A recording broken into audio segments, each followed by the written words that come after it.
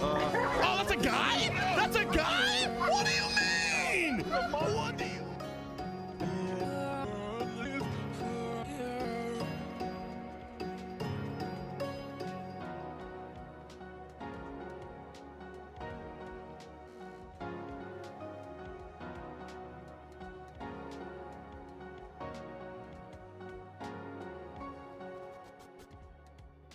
Top of the morning to ya. What's cracking lagging, everybody? Coach, good to see you. Casual John, Dr. Taco, what's up, homies? Friends, hopefully your Monday, your weekend was fantastic. My man Fui, the Shadow Priest Pumper himself. What's good, homie? T6, good to see you, man. Friends, how was your night? Hopefully you slept well. Hopefully you got a good old evening. Now we're back in action. Unfortunately, it is maintenance, but I'm hoping that just like last week was good because it said maintenance was going to go until 2 p.m. Eastern, but it went to like 11:20 Eastern. So I'm hoping that they'll have it only be a short time this morning as well. Let's go. Big Milk, I really did too. And, you know, the content creation space is changing. I talked about this a little bit yesterday, but I just wonder if it's no longer going to be about doing one thing in one place, but if it's going to be about really utilizing the different platforms to the fullest of their potential. Hermit, what's up, bro? And really diversifying yourself, like trying to, you know, be true to who you are and staying within one type of niche. So for example, I don't mean like, yo, when I stream on Kick, I play WoW. When I'm on TikTok, I talk about the best cooking tips. And then when I make a YouTube short, I teach you guys how to, you know, fix your washing machine. I don't mean like that, but I just mean the platforms all kind of work a little bit differently. And I wonder if really kind of utilizing them all for that would be beneficial. It's all new, but I really enjoyed it. And I think a lot of people did too, which I'm kind of looking forward to trying out some more. Coach, want to say thank you right off the bat for this community. Saturday was so much fun, bro. Saturday was a blast, man. And dude, the reality is Saturday was so much fun because you were a part of making it happen, dude. You and Kissy with the PvP event, the events team with the Transmog event, and then the ICC at night. Dude, just so good, bro. So good. And here's the deal, friends. We've got lots of things to talk about, lots of brand new posts on Wowhead. We got new information that actually might lead to a teaser that Blizzard might be doing for the next expansion, potentially confirming that 11.0 is going to be announced at BlizzCon. And this isn't like some random leak. This is a post that World of Warcraft did on Twitter.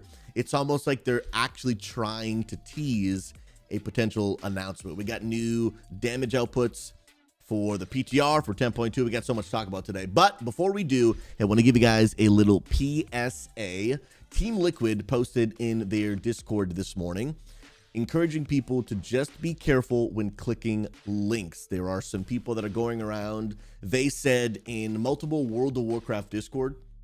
Now, let me be clear. This has not happened in our Discord, but of course it could happen in anyone's Discord where someone could come in, start DMing people about links, right? So this is just kind of a PSA for just kind of just general internet safety. If someone is messaging you random links, I would encourage you to not click on them.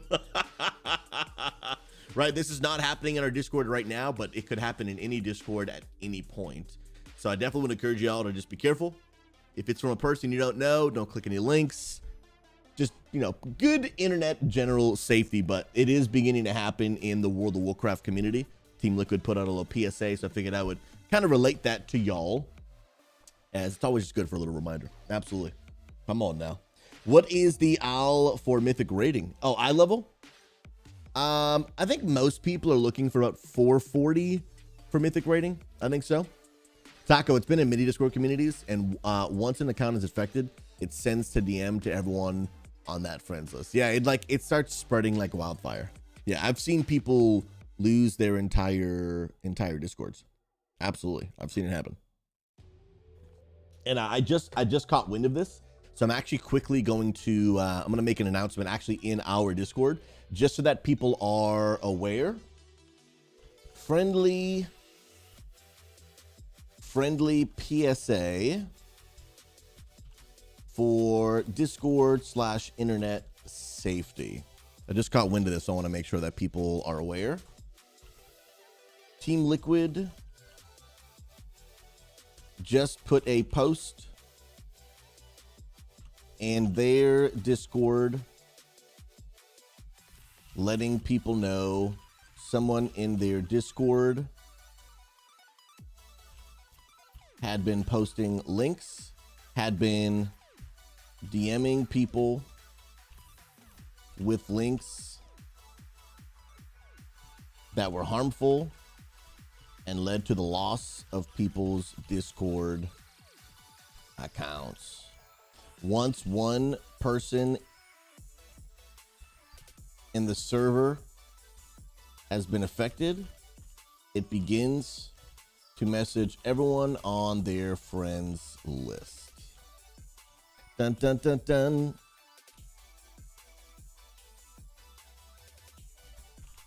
They mentioned this has been happening in several WoW Discords. Now, although this has not happened in our Discord, and I'll put that, of course, it could at any time. And I will put that in bold. This is just a friendly PSA. Some people might not know what that means. Public service announcement to encourage people to practice good internet safety and not click links from strangers. Let's keep Unity safe together. Much love, homies. And let's at World of Warcraft. Perfect. Let me just proofread runtime, because proofreading is good. Team Liquid just put a post in their Discord letting people know someone in the Discord has been DMing people with links that were harmful and led to the loss of people's Discord accounts. Once one person on the server has been affected, it begins to message everyone on their friends list. They mentioned this has been happening in several WoW Discords. Now, although this has not happened in our Discord, of course, it could at any time. This is just a friendly public service announcement to encourage people to practice good internet safety and not click links from strangers. Let's keep Unity safe together. Much love, homies. World of Warcraft.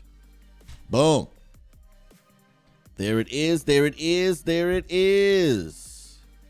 All right, sweet deal.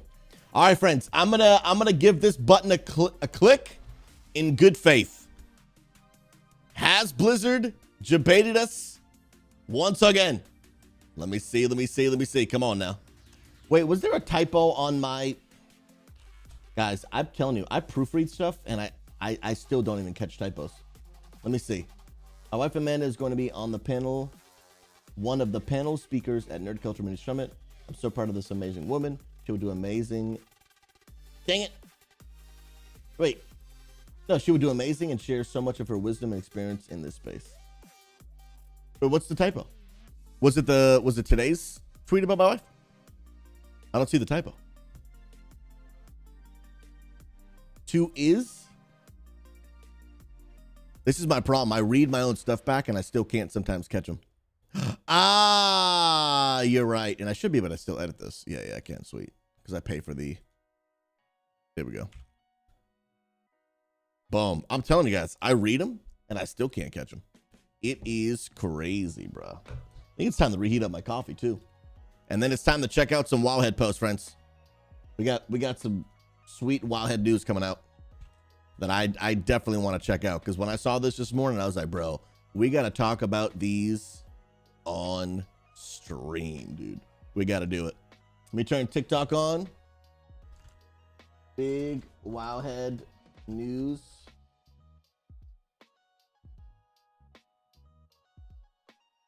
For BlizzCon. Let's go. TikTok going live. And friends, I think it's time to reheat that coffee, man. It's getting a little cold, baby. Yeah, it is. TikTok is live. Let's go. Yo, Tumtillion, welcome, friend. How you doing, homie? Guys, when coffee starts getting cold, no thank you. No, thank you. Add 30 seconds.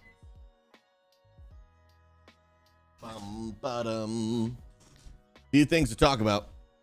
First and foremost, this is the biggest one I want to talk about.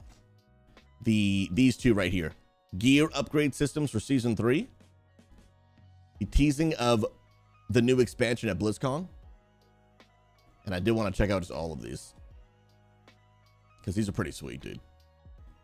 These are pretty sweet. And I do want to check out some of these. Lots to talk about, man. Hey. Now, is this is the same post we just saw, right? Dev blog updates? Yes, it is. Sweet. Sweet, sweet, sweet. I warmed up coffee.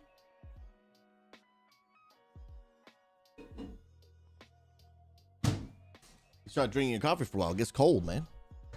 It gets cold. No, thank you. No, thank you, kind sir. All right. Making sure TikTok chat is good. All right, sweet. Just one little detail I can't do until after the TikTok stream is actually live. All right, friends, lots to talk about. Let's start diving on in. First of all, data mined Mythic Plus tuning hotfixes on 10.2 PTR. This one is going to be a quick kind of overview, but it does look like they have been continuing to find the balancing tunings for the Mythic Plus dungeons, which is why it's really helpful when people actually do them on the PTR, because it helps Blizzard know, like, hey, this is too OP, this is way too easy, they got to change them. Yes, you do spy Luna. She's running around somewhere behind me. Cal, I have not gotten it yet, but I was able to get back in touch with them, and they, you know, they let me know, hey, we're so sorry that it hasn't gotten to you yet. We're gonna take care of this right away. I had messaged them a few times, but it's still hasn't come in, but they're taking care of it, which is really good. Ooh, reheated coffee is not as good as normal coffee, but it's still good though. It's still good, man. So these are the tuning fixes about the mega dungeon. If you guys don't know, the current mega dungeon, Dawn of the Infinite, is going to be split in half and then made into 2 mythic dungeons for 10.2. So it looks like they're reducing some of the damage on this ability. I'm not sure the names of these abilities. I kind of wish they would break them down by bosses, unless some of these are also like add abilities as well. So this is being increased per stat. Oh, wait. Dang, that's actually a huge nerf. There was looks like a potential dot that was doing 60% damage and it got nerfed all the way to 15. Dang, bro. That is a huge change. Damage reduced by 25%. Cast time increased, so longer cast. Damage reduced by 50%. Dang, this is getting nerfed hard. This must be really crazy. Look at this one. Damage reduced by 42%. This one getting a little bit of a buff. Okay. Dang. Duration decreased to 15 was 12. So that's getting buffed. It's going to be actually doing more damage. This is doing more damage. Dang, this ability is getting reduced by 50%. Okay, so it's not just an overall nerf to the entire thing. They're just fine-tuning certain abilities, which is really cool. I can be honest. I think balancing and tuning is probably one of the hardest jobs. I mean, I can't say for sure. I don't know anything about what it takes to make an MMO or any video game. But like, dude, the amount of numbers and math that goes into that, this must be tough, man. Boss, not WoW, but Final Fantasy 14 announced a new job called Viper. Nice. It looks pretty amazing in the trailer. Dude, I'm gonna have to check this out after I'm done talking about the WoW stuff, because I actually am very interested in that. Final Fantasy 14 Viper. Ooh. Twitch updates? Okay, let's talk about TwitchCon. I was like, wait, I want to hear this, bro. Okay, that came out 3 days ago. So this must be it. And this is an extended teaser. We're going to check this out after we go through these. So I'm very interested. Let's keep on going. So that is a lot of... It does seem like more nerfs than buffs for the lower side of things. but I'm sure it'll even out. That was the lower side of it. The upper side of things, increased, damage reduced, duration increased. Okay, same thing. Looks like a little back and forth. Damage reduced by 32%, explosion. Okay, so this boss is overall getting nerfed. Movement speed, it's just a movement speed. Oh, that's when he's spinning around with his spin to win. This is the boss, so you can either get a Horde or Alliance version. Just the movement speed. Okay. Okay, so it's just some fine tunings. And a lot of these bosses, I probably won't really be able to understand because I have not done any PTR testing for the non-ultimate dungeons. What up, Brooks? You good to see you, friend? Let's go, let's go, let's go. Hermit, they needed to. The dungeon would have one-shot everyone in on anything past a 20 fortified week. Sheesh, bro. That's crazy. Throne of Tides. I'm excited for Throne of Tides. I think it'll be pretty good, man. So it looks like initial damage reduced by 20%. All right. Atal Dazar. Okay, so these are very, very, very small changes. Reduced by 19%. So that's a nerf. This is a massive buff. So this boss can get a lot harder. Dark Heart Thicket. A little nerf. Okay. And I'm sure that we'll probably see one, maybe even two more of these before the actual release of 10.2. Cool beans. Cool beans. Now, this is something about Wrath of Lich King. PTR builds includes 2 promotional mounts. Wrath of Lich King Classic. Really? What PTR, though? I'm trying to think, why is there a PTR for Wrath of Lich King out right now? The final phase was just released. Interesting. Interesting. Yeah, Brooksy, we're going to talk about that. I did put a YouTube video out on my channel talking about how 11.0 may come out actually in the spring, like April or May. But we're going to talk about that a little bit in our final conversation for today, which has to do with this teaser that Blizzard actually put out themselves. This isn't some data mined teaser. This is a teaser from actual Blizzard. We're going to check it out. So there was one other raid in Wrath beneath the Dragonflight. Oh, you're right. Like Halcyon or something. It was like a 1 dragon boss. You're right. I forgot about that. Yeah, Temptillion, I don't think that mobile game is really much my style. I'm not against mobile games. I play Clash of Clans a lot. I love Diablo Immortal. But like that type of game, not really too much my cup of tea. But much love to people that it is. So it looks like maybe in the PTR for the next Wrath Classic patch, there will be what looks like this mount right here. No, okay, so it's not that mount. It's a chicken mount and a blazing hippogriff mount. Interesting. All right. Some decent news for the Wrath of Lich King lovers. Okay, I see you.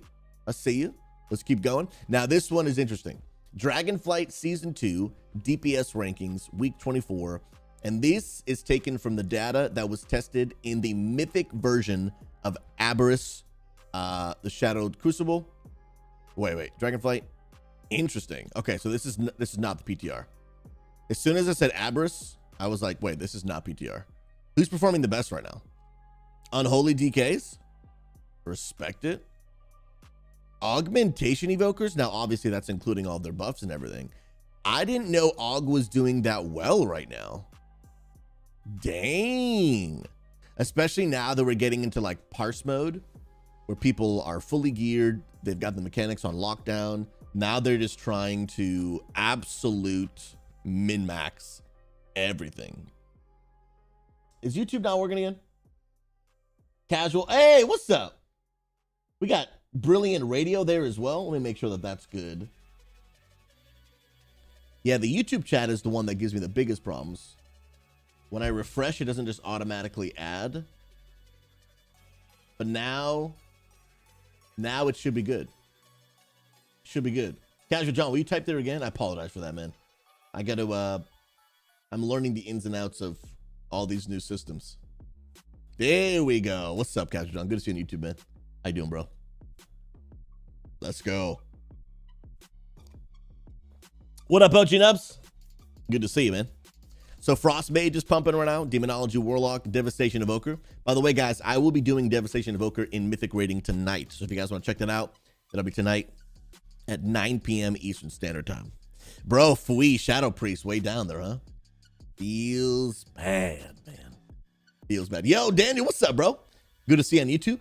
Come on, Christmas is waiting. Can't wait for our vault. Best of luck. Best of luck with yours, too. If there's an item that you're hoping to get today, what's that item? I just want any Myth Track gloves or chest. That's it. That's all I want. Either one of those. And yeah, guys, Rhett isn't even on this list. Feels bad. Arms does look like it's doing better than Fury. Fury's the bottom. Sheesh, bro. My goodness. Outlaw, Rogue, Assassination. Dang, bro. Bro, Topher, speaking of dev, I cracked 125 top worldwide in Mythic Plus for dev evokers. Bro, congrats, dude. That's nuts, bro. Top 125? Bro, how can I be like you when I grew up? That is no lie, bro. That is freaking sweet, dude. That is freaking sweet, bro. Dude, this is nice, bro. I love looking at this kind of stuff. Now, let me just do another PSA. Please don't look at this and be like, I need to change my class. This is like, this graph includes data after 50 public unalives that have been logged. So these are like top players. And so the game just does not have to be designed, and your decisions do not have to revolve around these people. But it is cool to just see if a class is pushed to its maximum capabilities, where is the balancing right now? Because all of these players, they're pretty much equally skilled. It just becomes the small, decimal points of how their abilities are going to be different in terms of their power when they're used to their maximum ability. Wow, I'm surprised to see Enhanced Shaman up this top. I just didn't know they were performing that well. That's legit. That is legit. Sweet deal. All right, on to the next one. This looks like a new Hearthstone effect that could be coming in with the Amir Soul raid. So I'm not sure if it's going to be a drop or whatever, but this looks dope. This looks really, really cool. Let's go ahead and check that out. The Hearthstone of the Flame, it's a toy. A new cosmetic Hearthstone with a fairly explosive visual will be available as a potential reward from Madrasil, the Dream's Hope. The Hearthstone of the Flame has a chance to drop. Okay, so to drop off the Laradar Keeper of the Flame at all difficulties with a bonus loot. Dang. Now, I wonder if it's going to be similar to the legendary that dropped off of Sark for the Evokers, where depending on what difficulty you did, the harder the difficulty, the higher the chance you had of getting it. But this looks wicked sick, dude. Let's watch the actual animation. Bro, that's nice. And it keeps on popping up. Dude, this is one of the sickest Hearthstone animations in the game. Dude, that's really nice, bro. Friends, now we're gonna have to farm this boss in order to make that happen, because that is a dope Hearthstone effect, dude. That looks really good. Yeah, that looks really, really good.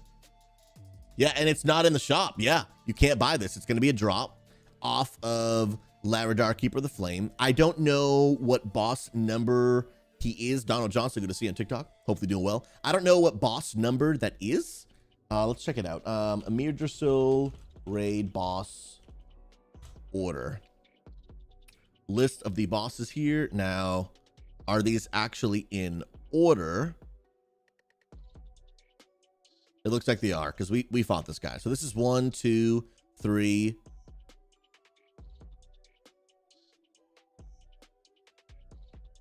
Are these bosses? Oh, this is the council. Okay. 1, 2, 3, 4, 5, 6. So he's the 6th boss. Did I do that right? 1, 2, 3, 4. He's the 5th boss. He's boss number 5. These multiple pictures threw me off. So he is the 5th boss. Yo, that BG on Kick? What's up, bro? Good to see you, man. There'll most likely be multiple orders. Oh, is it not going to be super linear? We did some testing in the PTR, but we only got the first 3 bosses down. So some of you might have seen it on stream, but we did this boss, and this boss. and then we called it a night, and that was the only night we did it. That was a ton of fun, by the way. Sweet deal. But I believe you have to get through the first 2 bosses in order to open up the different routes, if I remember correctly. So these 2 bosses right here, you have to down. And then, yeah, I believe we went left. And then we got this boss down, but I believe we could have went right. That's pretty cool, man. But dude, I'm digging it. I think this is actually a really sweet Hearthstone effect. And I'm really glad to see it. I'm really glad to see it coming out, not in the store, but it being a cool raid drop. And I'm happy to see this too, because here's what's unique about this specific raid, right? In all of Dragonflight, in 10.0 and 10.1, we had a mount that was attainable by, I believe, everybody. We had the dragon riding appearance for Razageth that dropped off Razageth on all difficulties. I'm pretty sure that that Sark also dropped the, whatever the name of the first boss dragon is. I'm pretty sure that was available in all difficulties as well. And then this boss, yeah, Kazara, this raid, the mount only drops off of Mythic. So in 10.2, that only drops off of Mythic. And so it's cool to see them giving everyone else something, even though it's, the mount is for Mythic people, for sure. Yeah, dude, BG, I'm gonna check that right now, man. Oh, BG, I'm gonna update that. Okay. Sorry, that distracted me for a second. Yeah, another update, guys. I'm gonna add an update at the bottom of it. Added. Also, people are impersonating other people and finding ways to, what did BG say? Something about taking gold. To take gold in Discord accounts. Yep. To get your WoW gold and Discord accounts. And I'll put that in bold. Perfect. Yeah, so if you guys don't know what I'm talking about, we put out a PSA this morning. There are some things that are happening in several World of Warcraft Discords. This has not happened in our Discord, but it could happen in anyone's Discord anytime.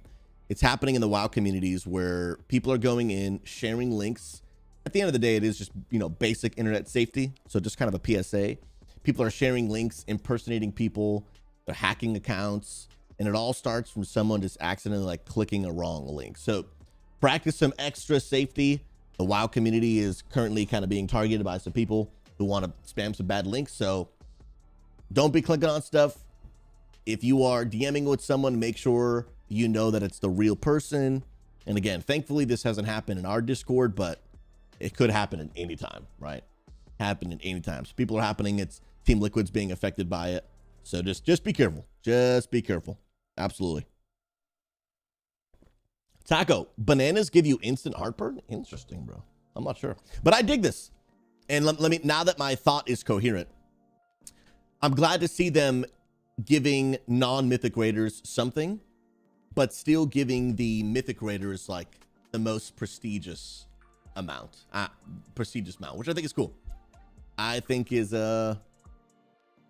pretty cool. All right, next post. Let's go and dive on in. Class tuning hot fixes in the 10.2 PTR. This is for Demon Hunters and Outlaw Rogue. Okay, very, very small information. Outlaw Rogue, aura reduced. Bro, I didn't know Outlaw Rogues had an aura, dude. I did not know. I did not know they had an aura. Reduced to 5% was 11, so a 6% nerf. Okay, sweet deal. Now, Demon Hunter, their immolation aura, engulf yourself in flames, radiating attack power, fire damage over 6 seconds. Okay. So this reduced by 8%. So a slight nerf there as well. Let's go. Let's go. Dino, every class has an aura. It's 6% nerf to all abilities. Interesting. Is that a passive that just every class has? And it's just called an aura? Bro, I did not know that, dude. Well, you learn something new every day. I literally did not know that, bro. Aura is the slider that scale things up and down. Oh, okay, so it's just your overall damage. It's how they buff an entire class. Oh, so these aren't buffs to an individual ability. These are just buffs and nerfs to the entire spec. Interesting. So Outlaw Rogues as a whole. Oh, actually, so then is this a buff then? No. This is a nerf. This is a nerf.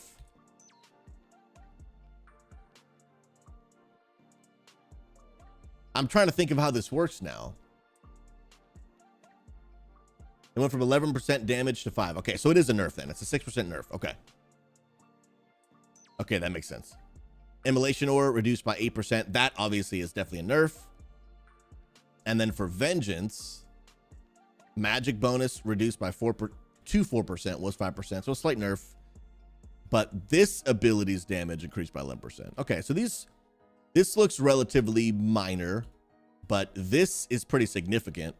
And this is pretty significant as well. That's pretty significant as well. Dang, bro. All right. Well, Sag for Outlaw Rogues and Demon Hunters, dude. Feels bad. All right. This one is a good one for us to look into. This is the dev blog, the gear upgrade system improvements for Dragonflight Season 3. Now, this has been pretty cool. I have read and followed up on some of this, but I do want to stay updated a little bit more. I'll probably actually go ahead and go to this scene, so that's a little bit easier for us to read together. Let's check it out. I'll zoom in so it's nice and big for you guys. Perfect. And let's dive right in. All right.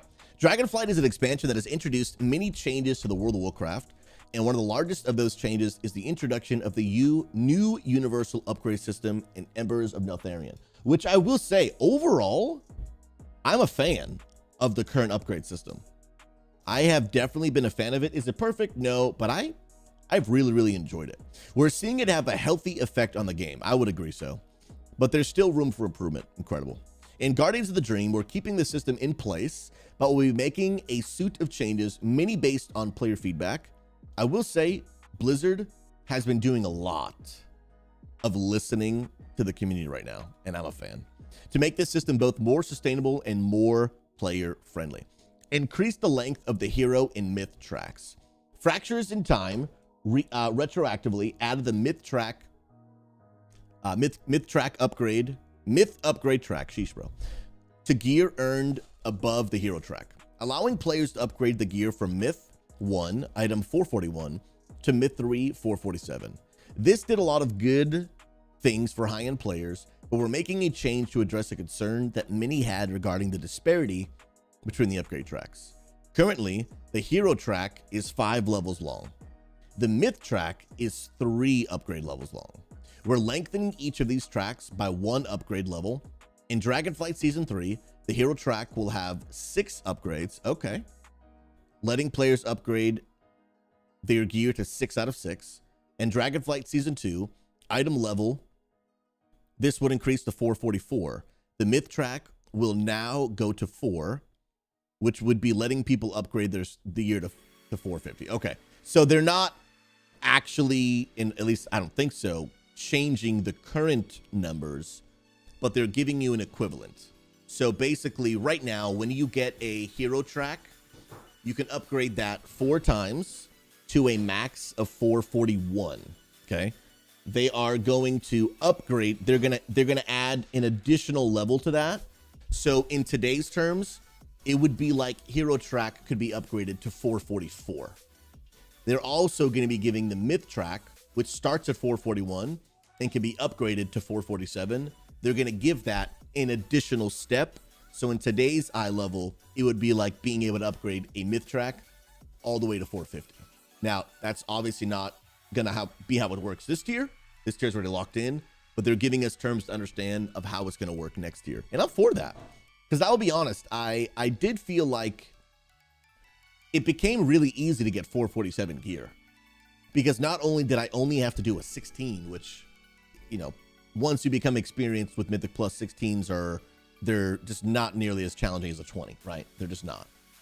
So that was one part that was easy, which I'm glad to see them changing that for Season 3. If you guys don't know, in Season 3, in order to get a Myth Track item in your vault, you can't do a 16. You now have to do 18s.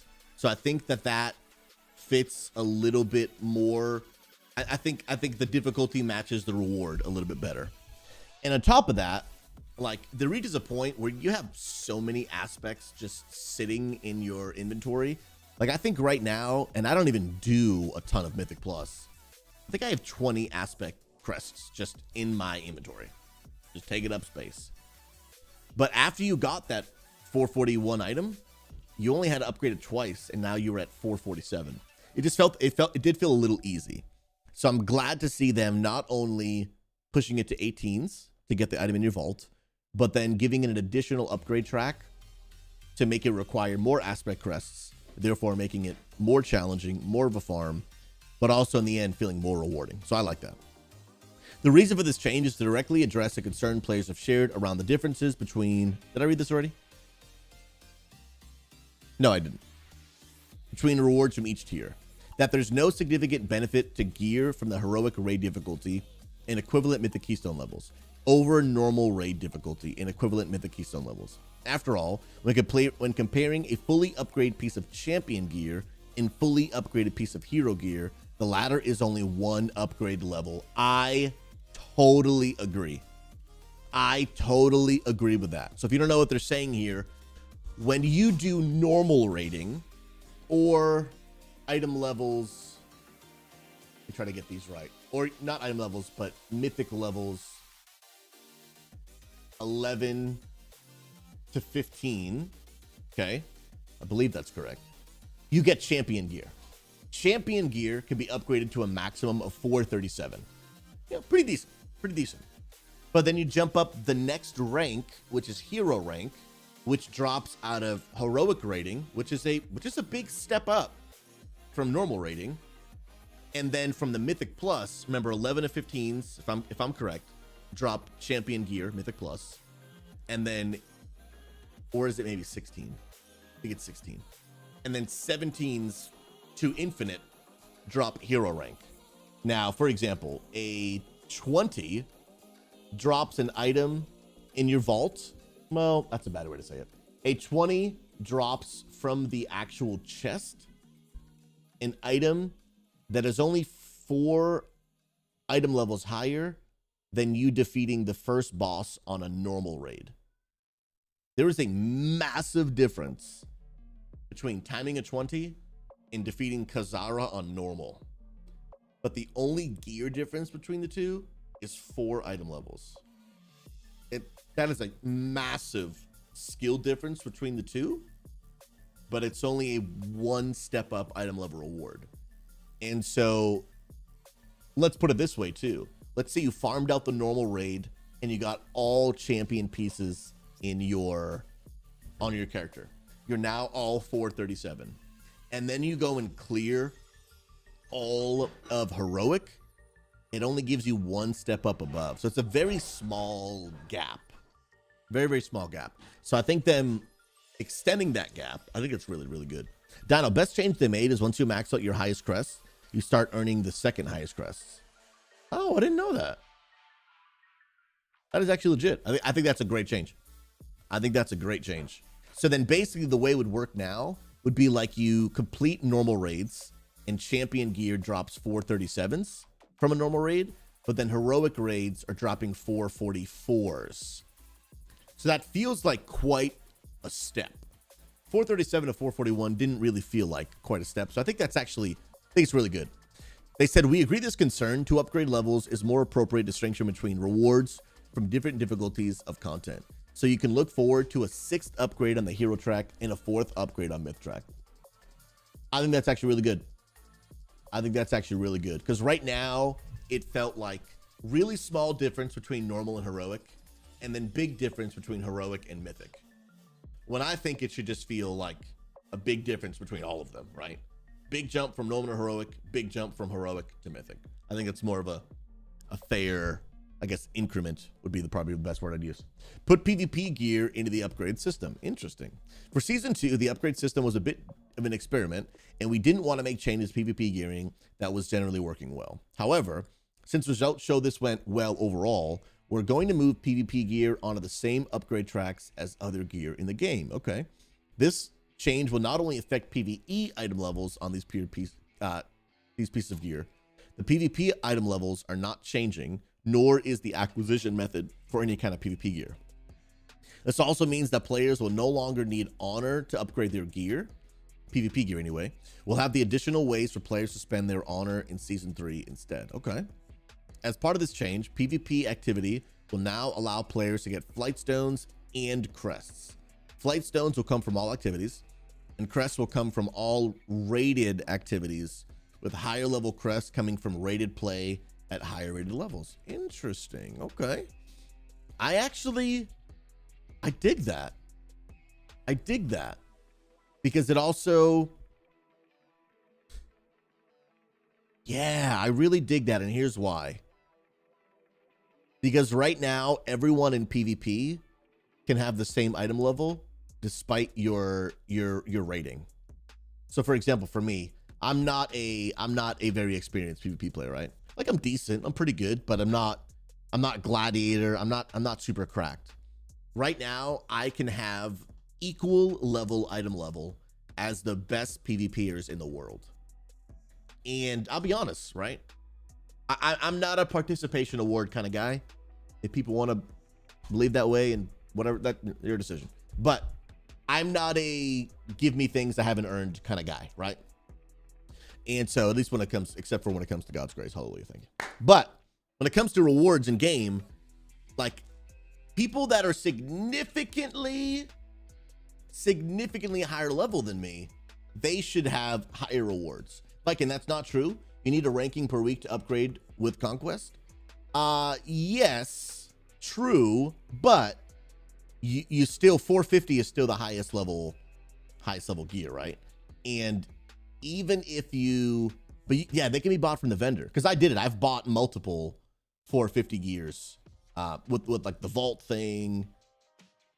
Like I can still buy, yeah, I can still buy the same gear as the highest players in the world, which I don't think I have the right to do that. I don't think I've earned that right? Like even because it doesn't work that way in PvE, right? Only people that can do 16s and above, and in next season it'll be 18 and aboves.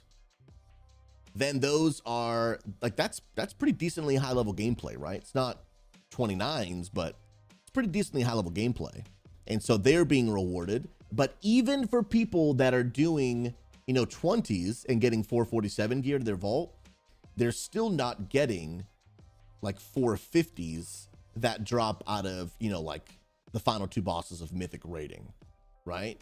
And so there in PvE there are these discrepancies, there are these gaps in skill that require to get you gear. Now they don't make it so big of a discrepancy that everyone else is like so far off, but it's enough of a reward that like I would like, as a, if I was doing the highest level PvE content, if I was cutting edge, doing 25s, I would like to be a little bit stronger than everyone else on my gear. BG, coming from a person who manages in a lot of skilled PvPer, at the very top, they don't really care about gear because they get the mount, titles, and rating. It's about the challenge. I think, yeah, I mean, that could be definitely true for some. I think some people, I think it's probably going to be mixed opinions, right? I think some people are going to be like, oh, I don't care about everything else. And then I think some people will be like, I would like my item level to be a little bit higher.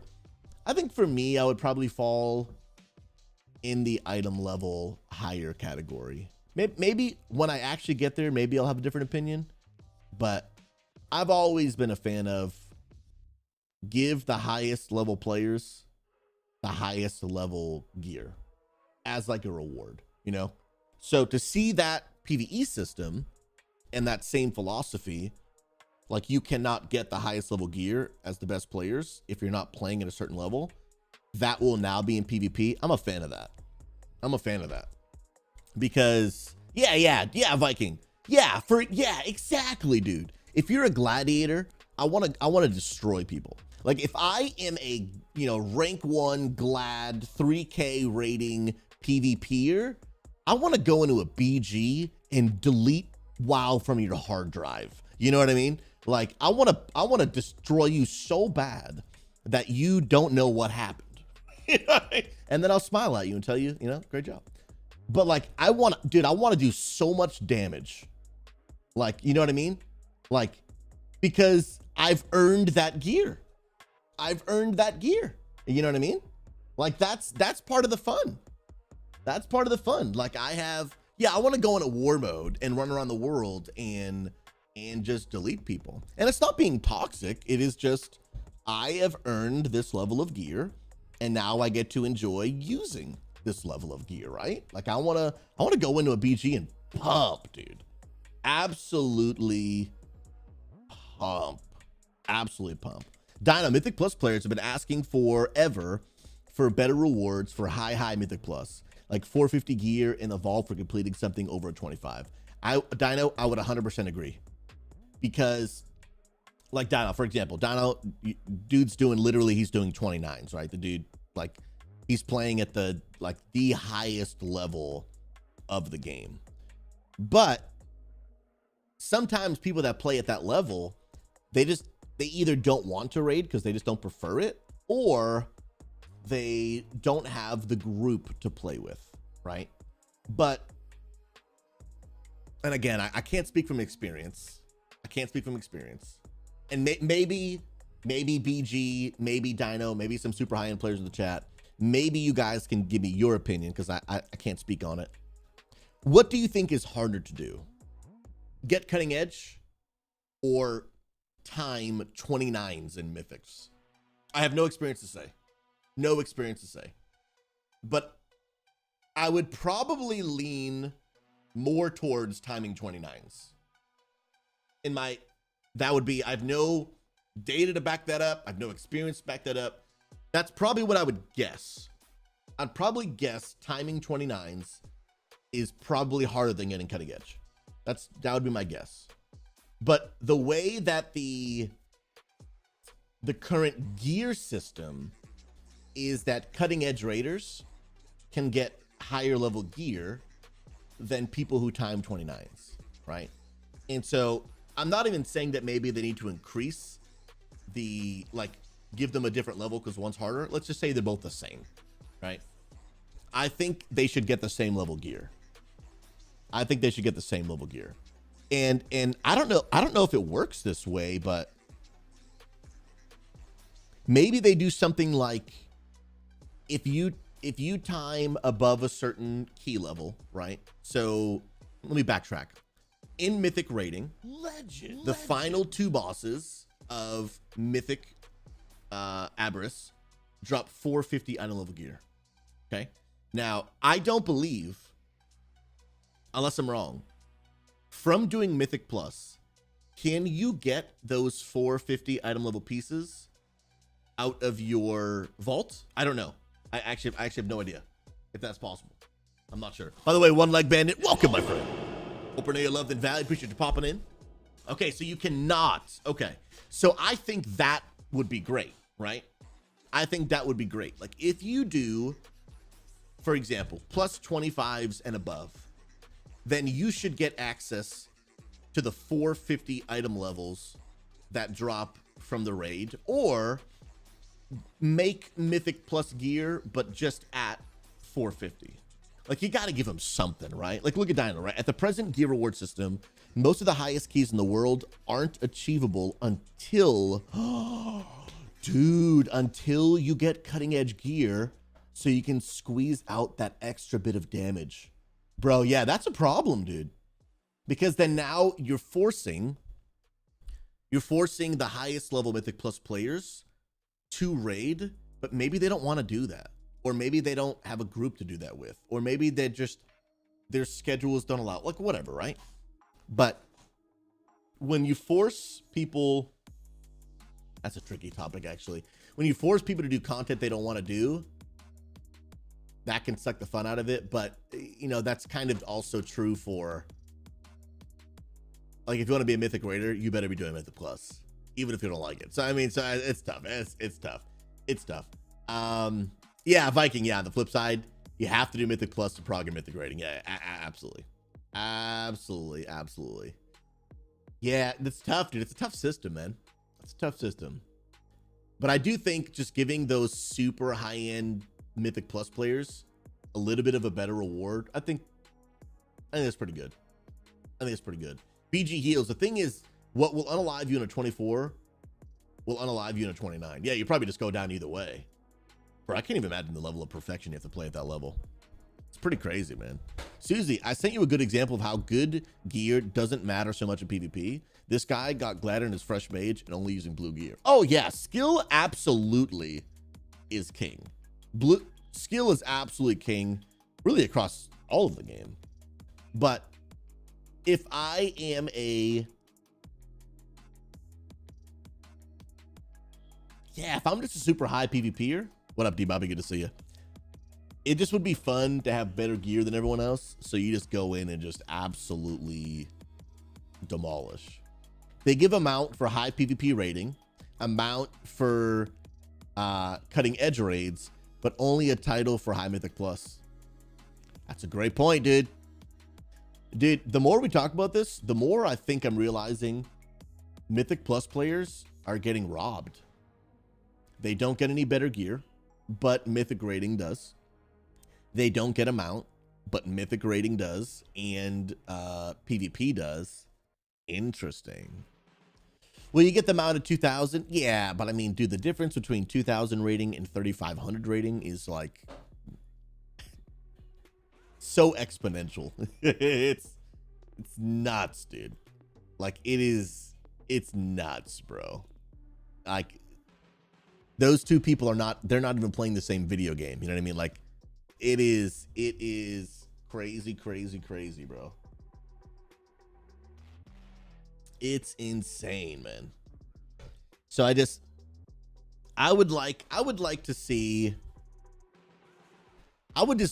the highest level players being rewarded. And that's coming from someone who wouldn't even be getting these rewards, right? I'm not a 3,500 IO raider. I'm not a cutting edge raider. I'm not a gladiator PvPer, right? So I'm not even like, I want more stuff. Like, I think they deserve more stuff. I think they do. I think they should be able to walk around and flex things that I don't have access to because I'm just not good enough to get them. And I think that's fair because that's kind of how like life works, right? That as much as we might not like that is the reality of life, right? That some people have earned things that I have not put in the work or have not acquired the skills to get. And that's just, I don't want to be rude or anything. I know, but we can live in a participation type world where everyone just gets stuff. But that's just not how life works, And so, especially as a game that's geared towards like adults, I just think it's a very fair philosophy that better players get better rewards, and that's okay. And if I want them, then I got to put in the work. If I want them, then I got to put in the work. Taco, this is true. I'm not a ECE raider yet. Come on now. What up, Luna? Good to see you, friend. Like, I would love to see that. And I don't want people to. Now, here's the deal. When high-end players get these rewards, I don't want them to like lord them over other players, right? Don't be toxic about it and be like, oh, I have this and you don't, blah, blah, blah, right? That's just rude and toxic and prideful and arrogant. Let me be the one to compliment you, right? There's a verse in the Bible, even in Proverbs, forget what it is, but it says, if you're doing something that is worthy of being praised, let that praise come from someone else and not from you, right? So essentially, don't go around flexing on people. Let other people give you a compliment. I've heard it put this way. When you're really good at, if you really are good at something, you won't have to tell people that you're good at it. They will tell you that you're good at it. Same principle, right? So don't go around flexing it. But like, I remember in Burning Crusade, I'll be honest, I was that guy. I remember following people around who had double warglaives on a rogue or a warrior in Burning Crusade. I remember, bro. I would follow them around. I was Susie stalking, you know what I mean? Like following them around, bro, just running around Orgrimmar. Just be like, bro, I want to be you. You know? Like, bro, it's just sick, dude. So I love the idea of, you know what I mean? Giving those people high rewards. I think it's amazing. Boz, it's like a gamer socialist mentality if everyone got everything in the game. Absolutely. Absolutely. Yeah, Luna, don't toot your own horn. Yep, absolutely. Come on now. Hey, what up, Tally King? Welcome to the Gold Strummage, friend. Good to see you popping on in. Come on now. You too can be me someday. You just have to be you first. Come on now. Let's go. So I think it's great. Oh, yeah, dude. Back in Classic, you saw a tank with Thunder Fury. You just do a slash follow. Easy, bro. Easy, easy, easy. So I think this is actually, I think this is really great. I think it's actually a really, really, really great system. Really cool. Here's another cool part. In Season 2, players collected crest fragments. Then he used 15 of those fragments to combine into a single crest item. That was used by item upgrade vendors because there are 4 kinds of crests. This meant that as many as 8 inventory slots were consumed by crests and fragments. Yeah, it takes up a lot of space. This was mitigated somewhat by the fact that you could occupy space in the reagent bag, but it was still a non-trivial amount of inventory management. For Season 3 and beyond, players will instead collect crests as a currency. This is a good move. I did know this one already. And their currency tab. Upgrades will require spending 15 crests each. The acquisition methods are not changing, and the amount of play needed to earn each upgrade will be the same. Essentially, instead of getting crest fragments like you did in Embers and Altharion, you will get crest currency in the Guardians of the Dream and beyond. Players won't need to deal with crests taking up extra inventory in their bags. And if you know me, my bags are already full. So I don't need none of that. So this is actually a great, great change. I think this is really, really good. Players will still be able to spend crests to create optional reagents for crafting. However, since crests will no longer be items in players' bags, several new reagents called Nascent crests will be available from Dragonflight enchanting trainers to purchase with crests. Nascent crests will be used in crafting for enchanted crests. Interesting. Yeah, this is interesting because you needed to, like, in the crafting, what is it called? You go to like the crafting store and you put in the reagents. I forget what it's called. You would put in the enchanted crest that you needed to get made. So now that's going to change. I think it's good. It's a good change. Solid change. And then crest cap update.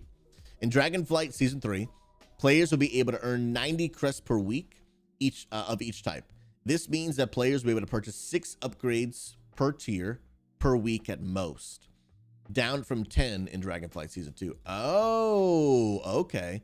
This cap will still be progressive, meaning if you don't earn enough to reach the cap, you won't lose out on any ability to earn crest in future weeks. Okay, so the ability to upgrade your gear in week 1 is, I mean, that's almost half the amount as it was in Season 2. Interesting. So once you make 6 individual upgrades per crest type. So for example, you can make, if I'm reading this correctly, you can make, yes, you can make 6 aspect upgrades, 6 worm upgrades, 6, I forget, Drake upgrades. And so this is actually, I think it's nice because I'll be honest, I kind of felt gearing was a little too fast in 10.2.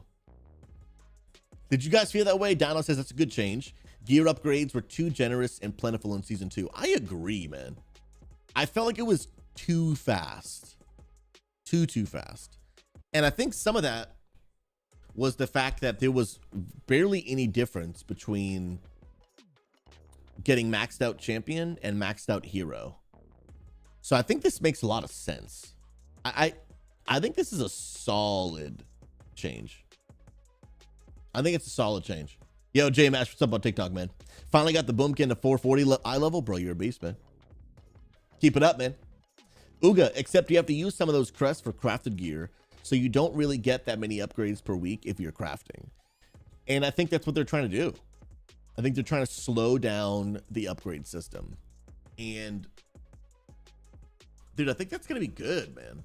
And I wonder how that's going to affect the race to world first. I'm very interested because this is going to slow down their upgrading system, which even Maximum, the raid leader from Team Liquid, said, like, he's like, we got gear so fast. It was like, it was nuts, dude. It was nuts. They got gear so fast. Yeah, Daniel on YouTube says, took 2 days to get 445 going hard. Yeah, like, it's too fast. It's too fast. And I think that's part of the reason why there's been quite a big lull at the end of 10.2, because people were done gearing so early on in the tier, and now they were just waiting for like incremental upgrades, you know, like getting the myth track gears from their vault or whatever. And so I think that's a nice change. Let's talk about trade ups. One of the most common requests with this system is the ability to exchange low level crests for higher level crests. After receiving this request quite a few times, we agree that in limited form, this would be both fun and healthy. So in Season 3, players who have run out of upgrades to purchase with a given crest will be able to exchange their crest upwards. To use Dragonflight Season 2 numbers, this players had no more use for Whelpling Shadowflame crests after reaching 411 in every gear slot, using the same rules as the catch-up discount uses. Drake Shadowflame crests at 424 and Worm Shadowflame crests at 437. Trade ups will become available at those thresholds. Oh, that's nice. Trade ups will cost a 6-to-1 ratio. So that's quite a big ratio, but I think it's fair, because if you're going to be able to upgrade a lower level crest for a higher level crest, that's sweet, dude. That actually is really good, because I don't even know how many freaking like hundreds of Whelpling Shadowflame crests I have in my bag that I have literally no use for, and I have no incentive to do that level content. No incentive.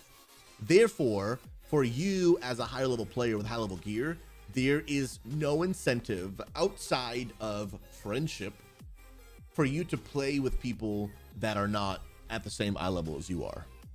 So this could be really good if I'm understanding correctly. The trade-ups will be a 6-to-1 ratio. Once trade-up is available, players will be able to spend 90 crests to get 15 crests at the higher level. So for example, that'd be, you trade in 90 Whelpling Shadowflame crests to get 15 Drake Shadowflame crests. This will count towards both the cap on the lower level crest being spent, since you have to earn them, and the higher level crest being purchased. So players have no incentive, exactly like I said, no incentive to do lower level content for crests. Absolutely. Though if they're not capped, then they'll still be able to get some benefit. Dude, this is great, because you guys remember in Season 1 when we had the ability to upgrade our gear just using Valor. And so eventually there was a point where if you had enough Valor, you could go all the way up to 415 item level. And so do you remember what happened when they made that possible? Tons of high level players starting doing 2s and 3s and 4s. We're offering to carry people because we needed someone with 0 IO in that dungeon. And you just saw a cross-pollination of high level players and newer players like playing together, because there was an incentive for them to actually play together. And I thought that was just really great and fun for the game. And so I think we're going to see a little bit of that happening again here, some of that cross-pollination, because cutting edge raiders, like, they're going to have a reason to go do LFR. They're going to have a reason to help some people do 2s. I think this is pretty cool, man. Now, they will reach a point when those people are fully geared where then they don't have any incentive anymore, but it'll at least give people some reason for a certain period of time to cross-pollinate, and I just think that's fun for the game. I think that's fun for the game, and it gives them more things to do.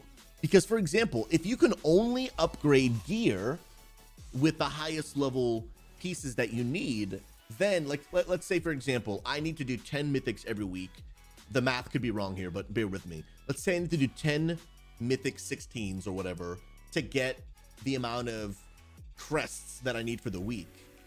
And if that is all of the opportunity for upgrades that I have, well, then after I've done that, I'm basically just kind of done playing the game for the week. Like, unless I just want to keep playing for fun, I run out of incentives to keep on getting stronger. But now, these are more reasons, not only to play with other people, but to keep me logged into the game. Like, hey, I did all the 17s I need for the week, but now I need to do a bunch of 10s. Now I need to do a bunch of, 4s. Like, you don't have to if you don't want to, but for the people that like, dude, I want to keep playing, but I want to keep playing with a purpose. Now you can do that. I think this is great, dude. I'm just, like, dude, these brand new patch notes are just straight up W's. Like, this is really good, dude. I am really impressed with some of these changes they're making, and I love it because so much of it is feedback based. Like, they're just listening to the community. This is legit. BG, be careful with that liquid wrap pack though. It's an interesting time. Yeah, Justin Romano, I think this is a great change, dude. I think this is a really good change. Dino on YouTube says intermittent gear upgrade limitations each week is nice because as a Mythic Plus player, you can push yourself each week as you grow stronger, so you aren't just pumping from a 15 to 22. Yep. That's legit, dude. I think it's really, really great, man.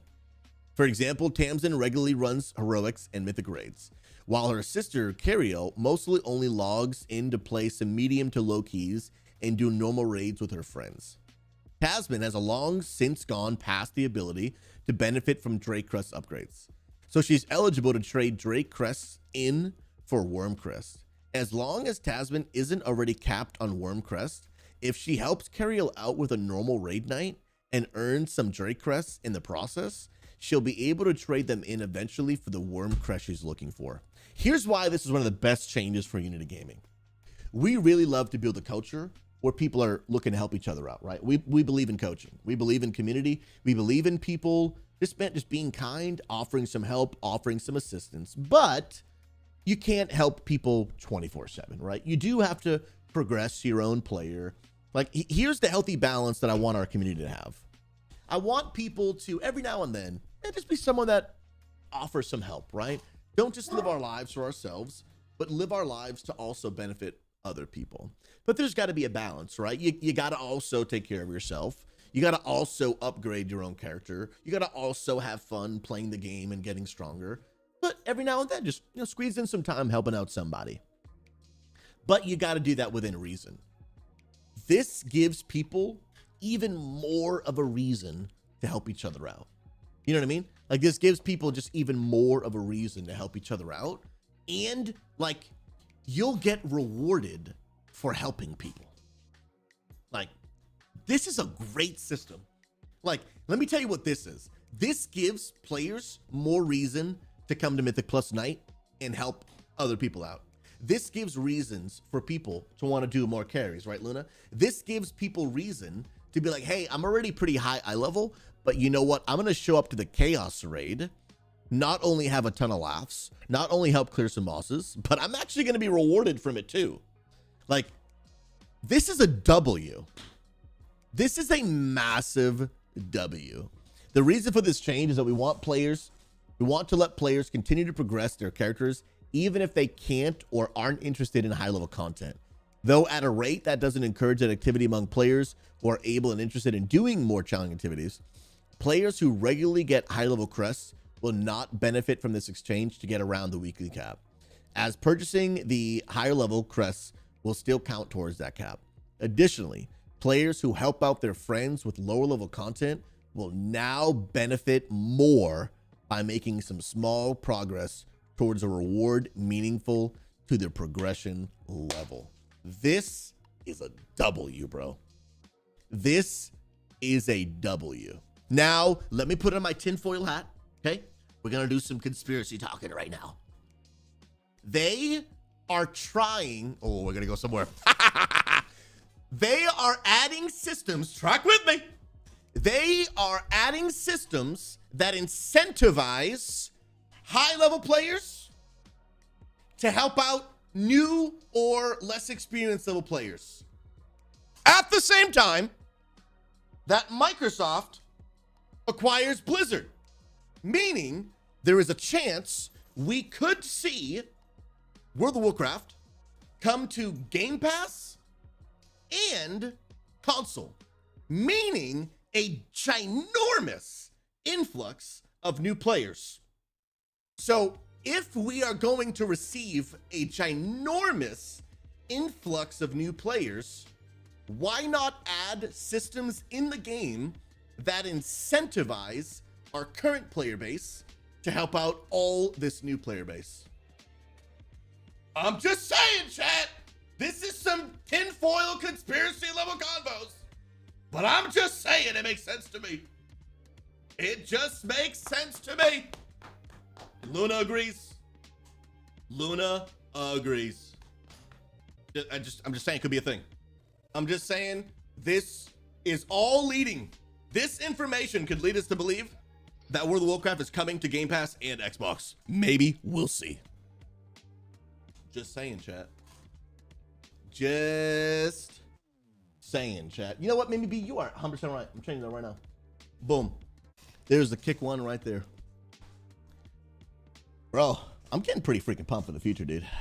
I'm getting pretty freaking pumped. Can you tell? Just a little bit. Just a little bit. My goodness, there's so much in here, dude.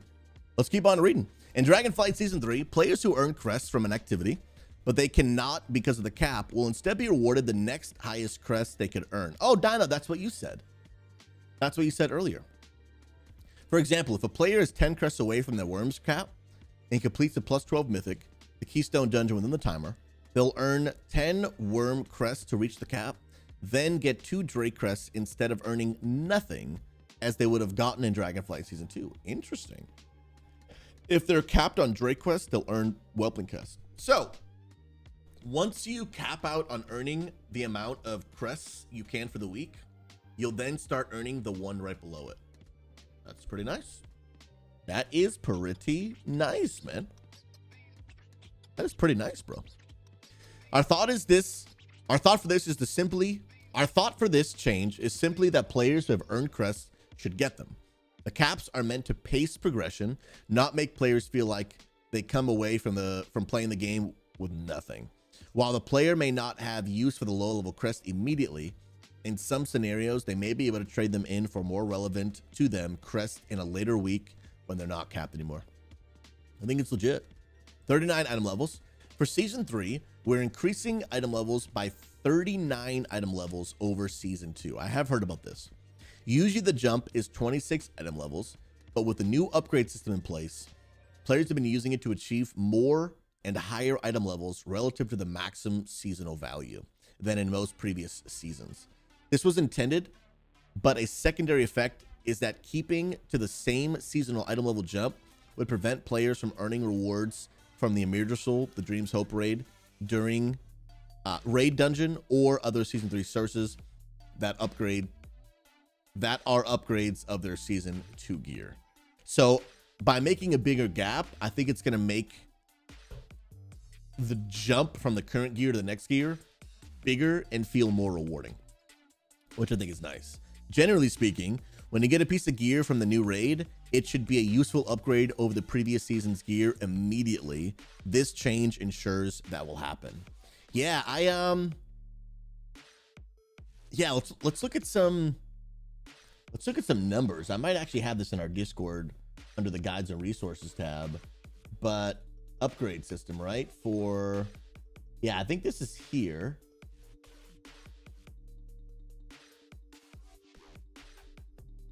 Like, let's look at, I believe this is the document in the Discord. Raid items. No, I want to look at item levels.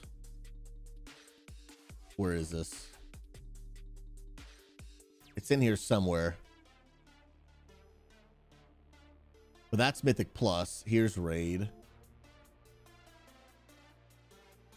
It's in here somewhere. Yes. Okay. Let's check this out. So, let's talk Season 1. So this is 10.0. 10.0. In 10.0, the maximum level gear that you could upgrade to using Valor was 415. And then you were getting, I believe, 421s from your vault if you did plus 20s, 421s from Mythic rating, and then there were a few 424 pieces. I believe what I just said is correct. But the main piece to remember is 415 was the max upgrade, and then if you were getting the maximal vaults, you had a lot of 421 pieces. So for example, that was me. I was 418, 419, something like that at the end of season 1. So then when we went into normal rating on week 1 of 10.1, I really couldn't even get anything out of the normal raid, which was kind of crappy, you know, kind of crappy, even though like some people might just say, well, then just skip normal, go all the way to heroic.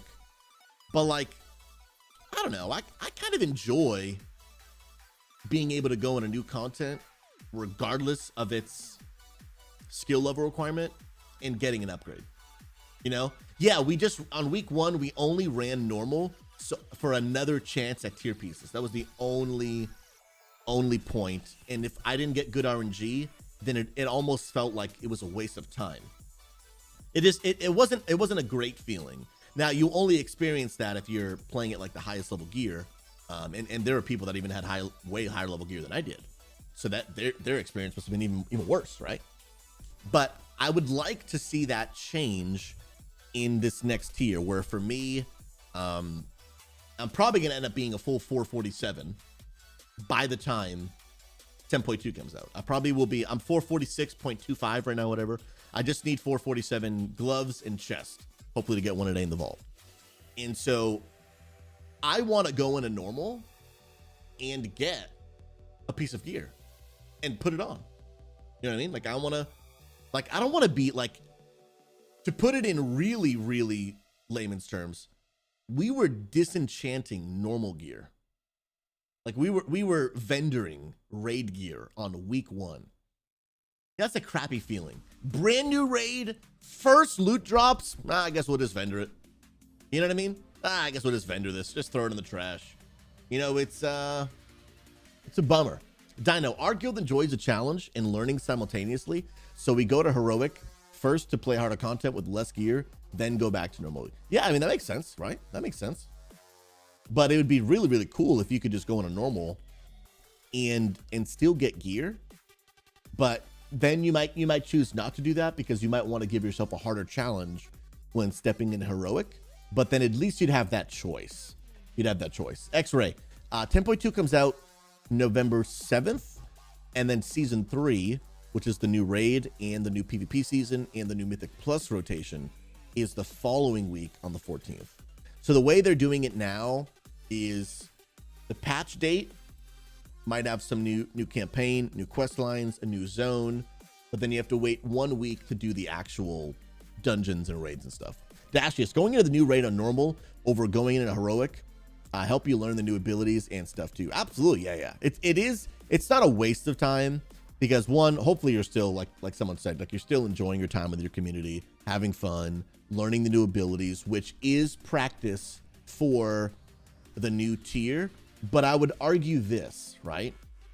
If normal is intended for higher level players to only be a source of practice, then you might as well just do the PTR, right? Because at that point, if you're not getting any actual reward from it, then it's no different from just playing like the fake PTR, because it's just meant to be practice. But in real live content, I would like to get the practice and get a little bit of reward, even if it's like a minimal reward, even if like the gear is only like 3 item levels higher than what I have, right? So all my gear is almost 447. I only have 2 slots left.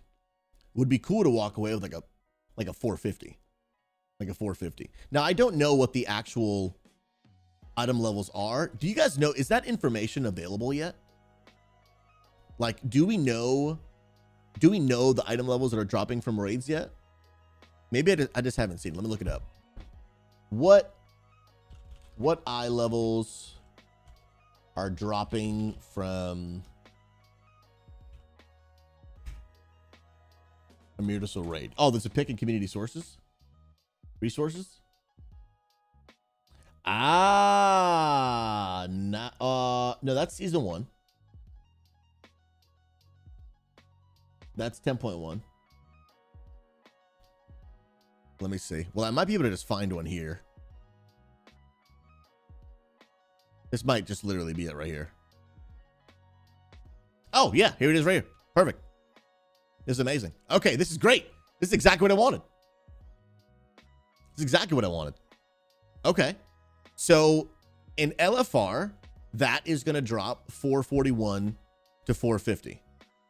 Normal is going to drop 454 to 463. Okay. Right here. On week 1, the highest level players in the world will be able to take normal gear. That is sweet. And then, dude, heroic gear, dude, that's a big jump. That's going to feel so much more epic. Like, dude, you could be the highest level Mythic Raiders in the world. You could be Team Liquid.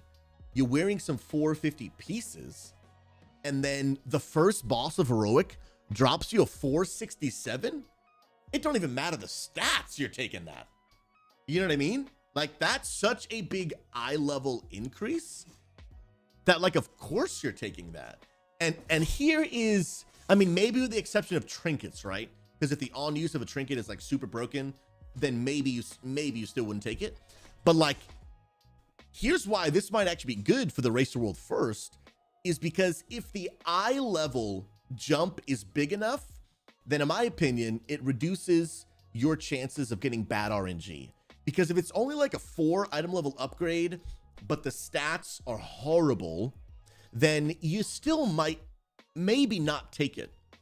But even if you get a new piece of, like, you get a new ring, and let's say you're a Prot Warrior, haste verse are your stats, and then it's haste verse, and then I think mastery crit, maybe that's what it is. So you're looking for haste verse, right? And then mastery crit is kind of like trash. You're like, you don't want those. But if I have a haste verse 450 ring, I don't even know if that exists, but bear with me. But then it drops a 467 mastery crit, which are bad stats. Bro, I'm still gonna take it. Like, I'm definitely not gonna turn up a plus 17 eye level upgrade. Like, it doesn't even matter the stats. You're gonna take it. You're gonna take it. So I can imagine, like, you know, Team Liquid, Echo, Method, Racer World first. Imagine doing all of these splits and you get a +4 item upgrade with bad stats. Like, you might actually just not take that item. And after all that work, like, that kind of sucks, you know? It might be bad for lower end community. It will make normal raid splits a non-thing. We probably just make more clones and run more heroics. Yeah, I mean, it could be. Like, these higher end teams, especially during the Race World first, maybe they would just skip normal altogether. I'm not sure. They might not, because they might need to just literally get every ounce of damage that they can and need, but they might not, bro. Dino, did you put a link? Yo, what up, Endless Tragedy? Good to see you. I don't see a link from you, Dino.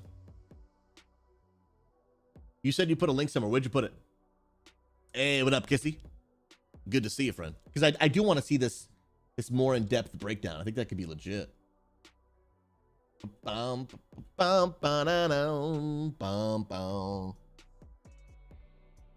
Yeah, you're right. They probably won't skip normal. Yeah, beware of the strange link. Dino is a stranger. They will just save normal pieces for the spare pieces they don't get heroic in. Yeah, absolutely, yeah. They'll do heroic, hope for those pieces, but whatever they don't, then they'll try to get it on normal. Dang, bro. This is huge. I like it. You know, the more strong you can make a player feel, I think it's just a better feeling, you know? It just feels super enticing, exciting. It's like a huge improvement. I like it. I love it. I love it. I love it. Love it, love it, love it. Whoa! Casey, can't stay long. Been a morning. Getting rescued. Did your car break down or something? Guys, can we get some hearts in the chat for Kissy, one of our officers and a legend in the community? Hope you're safe. Hope you're doing well, friend. I really do. I want to see this, if there's a bigger breakdown, but I don't see the link. But it's all good. But I think this is huge, man. So basically, if 489 is going to be the max, then does that mean that the outside of doing mythic rating, most people will be 486? Like, is that going to be the plus 20 vault? 487 maybe? No, I'm sorry, 446. Let me see if I can Google that. What level will you get from doing 20s in season 3 DF? Let's see what this shows. Oh, sweet. Okay.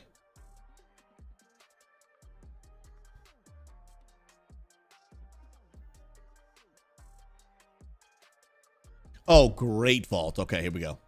Okay, so 483 then. So 483 will be the maximum that you'll be able to upgrade your myth track gear to, which you'll get out of doing plus 18s in your vault. When you do plus 18s, you will get a 480 in your vault that could be upgraded. No, this is not correct. This is not correct. This must be old. They said they're adding, oh, so I was right then. They said they're adding another myth track upgrade level, which would be 486, like I mentioned. Okay. Yep, because a 489 is like the equivalent to 450 right now, and 3 levels below that would be 486, which is 1 level above this because they're adding another myth track. Okay. So 486 would be like the current 447. Makes sense. BGOs, a lot of the time, eye level is more important because we need the HP to live mechanics. A lot of the time, you'd see us going back to do more splits. It's because A, we don't have the damage to beat a check, or B, have the health to survive a mechanic and can't bring in a comp that would change that, and C, other things such as bugs and others. Yeah, dude, it's just like the amount of min-maxing required in that literally blows my mind, dude. That is so crazy. Dude, I'm excited for these changes. I think these are really good, man. I think these are really, really good. I am actually super pumped about that, dude. I think that's fantastic. And is there anything else in this one that we need to see? There is no Shadow Flame, only Dreaming. What is this? Dragonflight Season 2 crests are called Shadow Flame crests, while Dragonflight Season 3 crests will be called Dreaming crests. Here's what they look like. Okay. Whelpling Dreaming, Drake's Dreaming, Worm's Dreaming. They do look different. Okay. And these are Shadow Flame crests. I wonder why the change. Yeah, Hermit, bro. I'm ready to pump tonight, man. I'm ready to pump, dude. I love doing mechanics from a DPS or a healer perspective. It's just very, very different than being a tank. New season, need a new name. That's all. I like this. I am a fan of these changes. All right, last 2 things we want to check out. Actually, no, this is the last one we want to check out. Whoa, my browser's all just freaked out. Here we go. All right, friends. This is a big one. Blizzard teases BlizzCon decor. Is it a possible expansion tease? Blizzard has posted a BlizzCon decor teaser on Twitter, possibly providing a small teaser for the next expansion. What do you think these look like? Is this a teaser for the next expansion or something else? Now, do note, this is something coming directly from Blizzard. This is not some, you know, some serious data mined information. This is actually from Blizzard. And here is the actual post. I have not clicked on this yet. I wanted to see this. So this is just some decor. Now, if you have not been following some of the potential spoilers about how I'm gonna give you a spoiler warning. We're gonna talk about spoilers. If you want to mute, that's fine. Spoiler warnings coming in 5, 4, 3, 2, 1. Perfect. They have been talking about the expansion for 11.0 being, I don't know all the details because I'm not a lore guy, but being very like dwarven themed. And some of the leaks that we've seen have looked very similar to this. Like they have looked very similar to what we're seeing right here. So, I mean, this right here. Dude, how are these pictures? Oh, no, these aren't getting leaked. Blizzard posted these. This is cool how they make these. This is sick, dude. I want to see this, bro. Let's see what people are seeing on Twitter. And they're hyping up BlizzCon, dude. Yeah, what's in the bin. That's amazing. That is amazing, bro. What else is on here? Some architectural elements look very similar to those found in the temporal conflux. Okay. Okay, I could see some of the... Yeah, I could see some of this, like right here. Kind of looks like this. But I want to compare these to WoW 11.0 leaks. Because there were... Like, there was, like, dwarves and, like, storms. Stuff like that. And I don't really fully remember what they look like, but I've seen a few YouTube videos on them. And I remember them looking similar. Maybe they'll have a picture.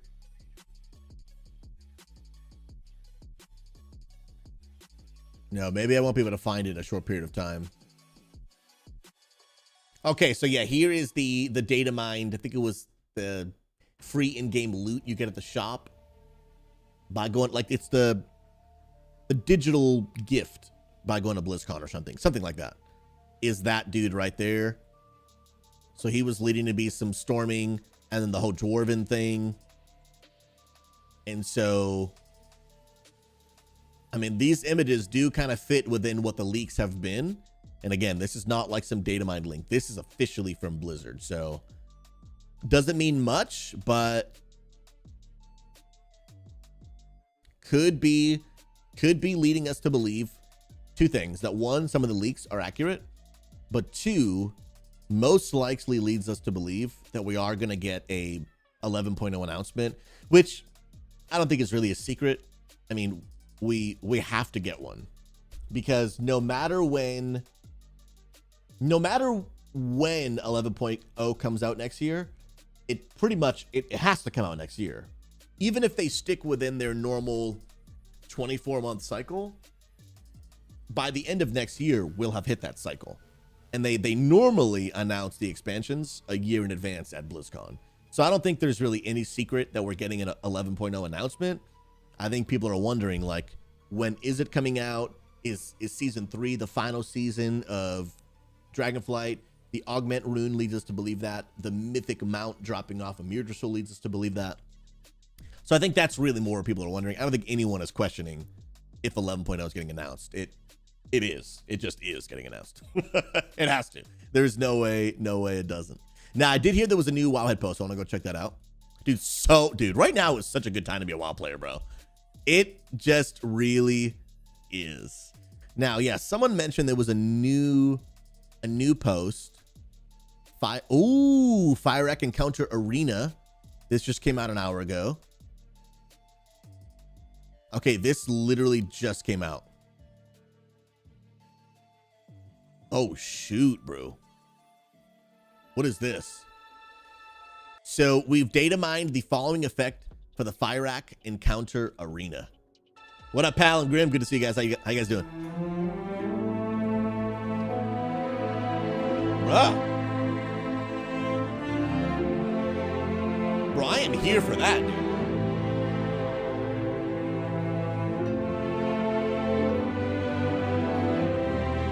What? Are we gonna see this?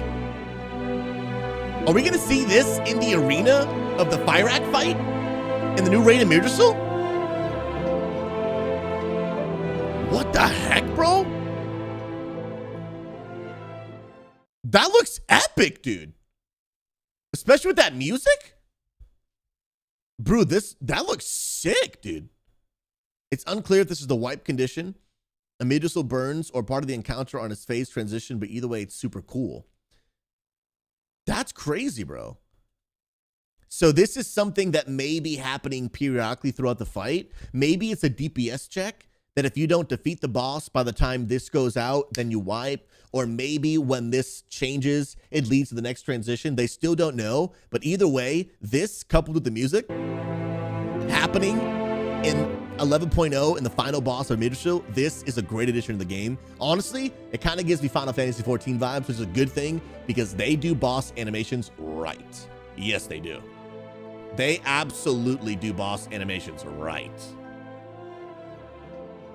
Dude, that is sick. But guys, imagine if this is the wipe mechanic and you're just DPSing, pumping as hard as you can, and you just, like, you're looking at the corner of your eye, and because, like, let me tell you what this looks like, right? It looks like a flower, and then as it gets closer to the end, it looks like a flower that's been burned.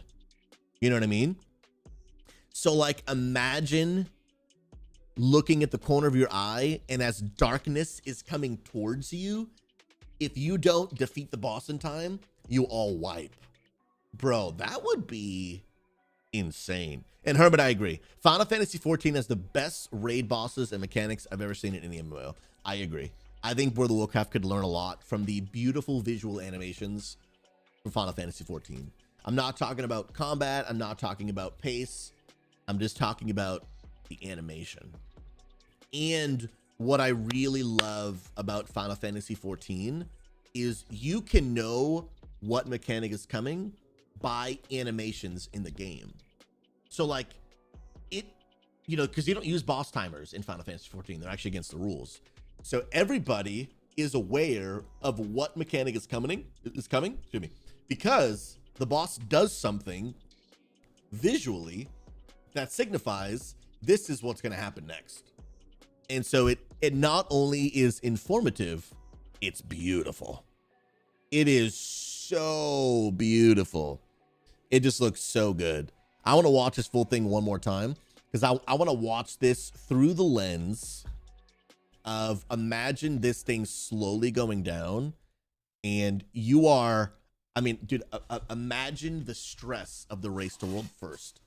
They're pumping out every ounce of damage and healing possible, all the while this animation is just hovering over them, like with the pressure of, like, either you defeat this boss or you get consumed by the fire. Who's gonna be first? Dude, this is sick, dude. So we don't have confirmation of what that is. And now we do notice here the flower is changing in the center. Even when it reaches the center, the flower is changing. Okay, the more that we watch this, the more it leads me to believe that it's probably a transition change. And here's why, right? You almost notice a pause when the fire gets to, like, this part of the flower. Check this out, right? Yep, the bottom, I think, is where we'll be standing. Yep, right here. So notice the pause happening around right here, okay? Right now. You see that? Well, I mean, it could have just been like a stutter in the video too, right? Yeah, right there.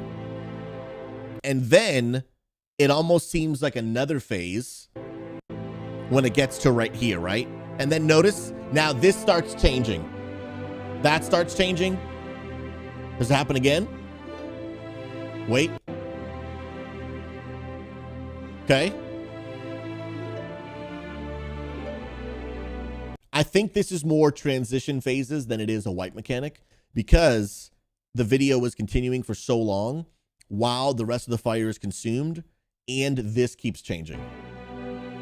Changed again. Oh! And now it's going back out.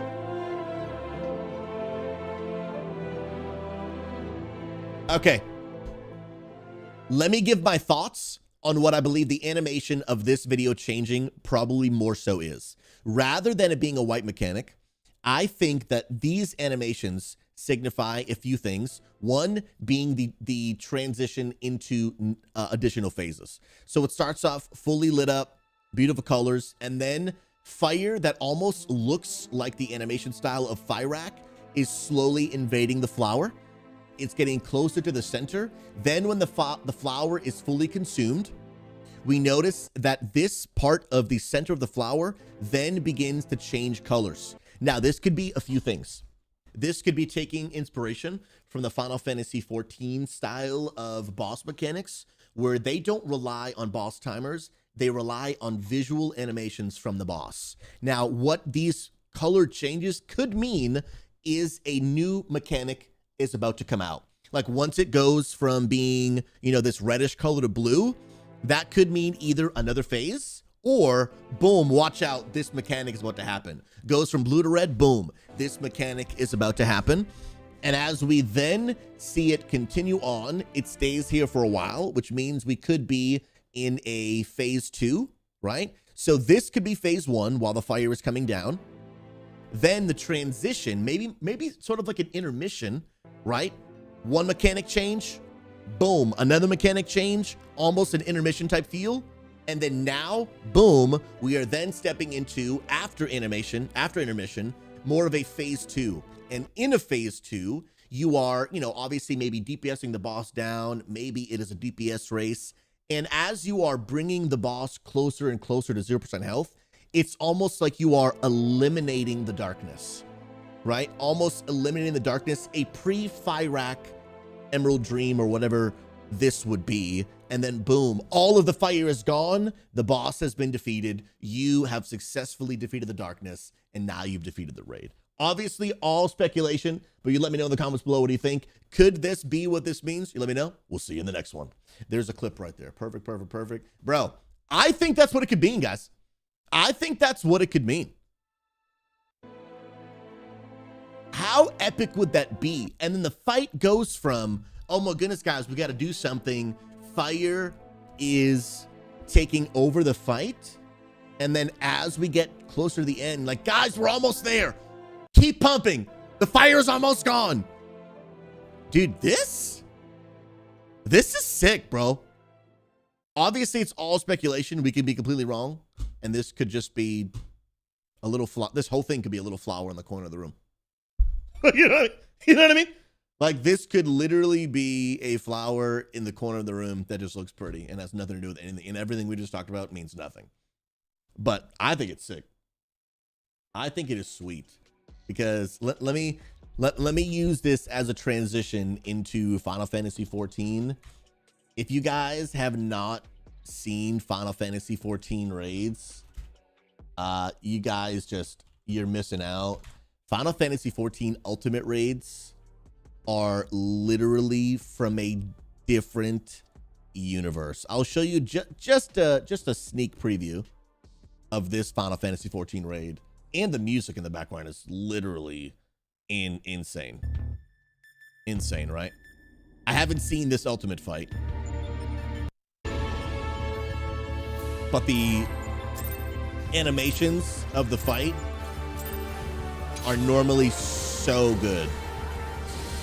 And just visually, the mechanics look incredible. They really, really do. There's the boss's cast bar going off. Yeah, the animations in this game, they're just sick.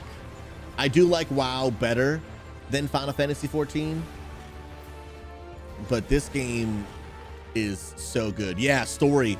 Omega's Ultimate Craziness. I've never even attempted one.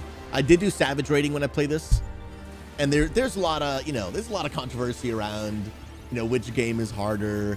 Is Savage rating in Final Fantasy XIV like heroic rating in WoW, or is it like Mythic rating in WoW? Honestly, I would say it's probably closer to Mythic rating in WoW. I would say it's probably closer to the first half of a Mythic raid. That's probably what I would say. I do think now that I'm getting more into getting more into Mythic rating, I do think that getting cutting edge in WoW is harder than completing Savage rating. But even though I've never done Ultimate rating in Final Fantasy 14, I do think Ultimate rating in Final Fantasy is probably harder than cutting edge in WoW. I don't have any experience to back that up. That's probably what I would think. Okay, here's Hermit. He says, I've done both. Ultimate rating is way harder than getting cutting edge. Now, Hermit, do you have cutting edge? And have you completed an ultimate raid boss? Because, bro, I've seen a ton of these videos. Guys, they're insane. And the room for error is like 0. And one of the reasons ultimate rating is so hard is the boss fights last almost 20 minutes. Yes, 20 minutes. You have to play at absolute perfection for 20 minutes straight. Nuts, dude. So nuts. So nuts. I miss it, though. I miss Final Fantasy 14 rating. I did that before I launched Unity Gaming. I was Savage rating, and I was Savage rating in Final Fantasy 14. So much fun.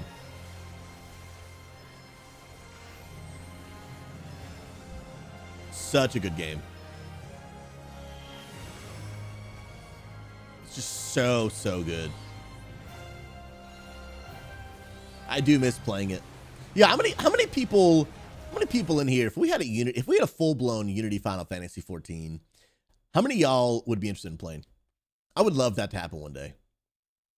I would love that to happen one day. But that's a nice transition into us checking out. This is the brand new class coming in the new expansion of Final Fantasy 14. New class is called the Viper. I know nothing about it. Let's check it out. Let's see this bad boy. This is hot off the press just a few days ago. Okay, is it Melee? Assassin's Creed? Okay.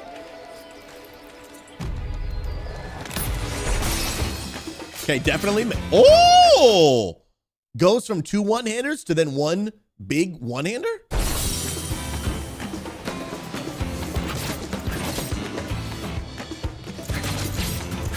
Okay, I see you. Yeah, the animations in Final Fantasy are so good.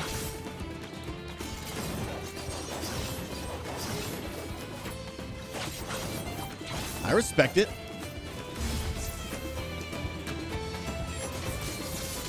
I love the blue fiery looks. Okay. Kind of looks like I think it's called Killing Spree on a live spree. Ah! In for rogues in World of Warcraft. That ability right there. Okay. So I don't know if we have much information, but that's what it's going to be like. Now, okay, summer 2024.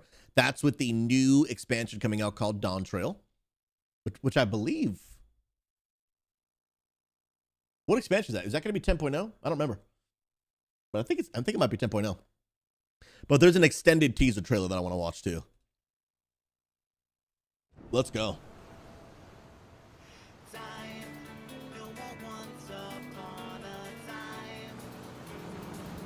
Let's check this bad boy out, huh? Oh yeah, they showed this a few months ago, but this is an extended version. Blue seas, clear skies, and boundless possibilities. Although I do prefer WoW, Final Fantasy 14 is a really good game. It's a really good game. I dare say our destination will soon be in sight. Enjoying yourself for a change?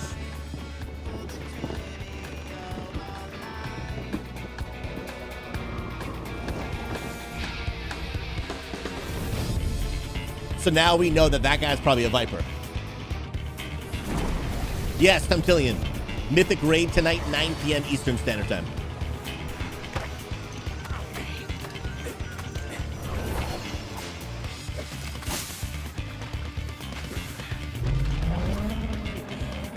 Come now. There's no cause for panic. Sounds good, Temptillion. We'll see you tonight, my friend.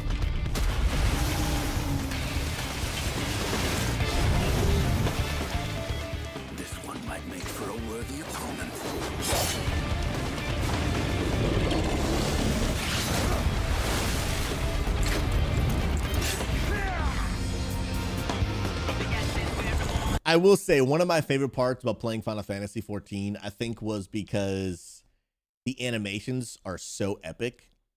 You just feel so cool, dude. You really do. Like, I just felt like such a cool guy when I played Final Fantasy. It was just so good.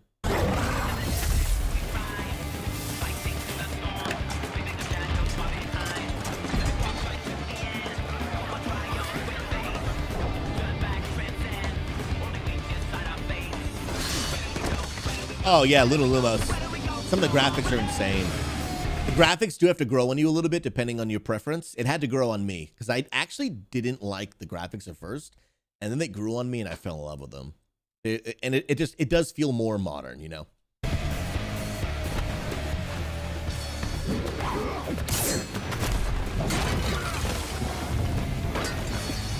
Good old Viper. Now we know what you are.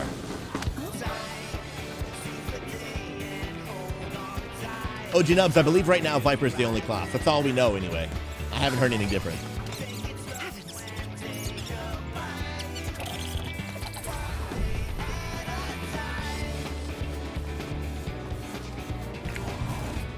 Bro, now on a Taco Tuesday. Might you have a moment to speak further?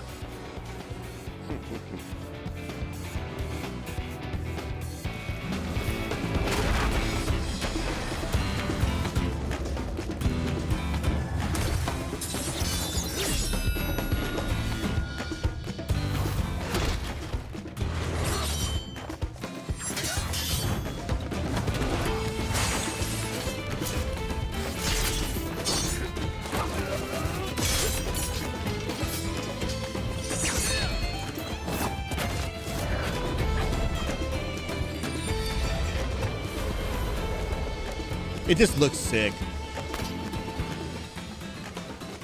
At last, we have come to the land you call the New World. This looks dope, bro.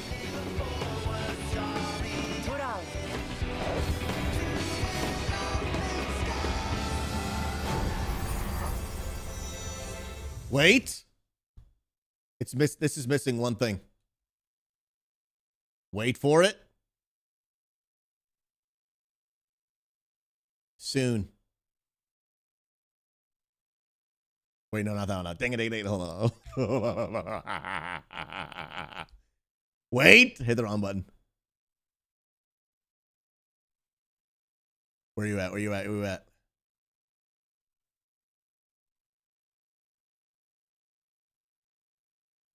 Didn't mean to hit that button. Coming soon? Coming soon?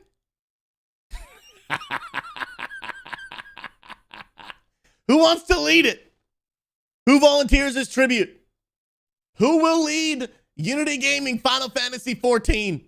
Who will step up to the charge? One day, bro. Across all online games. One day. One day, bro. Looks legit, dude. Actually looks legit, man. I actually am, I'm impressed. That looks actually really, really good. Looks so good. So, Hermit, I've rated the highest level and gotten server first on WoW. That's actually legit, bro. And you've completed Ultimate Raid in Final Fantasy 14. And because of all the weak ords and timers and everything, in WoW CE, getting CE is easier. On Final Fantasy 14, it's all about memorizing 4 bosses mechanics all in one fight. And if you wipe, you have to start from the very beginning. Susie Live. Yeah, dude. After playing Final Fantasy 14 rating, I will be honest, I do prefer a non-weak aura rating experience. Absolutely do. Absolutely do. I would actually much prefer a non-weak aura, non-boss timers type of rating. I'll be honest, I took pride in memorizing what was next. I took pride in knowing because the way that Final Fantasy 14 works in rating, it's a little bit different in the sense of, like, most of the bosses are scripted, right?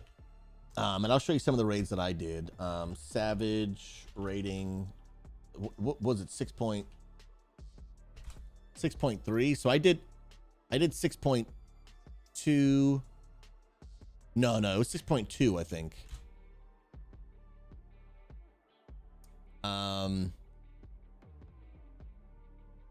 No, maybe it was 6.3. I forget which one I progged through. Well, it was both technically. I didn't do that boss. Whatever. I'll just put a random footage in the background, right? But one of the cool things about Final Fantasy XIV rating was the fact that the bosses they were mostly scripted. I mean, the same thing would happen at the same percentage at the same time, pretty much every fight. But the bosses would have it was almost like a puzzle. And when one mechanic happened, there was multiple solutions that you and your team had to do. And you had to like if this happens, then the solution is this. But if this happens, then the solution is this. But if this happens, then you have to do this. Like one mechanic could have like multiple solutions depending what the boss did. Like, so for example, and sometimes it could be as simple as if the boss is spinning like a circle flail, then you have to get out of melee. But if the boss is spinning like a sword flail, then you have to come in. And like, that's a very, very basic one, but that was the concept. So like, it wasn't just like this mechanic only has one solution. It's like this mechanic could have multiple solutions depending on the nuance of like what is happening. And there's no weak ore to tell you the answer. You have to just memorize the mechanics, memorize all the possible solutions, and figure out which solution goes to which mechanic, all while keeping your damage up, your healing up. I really enjoyed it, and I enjoyed more of a personal responsibility. I really enjoyed more personal responsibility. Like, everybody needs to be aware of what is going on. I really, really enjoyed that. I really enjoyed that. Overall, I do prefer World of Warcraft for a few reasons. I love the use of healing cooldowns. I love the idea of like health pots and health stones. I love the fast pacedness of it. But what I don't like is just like the boss timers and weak auras giving us, they give us too much information. They do give us too much information. And I wish there was a happy medium. And I think Final Fantasy does that right. And I would love to see more of that. Yo, Winnick, welcome on Kick, friend. Good to see you. Hey there. Just wanted to say that I think your channel is really cool. I appreciate you, man. And I enjoy watching your streams. I believe your channel has potential to be even greater with a, oh, gotcha. Okay.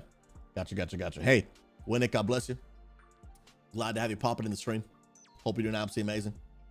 You have a great day, friend. Thanks for being here.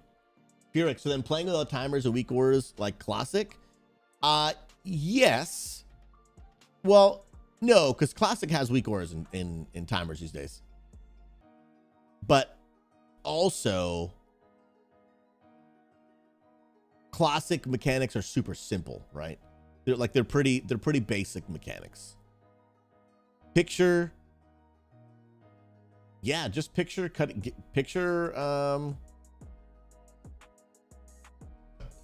just picture WoW without weak orders. Picture super complex mechanics, but no timers or weak orders. Yeah, so running Aberrus without timers. Yeah, it's very challenging. It's very, very challenging. And I love it. So like, for example, right? Let me give you an example of what it would be like. Kazara Mythic, okay? A few things. Let's just do Kazara running in the background. And I want to do, let's just do tank POV. I want to show you guys a full fight, okay? And I think this is gonna prove my point quite a bit. Kazara, no, that's Forgotten Experience. Here we go, Kazara. So here's what Final Fantasy rating is like, okay? We get to the start of the fight. Right around here. So especially because of Kazara. What up, Snoop? Good to see you, man. Kazara has a very unique mechanic that when you get to 80%, 60%, and 40%, like a lot of damage goes out, right? The boss does a mechanic. So one, you'd have to be aware of those health percentages without the timers telling you they're coming. Two, a big part is, and this does happen in WoW, you have to pay attention and be aware of the boss's cast bar and the name of the cast. So Wings of Extinction, that is the knockback that happens on this boss. But honestly, there's a lot of people who probably don't know what the name of that ability is. They just rely on the timer that says knockback, right? Then, for a Terror of Claws coming next on the tank, Terror of Claws, tanks have to actually pay attention to that. That cast bar comes, and they got to react to it. That cast bar is there, boom, I need a defensive. Boom, all right, now I got a taunt. Rather than DBM going, taunt, right? Rays of Anguish. That, if I'm not mistaken, that I believe is the lasers, right? Am I wrong? Yes, that's the lasers, right? Most people probably have no idea that that's the name of that ability. And then you have to look out for it. You have to pay attention to it. And, but WoW's mechanics are, there's a lot of RNG that goes into play, like a lot of RNG. And I don't just mean like in the timing of when it happens, but like it could be on anywhere at any place, and then you could get screwed by like this bad RNG thing. That happens less in Final Fantasy 14, and it feels kind of good. It feels kind of good, but the RNG part of it also adds an additional challenge. You know what I mean? Challenging part of CE rating, BG Heel says, is finding 20 capable gamers that can consistently do mechanics and not fail. That is a part of the challenge, absolutely. And that's one of the things that I actually prefer. I do like a little bit of a larger group. It feels more like a raid, you know? In Final Fantasy 14, the raids are 8 people, and it just kind of feels like a bigger dungeon, you know, rather than like a big raid. And that's just a preference thing. And there's pros and cons to both. Having 20 people opens up more room for someone else to screw your whole team over, right? Because there's more people, so more room for failure. But the nice thing about 8 people was everyone had much more personal responsibility. Because when there's only 8 of you, what you do has a much higher impact. One, in terms of your damage and healing. You can't really get carried. You can, but it's a lot harder to get carried when there's only 8 of you, because your contribution to the team is significantly higher. And then 2, your ability to have to do a mechanic is a lot more important. Like, there are a lot of raid bosses in World of Warcraft where it's like, the mages and hunters will take care of it. That does not exist in Final Fantasy 14. Everybody has to play their part, or this boss is not going down. And I enjoy that a lot. So like Hellbeam, right? The boss turns. But imagine like not knowing this was coming. It requires a more of a be on your toes type of playstyle, because it's happening at any moment. Dread Rifts is, I believe, the circles that go out. Right? On 3, yeah, they go out. So like, but there is a Hellsteel Carnage is now that they hit 80%, all the AoE damage start going out and the fire on the ground. But like, there's an absurd amount of people who have no idea the names of those abilities. And in their defense, they don't need to, because there's boss timers. But I would like, it's a preference thing. I preferred no boss timers over boss timers. Felix, what I'm saying is we have the choice to have the add-ons. We decided that we need the timers in order to do the fight. If we choose not to have them, it could sort of emulate Final Fantasy 14 encounters, correct? So in theory, yes. The difference is Blizzard has now even publicly said they designed the fight around the fact that they know people will use weak auras.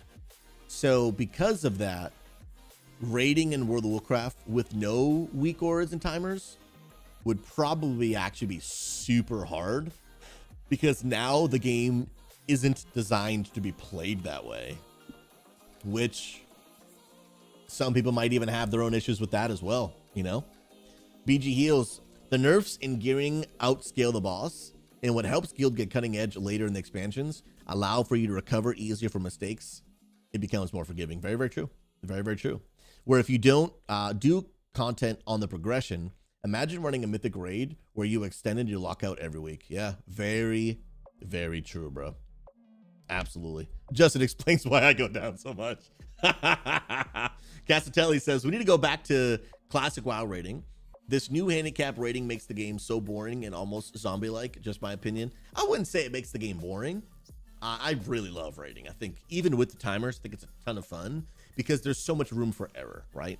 There's still, because you've got 20 people, because mechanics are so punishing, you've still got so much room for error, and especially at a mythic level. Like, here's what I would say. If someone is bored with their current rating experience, they may just need an additional challenge. So they may just need to try the next level up of difficulty.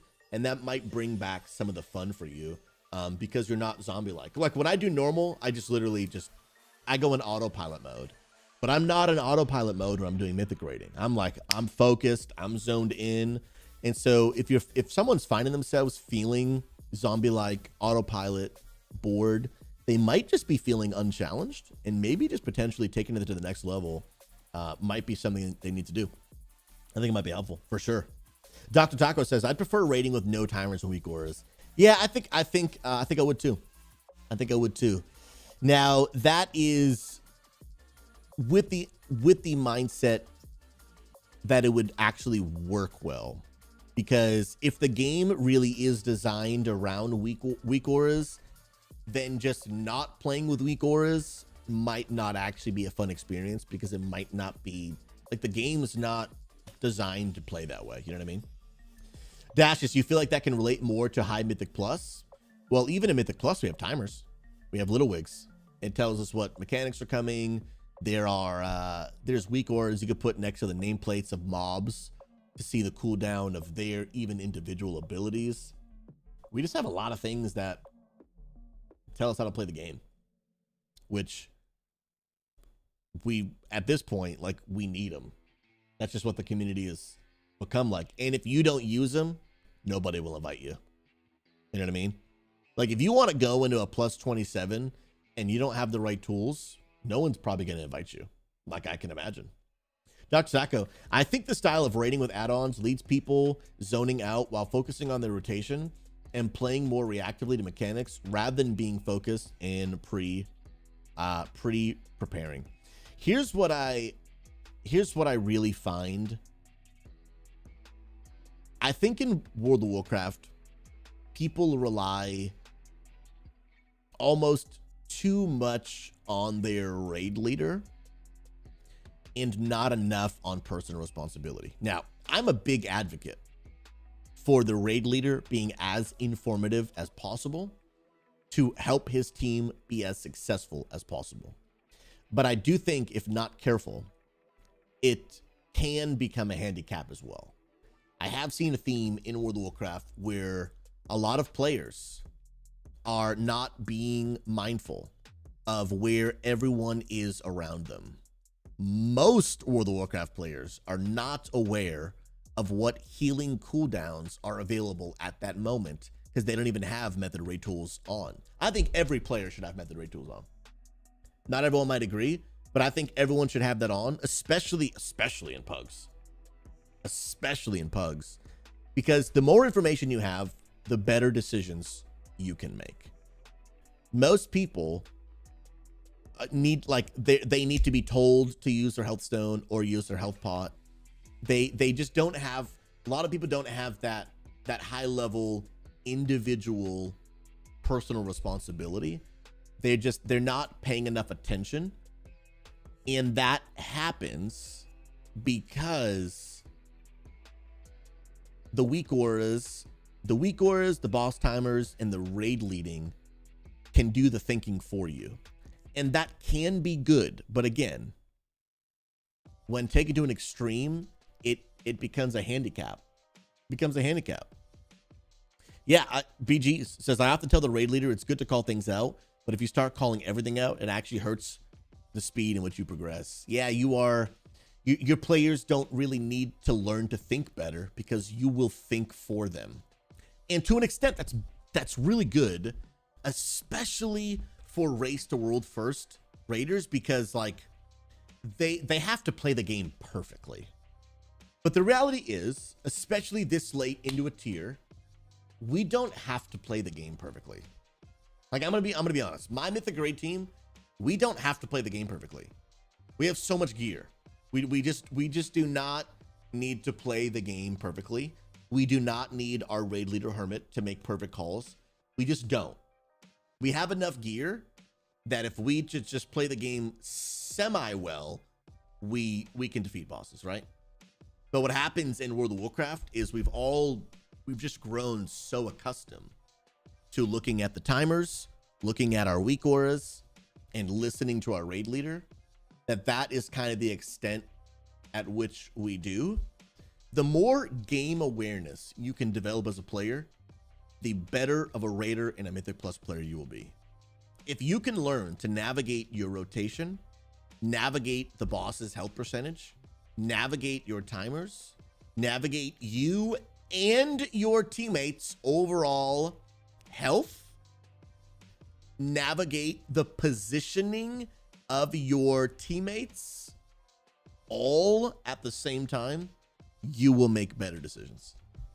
You will make better decisions. That's why for me, and again, this might be opinion because a lot of race to roll first don't do it, I really think that everyone should be able to have their entire raid frames like within a quick glance. That's why I place mine. I play with my raid frames right where I'm putting my mouse. For a few reasons. One, because I used to shot call, so I want to be aware of everyone's health. Two, because I'm a paladin, so I want me to be able to lay on hands people, sacrifice people, word of glory people, freedom people, bot people, without having to move my mouse all the way across the screen and without having to move my eyes too far to gather the information. But also because you can just make better decisions when you have more information. You know what I mean? Like you just can. And so even though it, like some people, like even Luna, that's where my frames go, and Luna's a healer. Some people might call that like healer raid frames. Oh, that's where healers put theirs. The reality is everyone should just play with a UI setup, and it can be different, that allows you to gather the most amount of information with your mouse and your eyes having to travel the least amount of distance. Like I've seen people play with their raid frames like way at the top left, and oh well, it's just like it's out of my way, it's not blocking my vision. Raid frames do not block your vision, they give you information, right? So the mindset behind people getting their raid frames out of the way, they're like, oh, I moved them out of the way so that I can see important things. But the raid frames are important things. They are a part of the important information you need to see.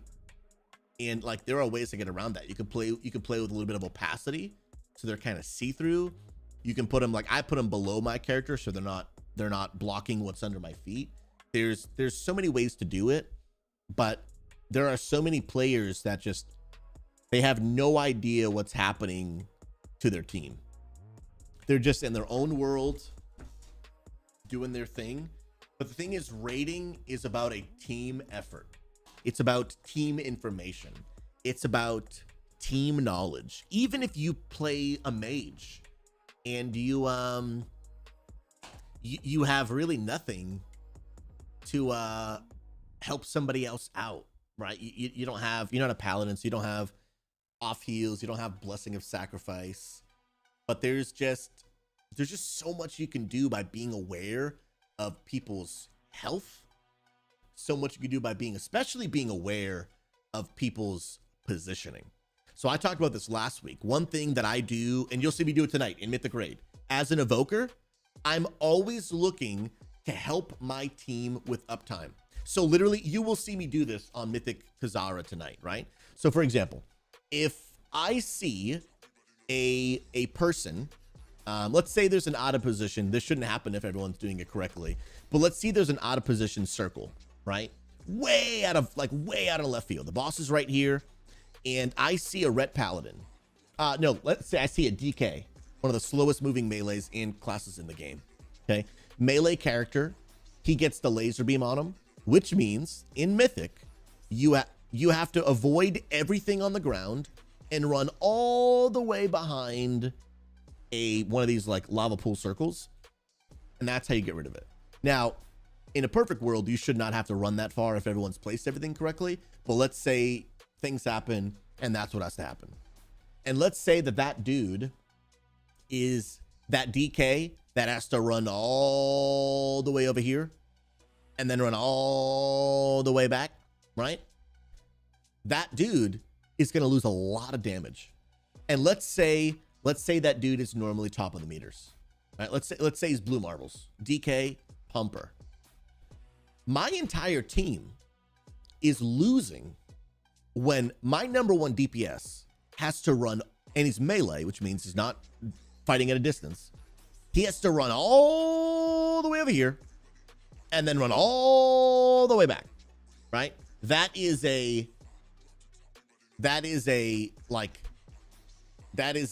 lot of damage lost. So here's like two things that could happen, right? If you know this is a fight that like the wind rush totem from a shaman is not reserved for a certain moment, and you see the DK within melee because you're just trying to be aware of everything, right? You see him, oh, that dude's got to run all over here. Let me just throw a wind rush totem on him. And now he can run faster, right? So if I don't need wind rush totem for really anything, why would I let it sit on cooldown? Sit off cooldown when I could assess the situation and be like, oh, he's got to run real far. Boom, wind rush on him. And then I go back to healing. Boom, right? Now he gets all the way over there quickly. Now, some people might not like this. I see Dino in the chat. But when he's done, if I'm here and I see that melee guy has to run all the way over here, I'm probably going to rescue him back into my position. Now, I will say getting rescued without your knowledge does feel a little invasive. I will say when I get life gripped or I get rescued, it can definitely feel a little invasive. I will agree. But once you realize what happened, like, dude, you took me from here to here so I could instantly get back uptime. It's amazing, bro. Now I just get to do more damage. I only lost out on maybe one global cooldown for that. You know what I mean? Now, yeah, if you're a healer or you're a caster, then by rescuing someone, you could actually be screwing them over, especially a healer. They might have been about to save someone's life, and then now they've been rescued. But I'm talking about like rescuing a melee, right? Like that DK, I don't see him being upset about not having to run all the way from here back to melee range. He's probably going to be glad. In the moment, he'd be like, what the heck's happening? And then he's like, ah, thank you. You know what I mean? But yeah, like I wouldn't really do that to a caster, maybe depending on the situation, but a healer, I don't know if I'd risk it. I don't know if I'd risk rescuing a healer unless absolutely necessary, because they could have been about to save someone's life and I literally ruined it. I know someone rescued out of my trank one time and they got 3 people unalived in our raid. I immediately was Googling their home address, bro. That's so toxic. Yeah, don't rescue a healer, especially not if they're in the middle of a channeled raid-wide cooldown. Yeah, I would not do that. But the example of a DK, I'm always looking for those opportunities.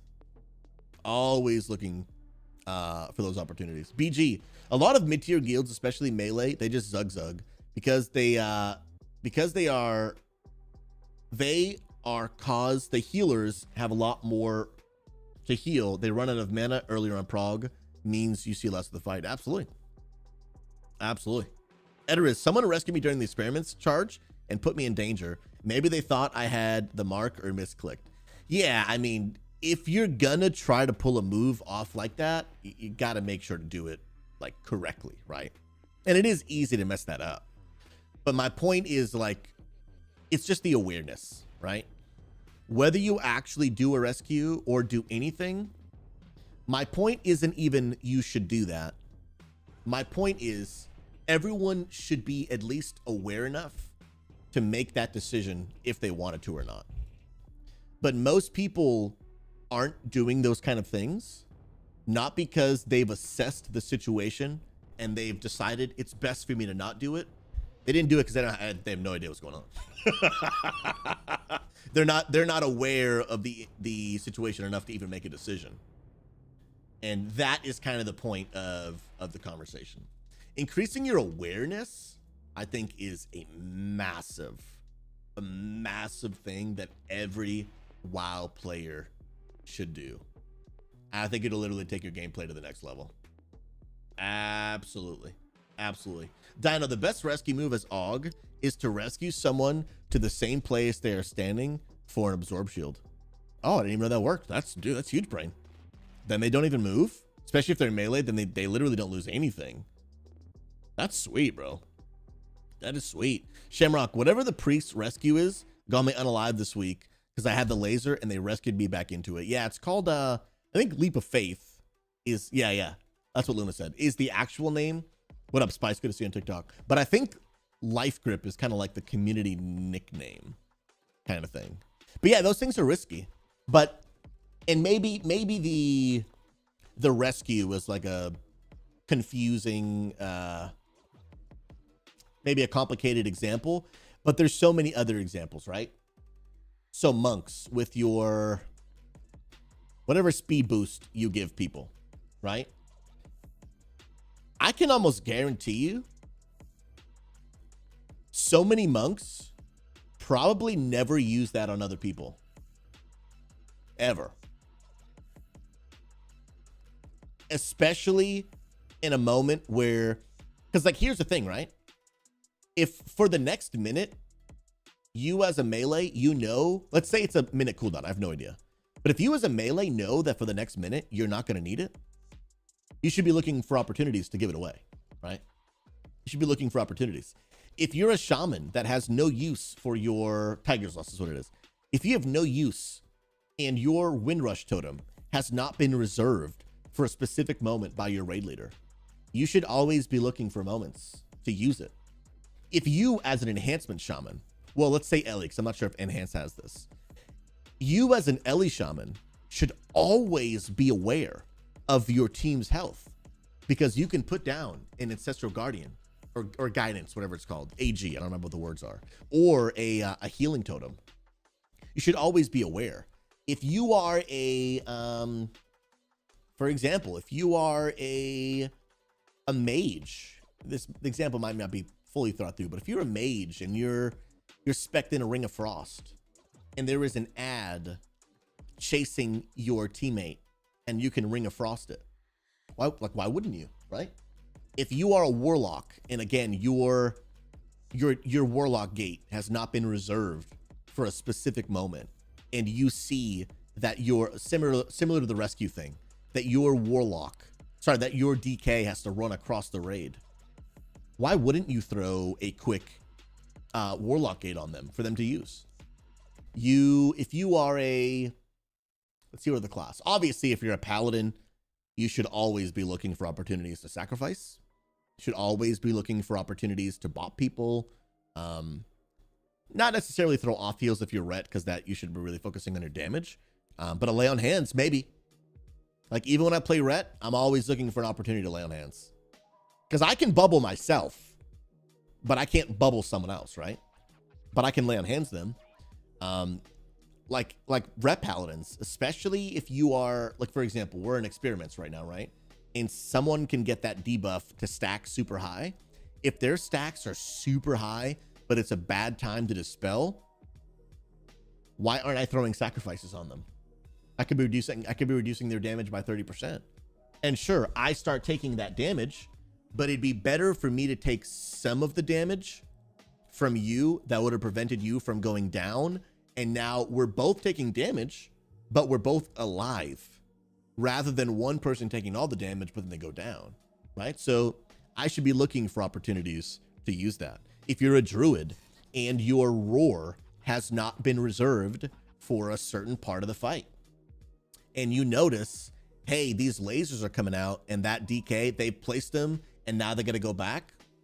I'm gonna give my friend a roar to get to his spot a little bit faster and then get back. Now, roar at the wrong time with these lasers could make people move faster, and that could end up going wrong. My point is awareness. And I really would encourage people to practice their awareness. And again, I'm not saying that I do this perfectly. I also tunnel vision from time to time. Everybody does it. But most people just settle at, I am just going to focus on me and do my own thing, worry about myself, everyone else worry about themselves. And that just is not an efficient just team mentality. And you just have to be like, I guarantee Race World First Raiders, I guarantee they're thinking about each other. I guarantee they're looking for those clutch plays that they can do to save each other, get each other a little bit more uptime. You know, I guarantee. Now, a lot of those at the Race to World First, a lot of that stuff is being reserved and called for because they need everything to be done perfectly. Otherwise, the boss is not going to go down. Same here, what's up, bro? But then, especially when things are on farm for those raiders, those people, they're pulling off these clutch plays, man. Clutch plays. BGLs, even if it's assigned, rather use it to save people when you know people unalive than to save it. That's what your raid leader is for, to see what is available. Absolutely, bro. Absolutely. It's about learning to make the split-second decisions. It's about learning to use things to the maximum efficiency. It's about, honestly, it's about learning to stay calm and not panic. Here's another thing that I see people doing all the time, right? This is a very, very common thing that I see people doing, especially with their health pot and health stone. Okay, let's pretend that this is your health bar, right? Let's pretend this is your health bar. Shabam, and we'll just call this, I have horrible handwriting, don't judge me, health bar.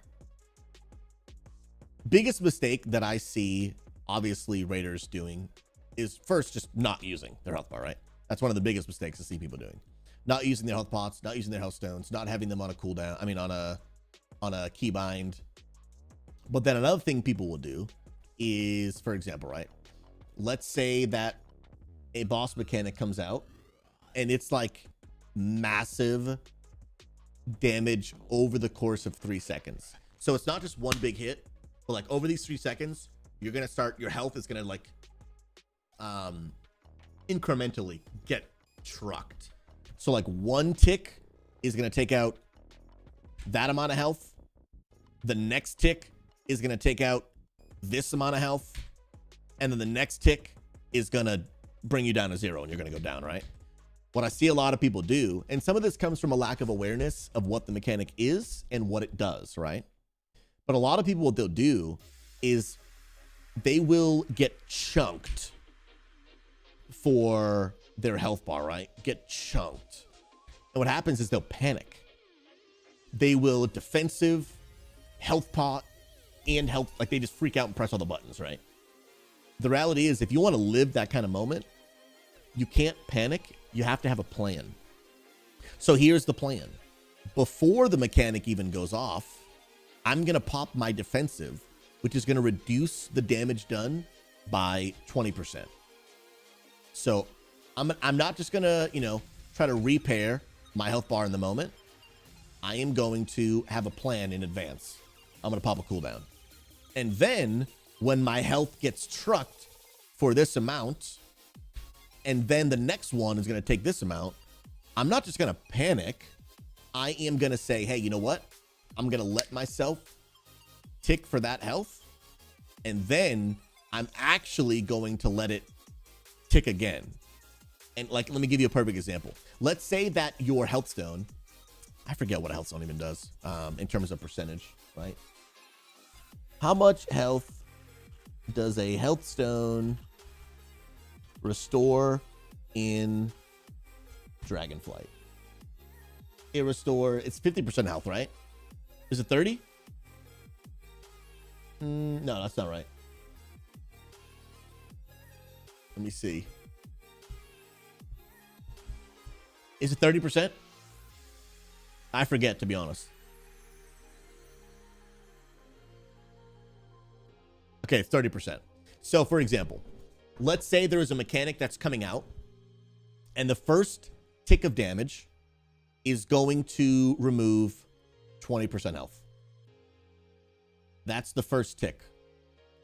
Then the next tick is going to take another 20% health, right? Let's say there's 4 ticks or whatever. And then the last one, boom, it's going to hit for 30%. So that is a total of 70% of your health. Well, actually, let's make the numbers bigger so it seems a little more scary. Let's say the first tick is 25. Second tick is maybe it incrementally gets bigger. Just making stuff up, right? 30%. And then the next one is 40%. Boom. Right? Just making numbers up. And let's say there's damage going on throughout the fight. So when this mechanic starts, you weren't even 100% health. So if you do that math, because this is a total of 95, but let's say this mechanic starts and you're already at 90%. You're already at 90% health. What a lot of people do is they will then get hit by 25% health. And then now they're down to, so that's what, 65% health? After this chunk goes off, they will panic.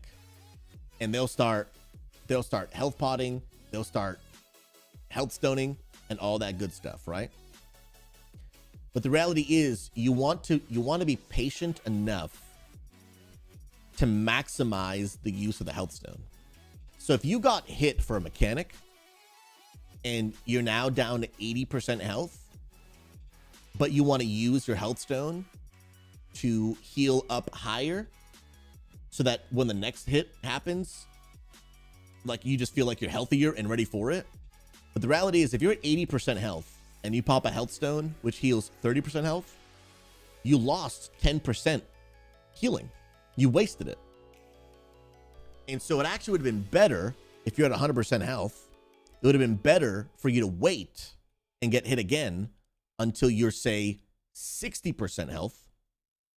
Health stone back up to 90% health, rather than have used your health pot at 80 and now you wasted 10% of it. Like, those are the split second decisions you have to make because you used the health stone, and then now next you got to use your health pot, and now you're getting more use out of it because you waited a second. Now, don't wait too long because then you're going to die. But like, this is a huge mistake I see people using. Like, because especially when you're talking about like high-end mythic rating with low gear and the damage is insane, you can't afford to waste 10% of your health stone. Like, you can't, like, the usage has to be min-maxed. But a lot of people, that's what they do. They do not pop defensives before a mechanic goes out.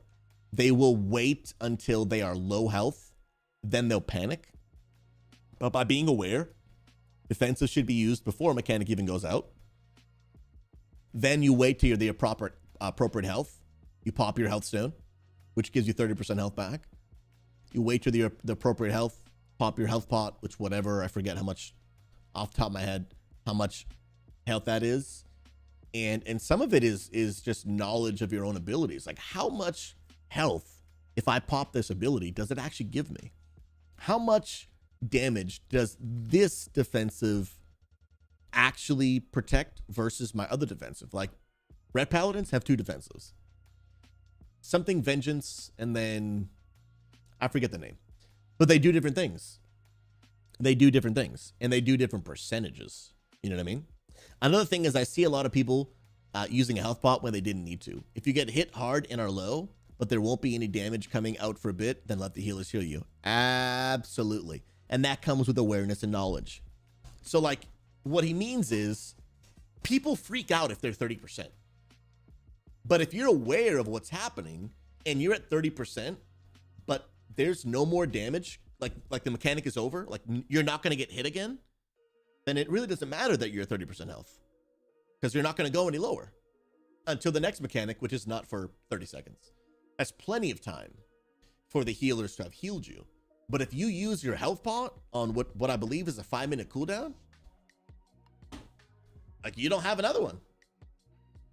So like that knowledge and that awareness, and this is why I've said this in the past, I think everybody would benefit from playing a little bit of a tank, because when you're a tank, you build up that muscle memory and the reaction time of popping your defensives preemptively before a mechanic happens, and you get really quick, at least you should, with your health pot health stone. You should have that stuff keybound in a way that you can spam those buttons. I mean, just so quick.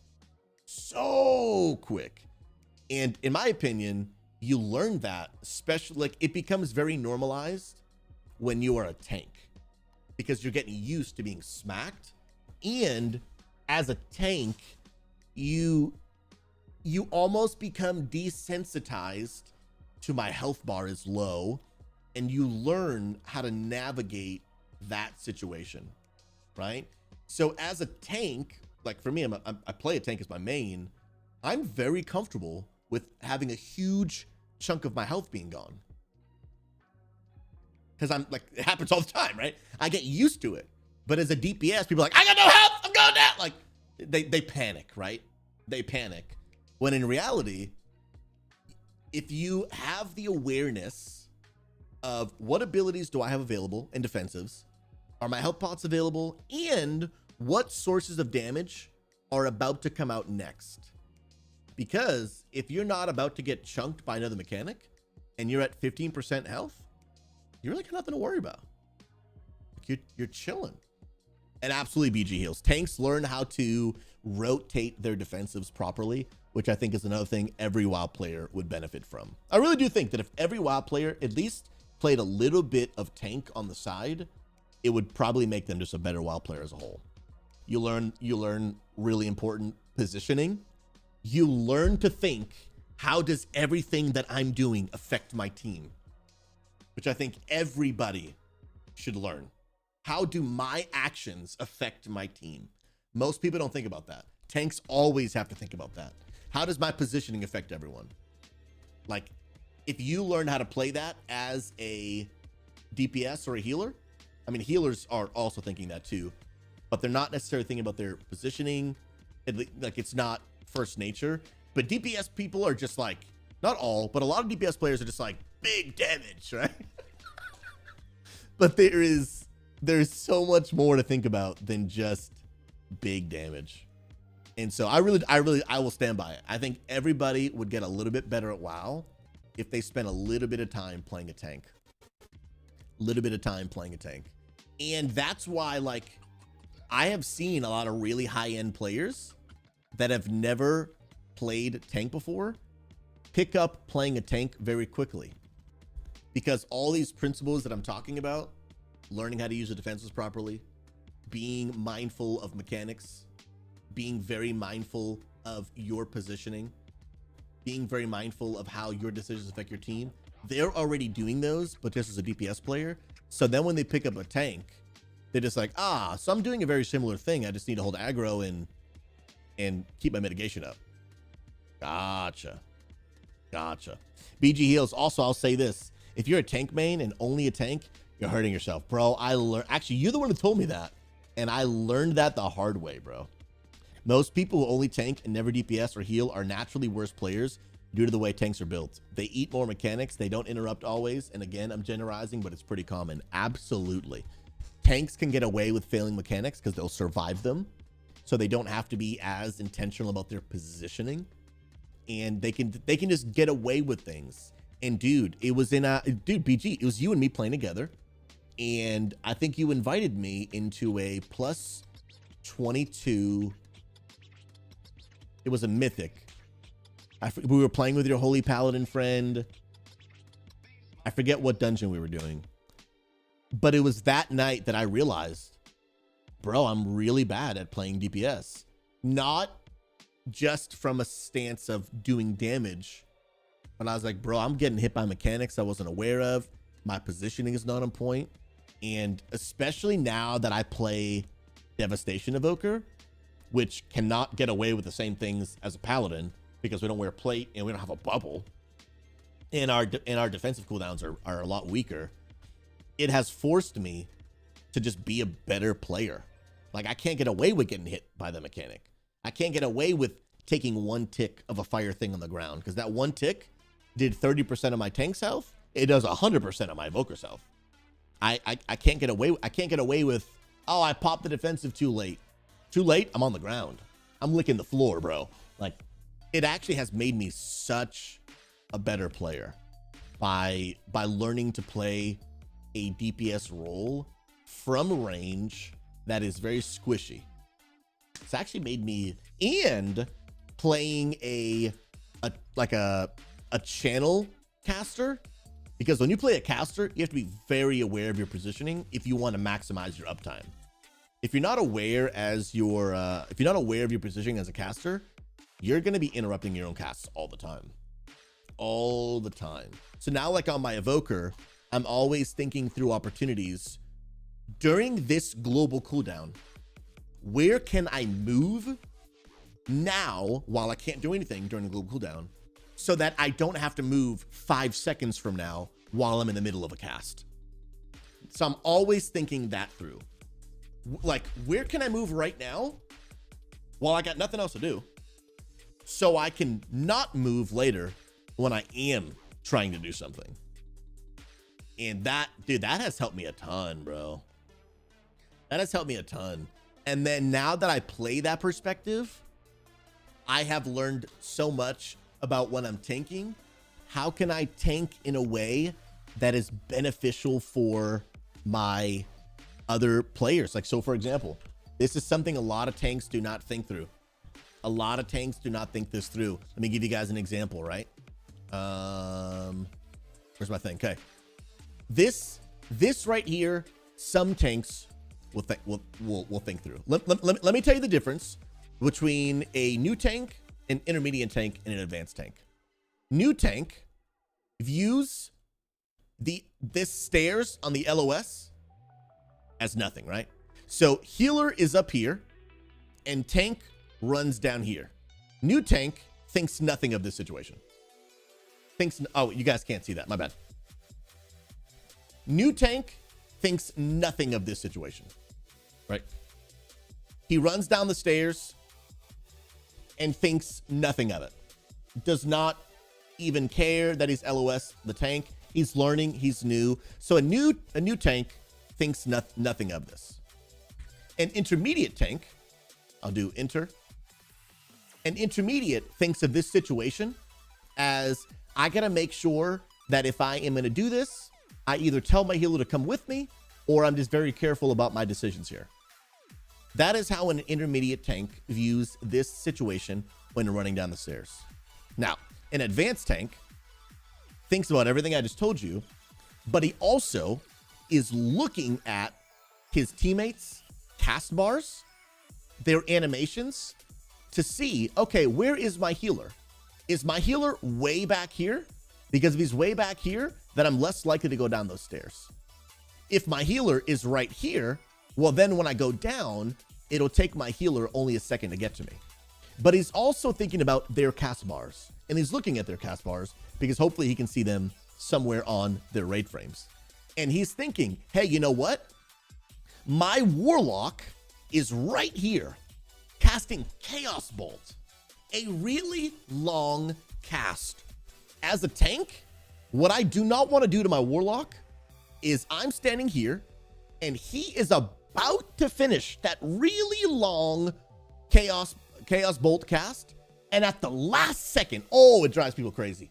At the last second, I moved the mobs down here and I just LOS'd the mobs from the warlock. And now that Chaos Bolt gets canceled And he has to run all the way over here to start that cast all over again. So I'm looking out for that stuff.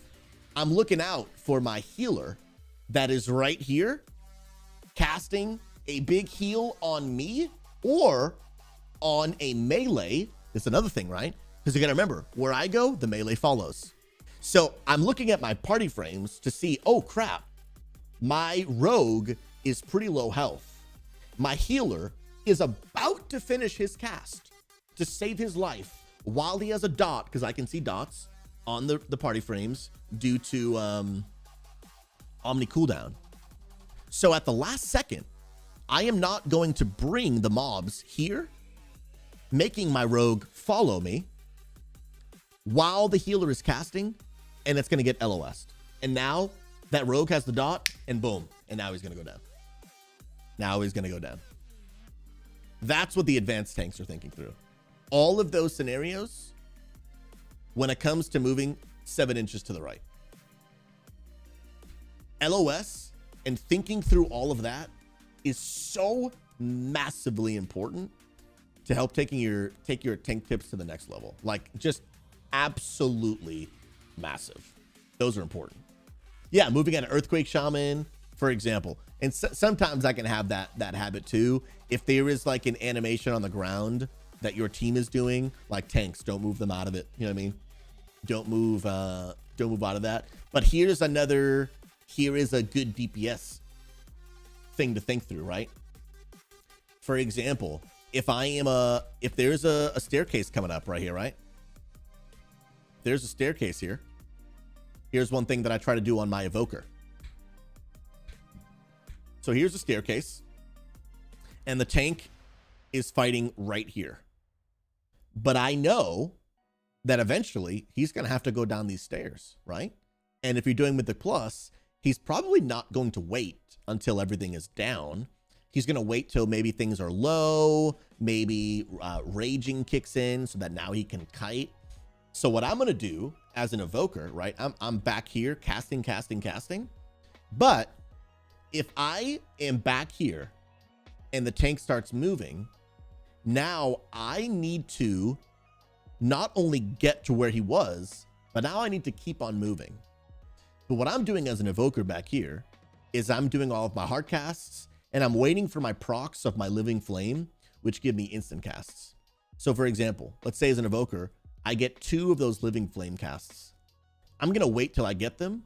And then now I'm going to use those instant casts, and I'm going to bring myself near where they are, as long as I'm not in a frontal, as long as I'm not in any danger. And why am I going to do that? I'm going to bring myself here. I'm going to strategically use my global cooldowns and my instant casts and my procs to bring me to this position. Why? So that 15 seconds later, when the tank starts moving, now instead of me being way back here, now all I have to do as an evoker, I'm going to use 1 hover, which not only is going to throw me in this direction, but now I can keep on disintegrating, pyring, living flaming while on the move. I've lost 0 uptime because of the tank's positioning. So like positioning and thinking through what's going to happen, like it's what fascinates me about World of Warcraft. It is what absolutely fascinates me about World of Warcraft. BG, another thing you can do is pull mobs to force your DPS where you want them. Like if you see DPS somewhere, they could butt pull mobs in location that force them to move to the right place. Very, very good call. If you see that your range, let's say you're in a big room, right? And there's bad mobs right over here, and you see that your warlock is standing here very close to those, as a tank, and you're here, what you can do is on purpose bring everything over here. Your warlock is gonna be like, dude, you LOS'd me. But it's like, bro, but if you took 1 step to your left because the fire popped into your feet, you're gonna pull all those things. So you don't actually know that I saved you from screwing all of us. So that's a really good point. That's a really good point to do stuff like that. And because some people just aren't aware of all their surroundings. So that helps a lot. That really, really helps a lot. Absolutely. Coach, LOSing your healer in PvP is so detrimental. Bro, that's like rule number 1, man. That's like rule number 1, bro. Yeah, don't LOS your healer. St. Bears, different people learn all these things differently. Some people have to learn through trial and error. Some need a great coach to teach them. Some will want a written guide. Yeah, everyone's different. I am very much a visual learner. I am very much a visual learner. Absolutely. Those things help me. Yeah, Novo, it's not up yet, man. It is not up yet, bro. When they said 2 p.m., they may have really meant it, bro, because the game is still down. But like all these little things, man, these things right here, dude, they make me fall in love with WoW so much. Because there's just always room to improve. There is always room to assess the situation of what's happening in the moment. You're always gathering information and making the best decisions you can with the information that you have been given. And I just think it's just the absolute best, man. Crazy Giz, good to see you, friend. Hope you're doing well. Crazy Giz says, hey, is anyone here on EU servers and needing a Mythic Plus done? Yeah, Crazy Giz has actually offered that if people in our community play EU, that he'd love to help. We don't really have too many people that do play EU. We are mostly an NA community, which is why I would love global servers. I know that might come with some problems too, but especially for the sake of unity, bringing more people together, like, bro, I'm for it, dude. I am for it. St. Bear, I can learn all the information in the world on paper, but being able to put it to use in real split-second time decision is so hard. Absolutely. And that's what just comes with practice. You get better at making split-second decisions. And I'm not perfect at it. I make the wrong decision all the time, right? I could have done this better, could have done that better. I go down to mechanics. But just learning to try to be aware, to gather that information, I think is the first step.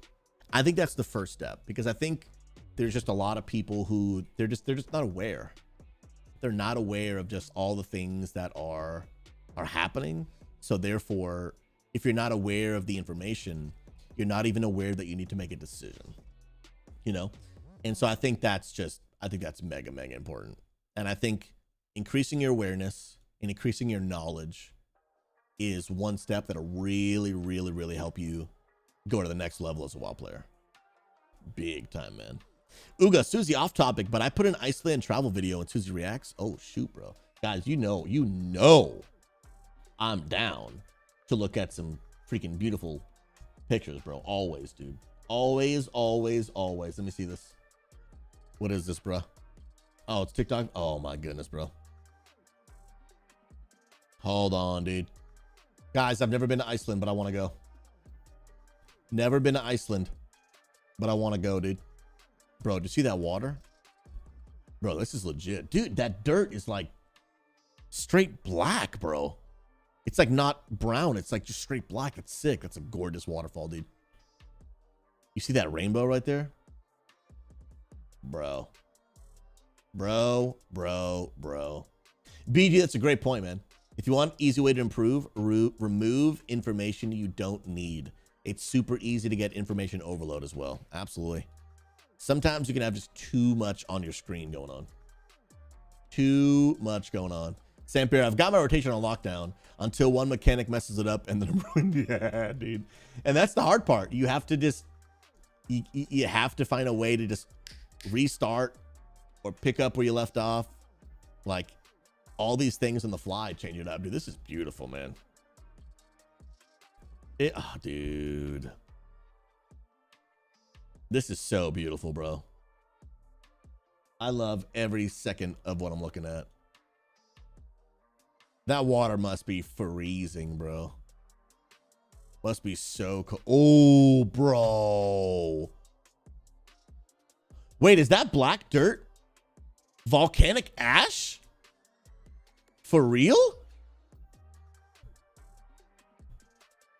Coach, I can't. It would be DMCA, bro. I can't play that on stream, unfortunately. Yeah, it would be DMCA.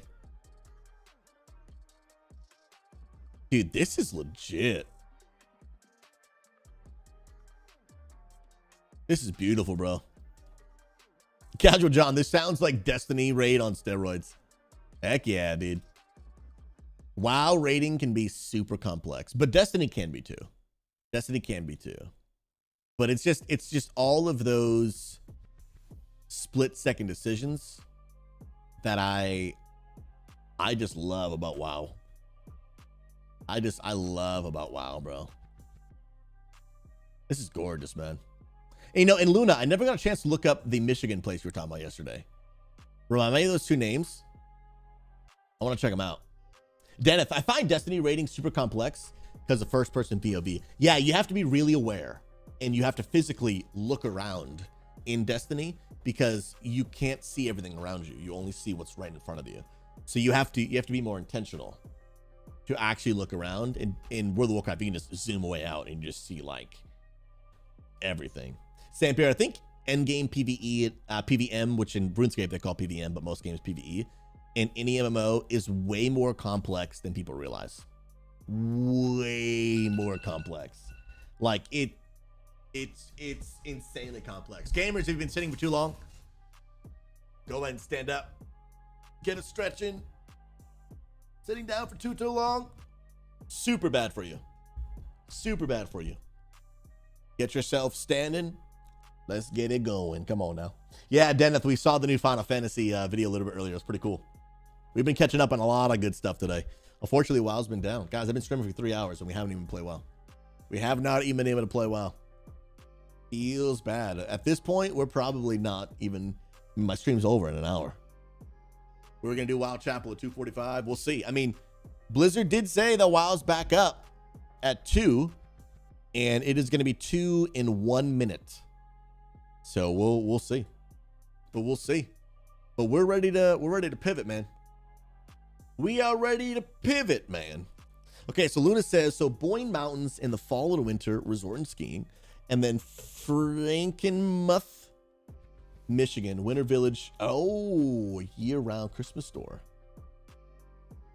I gotta check this out. Yeah, you guys like the shirt?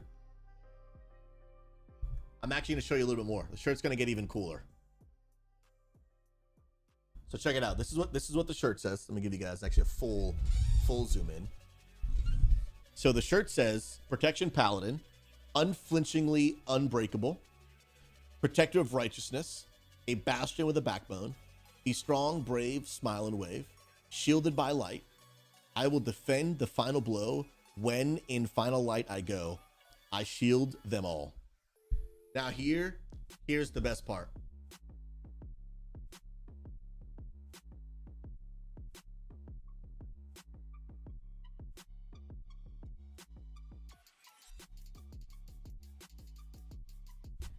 That's the best WoW shirt you've ever seen. Come on now. Let's go, let's go, let's go, dude. I love this shirt. I love this thing. Unity Gaming. Unity Gaming. Let me look up these places, bro. My man Snoop Dogg. What's up, bro? Come on now. Yeah, Luna, all I'm gonna say, community, I won't give any spoilers. I have reached out. I have reached out for some merch. That's all I'm going to say. That's all I'm going to say. I've reached out to a company for merch. That's all I'm going to say. Waiting to get a response. I will say no more. I will say no more. Info coming soon. Info coming soon. I don't know when soon. It's out of my hands now. Now I play the waiting game. All right, let me look at these beautiful places Luna mentioned. So she mentioned Boyne Mountain. Let's check this out. What is Boyne Mountain?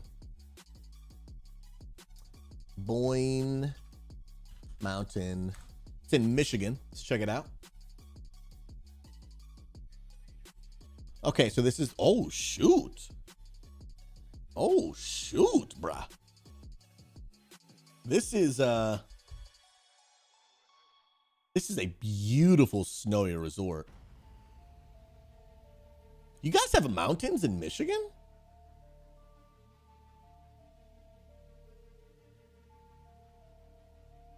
I didn't know. Oh, this is nice. Oh, and the leaves do change color in the fall? Hold the phone. Are there Mountains, Michigan. Ah, but they're tiny though. Less than 2,000 feet? Those are itty bitty. These are itty bitty mountains. Listen, Linda. These are, dude, I think my dad bod gut is taller than that. You know what I mean? Listen, Linda. Let me show you a real mountain. This is a mountain. This is a real mountain. Oh my guys.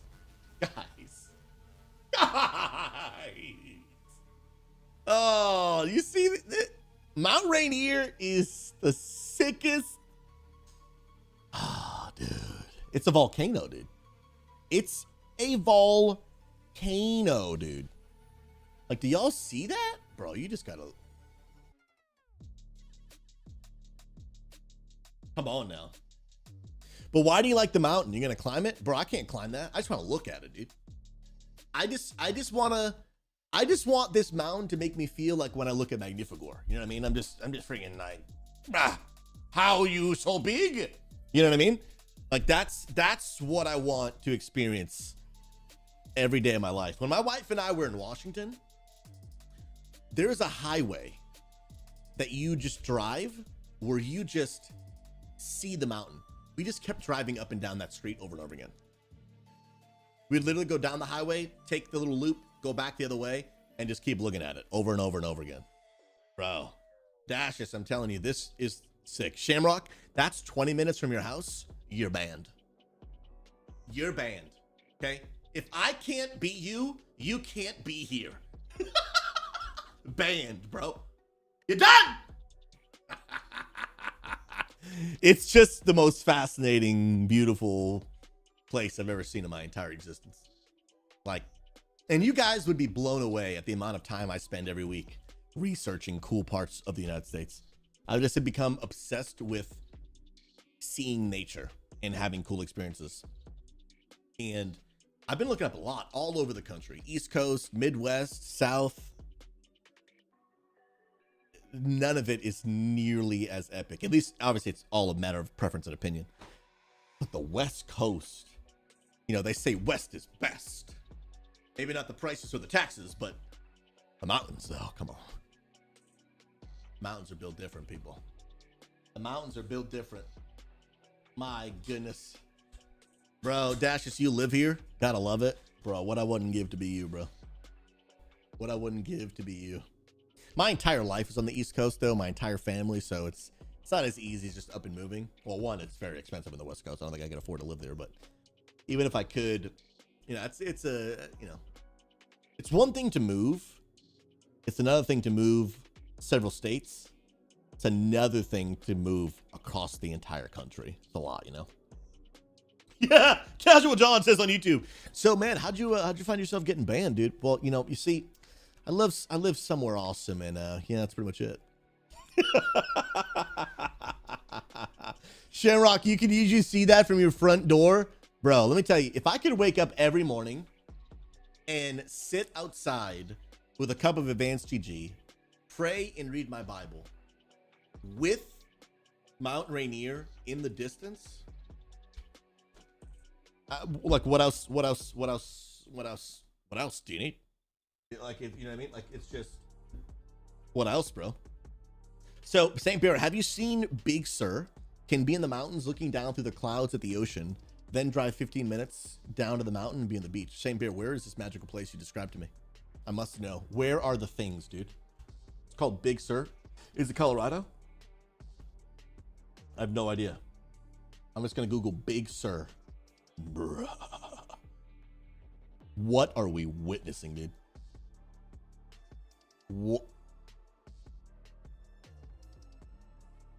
Where? I want to go to there. Ooh, California though. Ooh. Hold on. Maps. Big Sur, California. What part of California? And that's not even.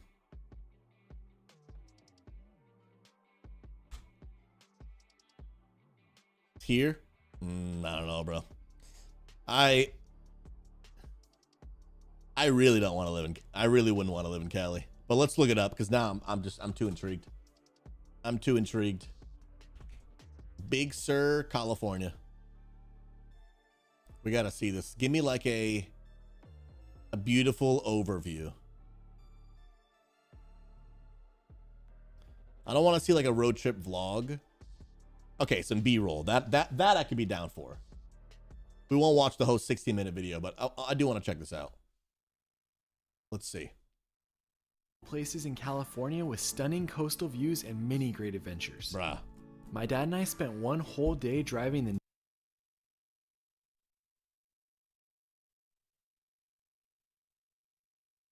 90-mile stretch of coast from San Simeon to Carmel while on our 7-day Pacific Coast Highway road trip. You can watch the entire PCH road trip video by clicking the link in the description, or you can see how we spent one full day exploring the Big Sur coast in this video. Bro. Let me know what your favorite spot in Big Sur is, and let's jump into it. Bro, this is next level, dude. As you head north from Cambria, you'll hit the town of San Simeon, which to me is where the Big Sur coastline views begin. Dino, I didn't know you were stationed Of course, in, you can also visit Hearst Castle here, which I love. in Germany, bro. How long are you stationed there for, man? I wouldn't do it unless you have a half day to explore. I'm gonna look these up. Trying to add it to a Big Sur day means you have to try to rush a pronounce lot it, of other stops along the way.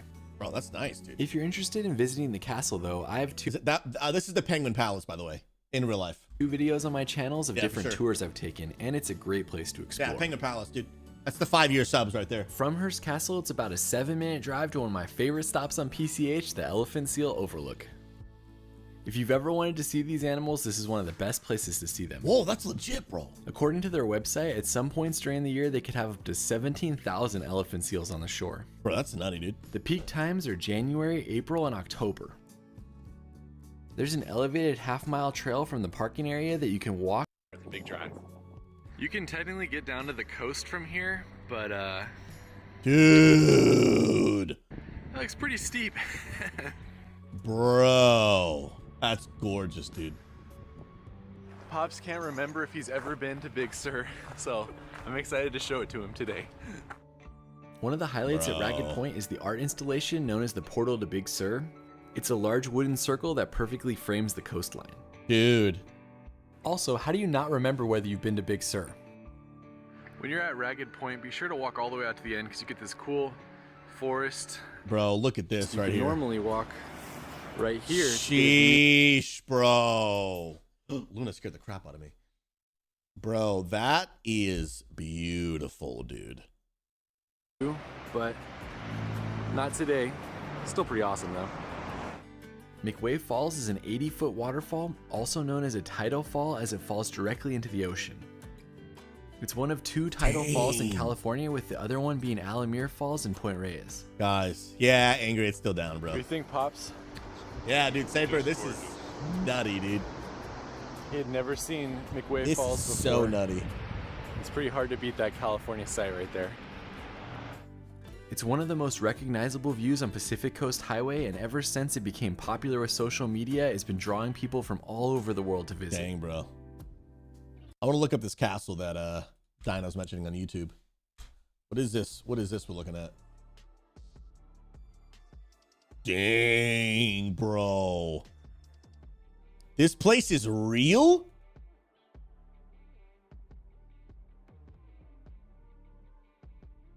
Oh, wait. And so you're saying, Dino, the Walt Disney Castle is designed after this?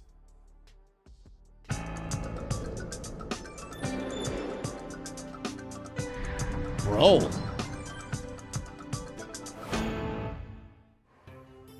Neuschwanstein Castle. A monarch's dream come true. Bro. Bavaria's King Ludwig II ordered his Gothic castle to be built atop this magnificent rocky outcrop overlooking Pollat Gorge. His fairy tale castle is surely one of the most photographed buildings in the world. Yet it started out life as nothing more than the architectural fantasy of a Munich-born set designer. Dang, Ludwig saw his sketches and commissioned architect Eduard Riedel to turn fantasy into reality. Dude, it's not even just the castle, it's the scenery too. Given the state's empty coffers, his move was nothing short of madness. Today, however, his castle is a veritable gold mine.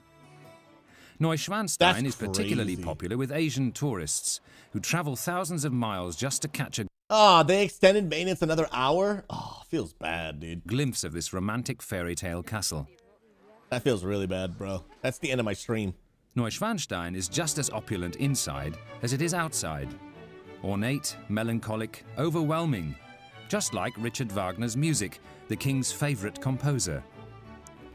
By the time of Ludwig's death, only the ground floor kitchen and adjoining rooms and the third floor royal apartment had been completed.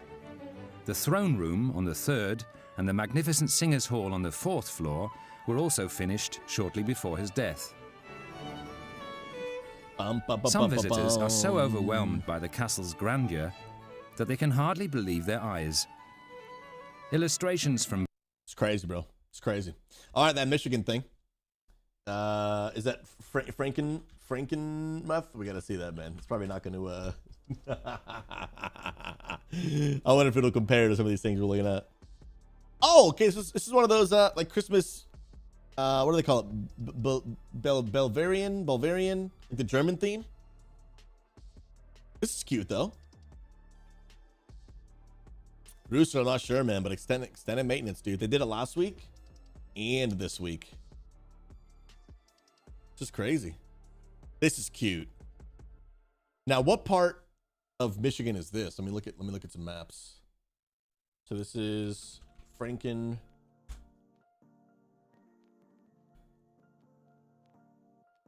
Okay, so it's more on the easternish part. Interesting. Yo, I guess I just never realized that Michigan touches Canada.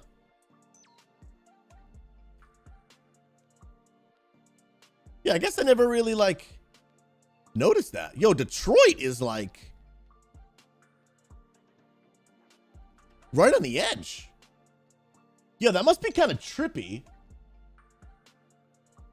to where you can be in one place and literally see a different country from where you're at. That's trippy.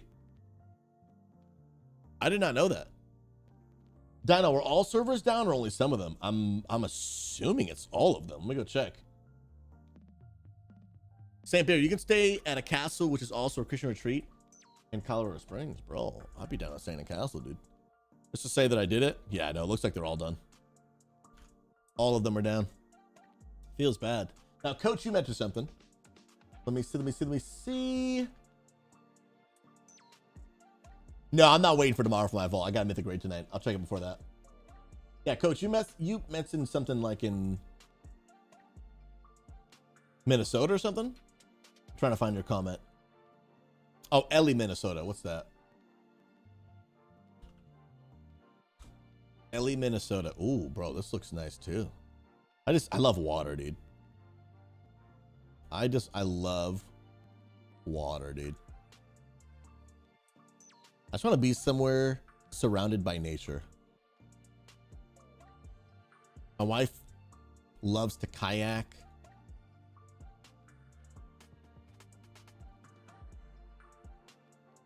But I wouldn't want to not live on a coast though. I mean, Michigan's kind of cool because even though it's not on an official coast, it kind of has like its own coasts, you know, which are kind of cool. Just surrounded by water. It's pretty sweet. Yeah, dude, Dennis, living by a lake would be epic. I've heard Red Rocks in Colorado is amazing. I've heard that. Red Rocks, Colorado. Colorado is also like a nature's paradise. Sheesh. I've seen this before. An outdoor concert venue. Yo, that's insane, bro. Would love to visit Colorado. Really, St. Bear? That's legit, dude. Yeah, this is crazy, bro. I would love to visit Colorado. Black Hills, South Dakota. Let me check this out.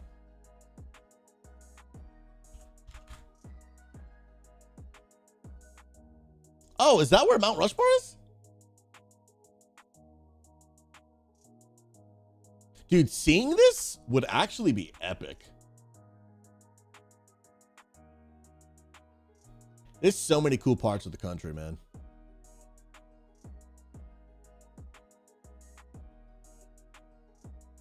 There is just so many cool parts of the country. I would love to travel all of it.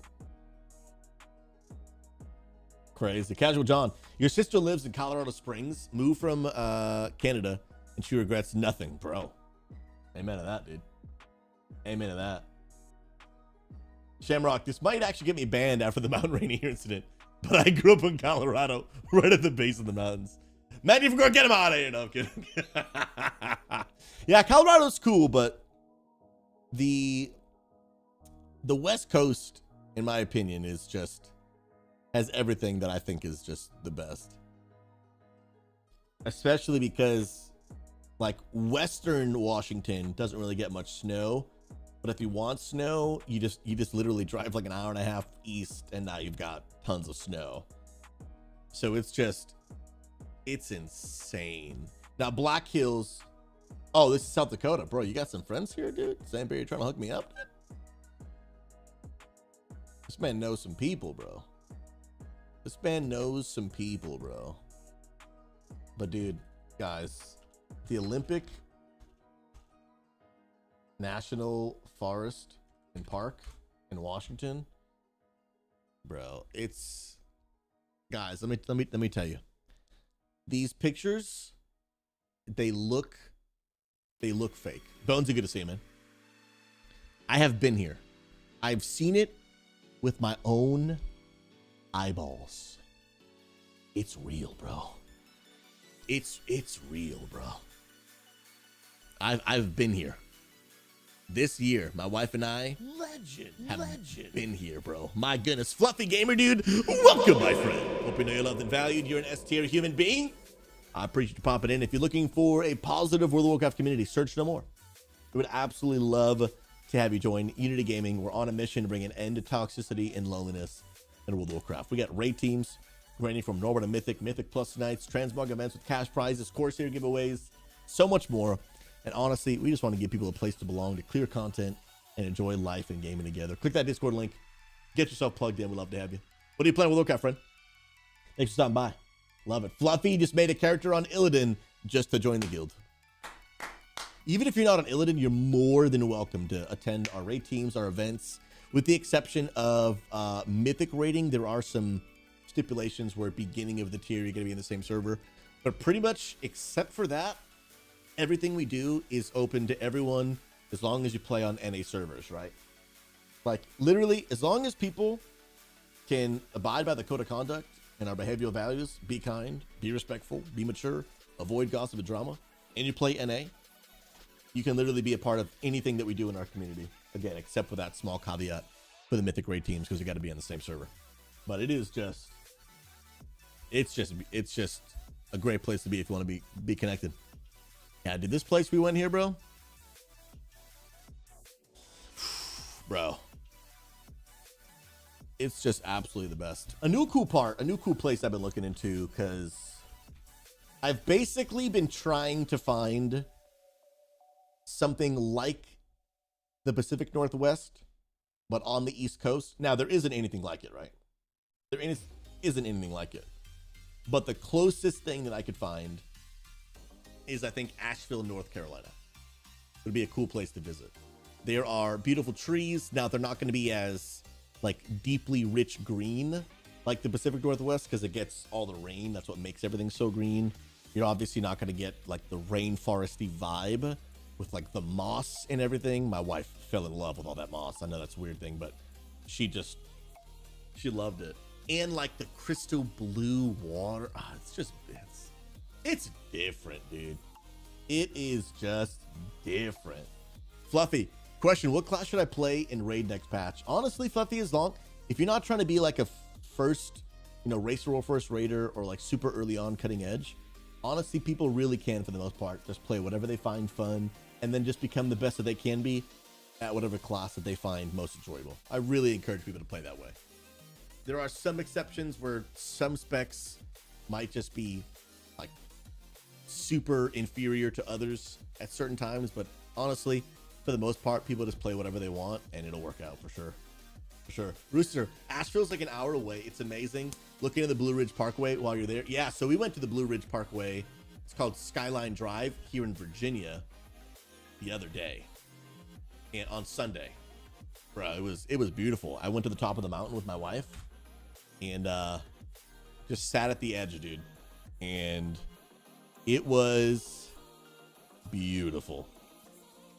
It was beautiful. Like it just was. It was so good. So good. Lots of different, you know, color leaves from the fall and everything. It was dude, so good, man.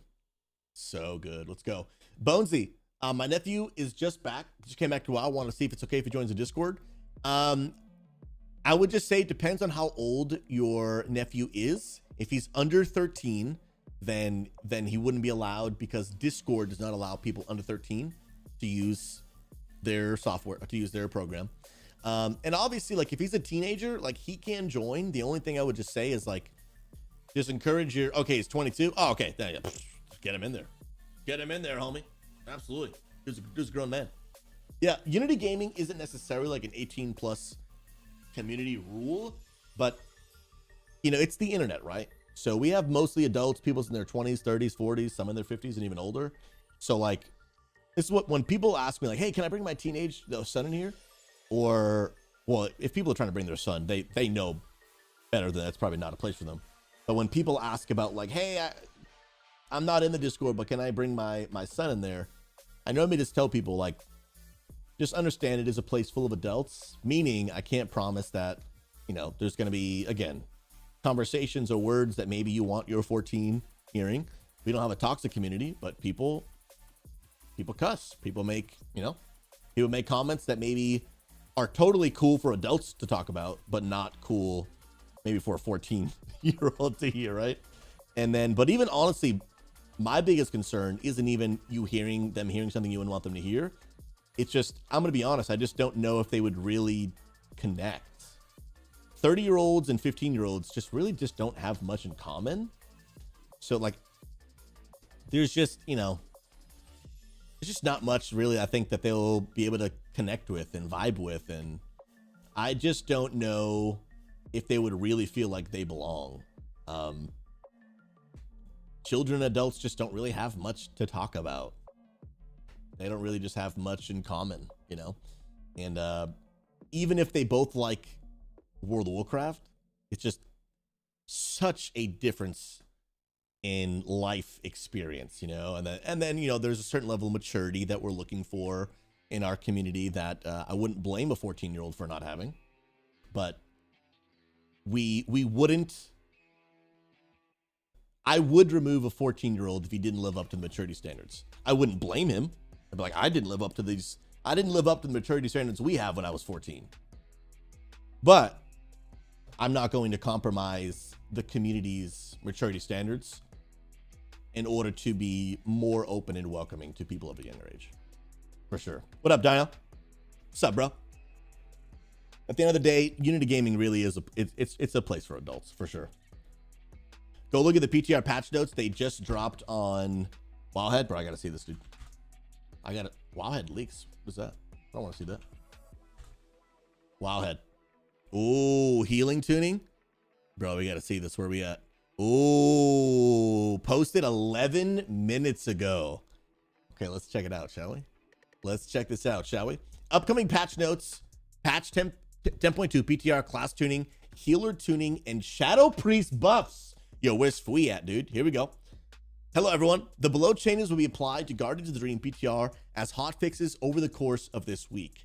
Classes, Demon Hunter. Oh, this is their set bonuses. Okay. Shadow Crucible, 4-set bonus. Souls required to trigger Recrimination. I don't play much Demon Hunter, so I'm not familiar with what that is. Aberrus, the Shadow Crucible. This is the 4-set. Duration of Fiery Brand applied by set bonus reduced to 3 seconds was 6 seconds. So a little nerf there. Okay. Monk, Mistweaver. Blackout kick damage increased by 15%. Does not apply in PvP, so it's a little buff to that. Tiger Palm increased by 50%. Solid. Spinning Crank Kick increased by 5%. So far, solid buff coming. Feline Stomp healing and damage increased by 150%. That is legit. Ancient Teachings of the Monastery may now stack up to 4. This is looking like a solid buff coming out. Essence Front now heals 5 targets. Okay, so a little bit of a nerf there. This healing is increased by 40%. We aren't looking to heavily push Essence Front rotationally in Guardians of the Dream, but its total healing output has fallen further behind than is comfortable, and this may help Feline Stomp's initial heal. So it does look like overall Mistweaver monks are getting a significant buff for 10.2, which is really, really nice. Paladins, healing reduced by 8% was 5. Okay, feels bad. Holy Prism increased by 40%. Okay, and Blessing of Sacrifice now splits 20% of all damage was 30. So overall, even though this individual ability got a 40% buff, their healing as a whole just took a 3% nerf. So fortunately for Holy Paladins, not looking too great, and that's a nerf on Sack as well. But looks like only in the Holy spec. Interesting. Let's look at Priest. Discipline. We are doing another damage reduction pass on Discipline Priest, as our previous change was not significant enough to bring Discipline closer in line with other healers. This should bring them much closer to other healers while still retaining the ability to deal reasonably high damage as one of their strengths. Sins of Many increases damage by 20% was 40, and Atonement heals for 40% was 35. Okay. So a little bit of nerf on the damage, but a little bit of increase on the healing here. Now for Holy, fix an issue that caused Holy Word Sanctify to hit 6 targets instead of 5. Symbol of Hope now reduces the cooldown of major defensives by 30 seconds was 40. Okay. And Mirdrasil the Dream, this is the 4 set, proc chance reduced. Okay, so a little bit of a nerf on the Holy 4-piece. Now, they did mention a buff to Shadow. Let's check that out. Shadow Word Pain, damage increased by 17%. Shadow Apparition change increased by 17%. Vampiric Touch increased by 25%.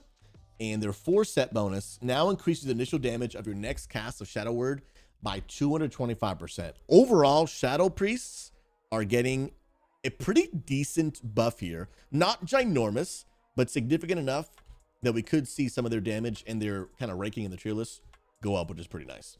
Shaman's Restoration, all healing is increased by 3%. Moon Tears is throwing a party, baby. Amir Drasil, the Dream's Hope 4 set, now increases the healing of Riptide by 25%, which was 20, and has a 6% chance to create a new Riptide, which was 5%. So overall, Resto Shaman's getting pretty solid buff right here. I mean, 3% is not obviously a ginormous buff, but significant enough that if they weren't already kind of feeling like they were on the map, could even some things out. This is nice, man. This is really nice. I don't know too much about the Demon Hunter one because I don't really play that too much. So a lot of their abilities and damage stuff just are kind of foreign to me, which I would like to improve. But this is nice, dude. This is nice. I'm very curious. I'm very curious to see what some of the changes are going to actually feel like in 10.2. Because if you guys don't know, they really are basically just changing the way like healing and damage works in World of Warcraft. Like they're really doing like a major overhaul. And so I'm very, very curious to see what that's actually going to feel like in practice when it actually comes out, which I think could be pretty cool, man. Pretty cool. Let's check up on the servers. I'm assuming they're probably still not, because they did say an extra hour, but I'm hoping that they said more time they need. Viking, good to see you, bro.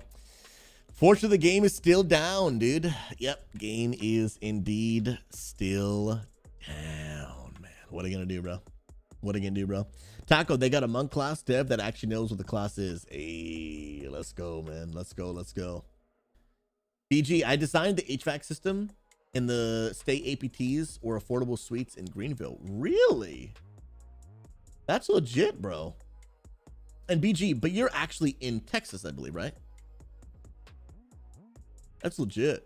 Huggies, go to your local print store and print a bunch of bootleg uni shirts and sell them all at BlizzCon. I wish I could if I was going to be there. I won't be at BlizzCon. Feels bad, man. Saint Pierre, Lac Lamond, Colorado. Let's see that, bro. Loch Lomond, Colorado. Make sure I put that in. Where I love looking up beautiful places, man. Bum ba dum. Images. What do we got here? Yo, this is nice, dude. This is nice, bro. Colorado's nice, dude. It just is.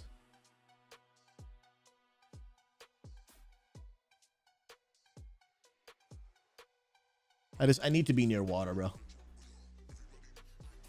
I need to do it. Dino should get a t-shirt with a /2 boosting services macro on it.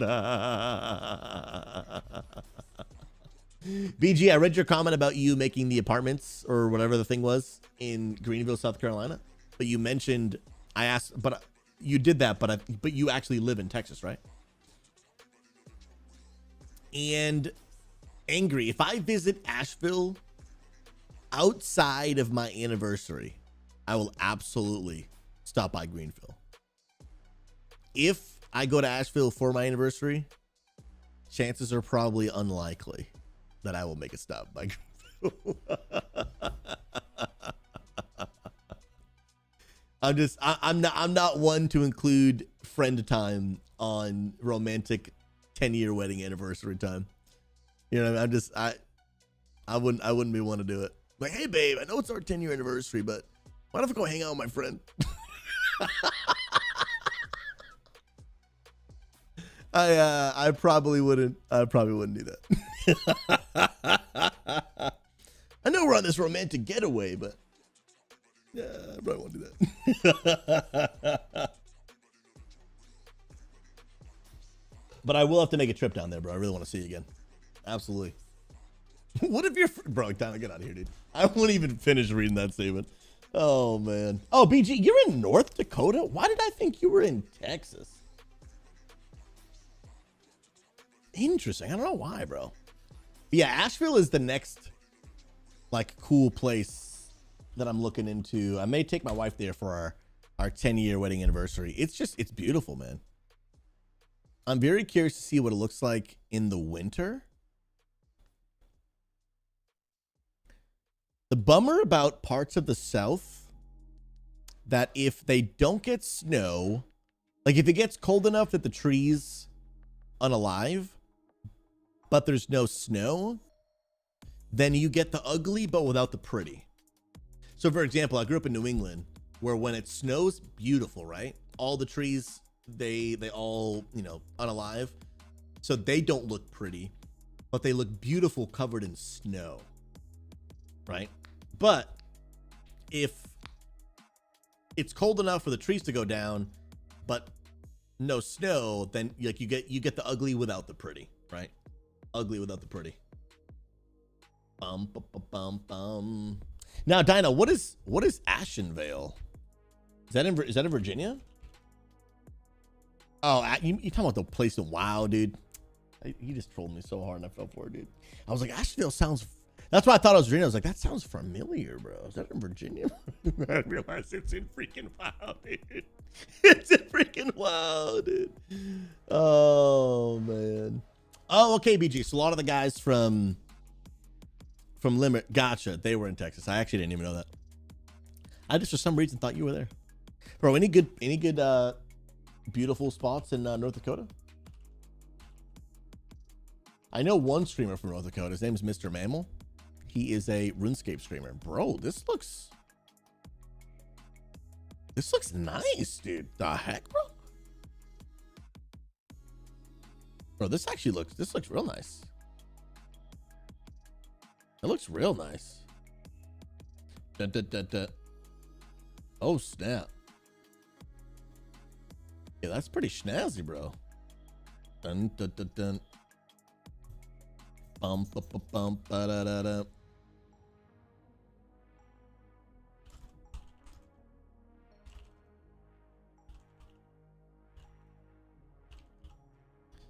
Dun, dun, dun, dun. Bro, I would love to be an IRL streamer every now and then. Let's grab a phone and do it, man. Let's go. Oh, let me see. Coach.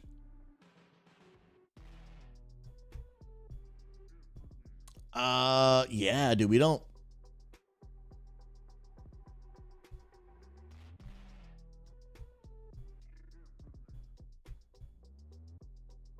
Yeah, I'd be down with him wearing one. I just don't know how he would get one. Let me see. Yeah, was Bleed in the stream? I'm gonna tell him to DM me. Bum bum bum bum da da dum. And is that happening in general? Dum da da da dum.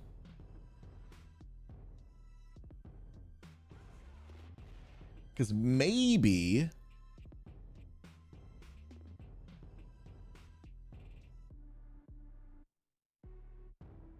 Dun, dun, dun, dun.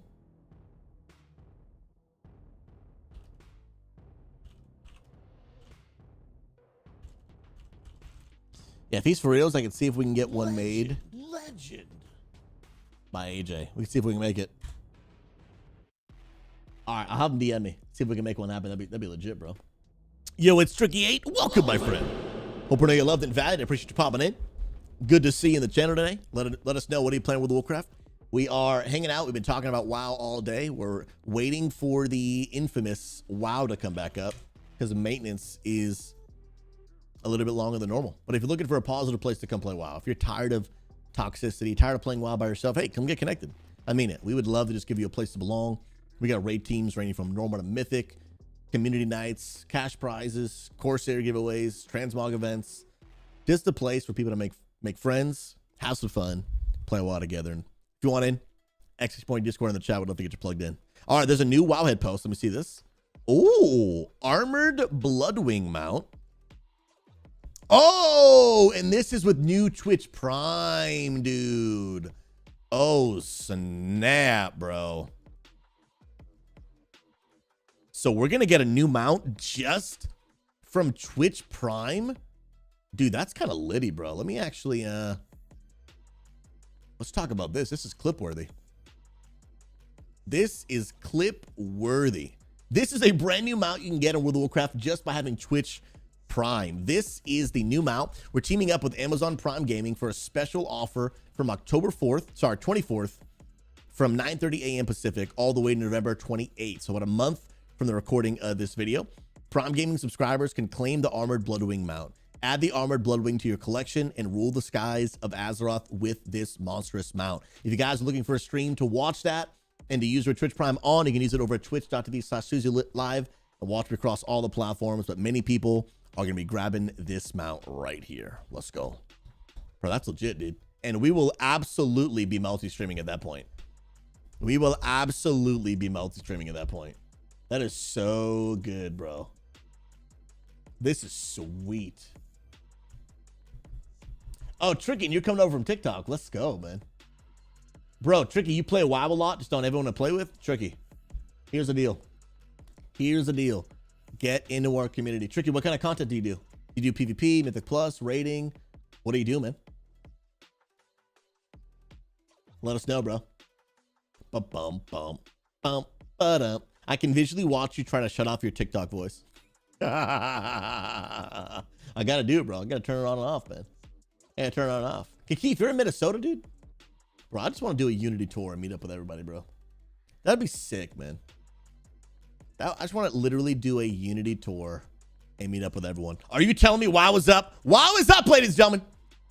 It's about time.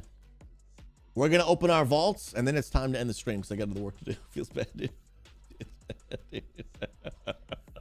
That is a bummer, man.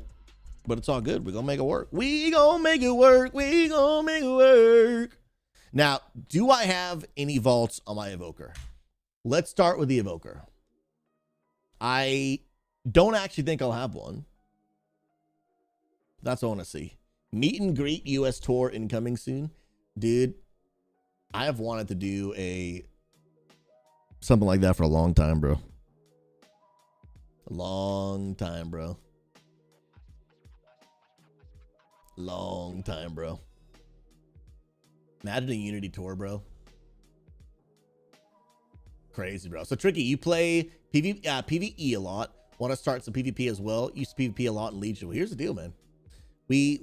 I want you to connect with Coach, who's in our kick chat right now. His name is Coach in the Discord as well. He heads up our PvP category in Unity Gaming. There is a weekly PvP event every Saturday from 6 to 8 p.m. Eastern.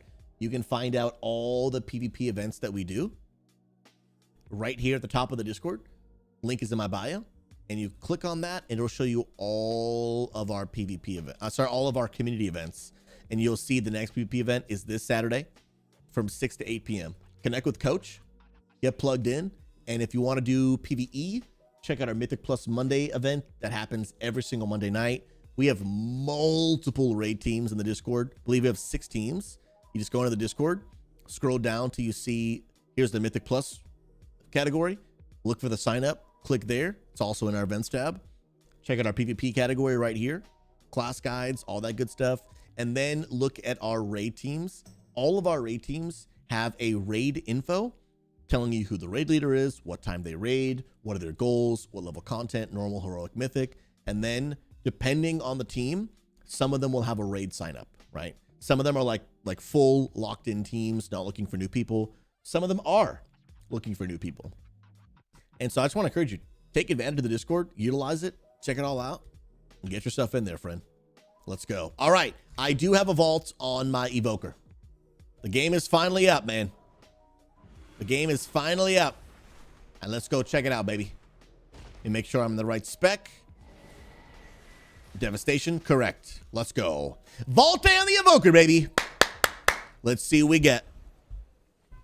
Give me something good. Give me something good. And are these hero track? I got a 2-handed staff, haste mastery, and this trinket, which I don't really think that I want, but both are hero track. Let me open up Wildhead real quick. I do have a 441 weapon. I don't know how that trinket is gonna stack up against these. These are both solid trinkets. This one is only a champion rank. So let's see a little bit. Let me go to Evoker. Let's check out that good stuff, shall we? Ba-da-da-da-bump. Dun, da-da-dun, dun. Let me see. So for trinkets, we go to Bisque Gear. What are we looking at here, huh? How does that Igneous Flowstone stack up in the trinket category, huh? So I've already got a really good trinket. Now, I do actually have this as well. But I use the Iridius Fragment over it because I like the burst of the opener. So I don't think I want, that's a C. I don't think I'm going to take it, bro. And I don't think I want this either. I've got crit haste. Your haste mastery. I don't think I want any of this, to be honest. And do I have any of the tokens? I don't think so, bro. I think it's going to be, and it's only 4. Yeah, mastery is Bis, yeah. No, well, crit is Bis. It's crit and then mastery. I don't have any aspect fragments on this character, do I? Nah, only 6.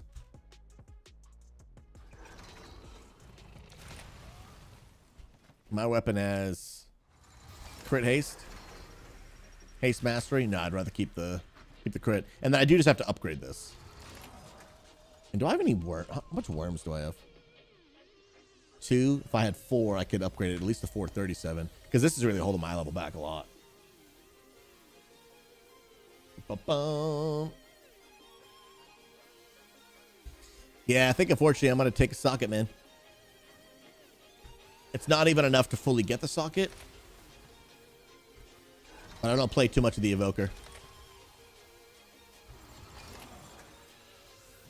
Dun. Well, I have a hero track weapon, and then I just need to upgrade this. So it honestly wouldn't even be that big of a difference.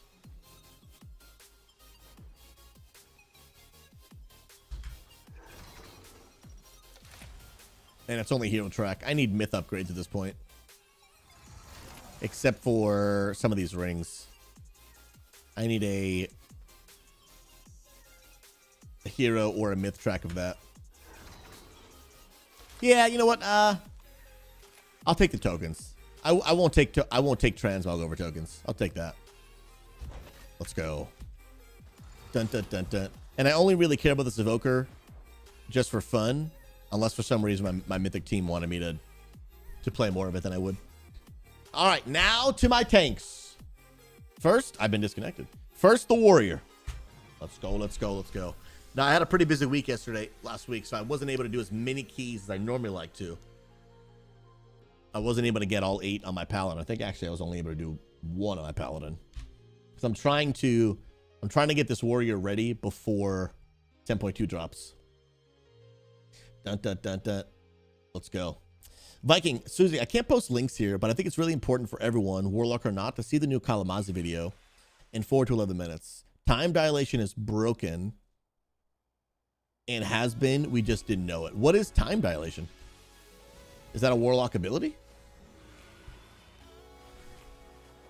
Bro, coach, it's awesome, man. I'm glad to hear the girlfriend's safe, dude. Let's go. All right, Big Susie needs a big vault. Give it to me, Blizzard. Give me something big. I want something good. Myth track items. What do we got? What do we got? A crit mastery cape in the myth track, and I have a 424 cape, bro.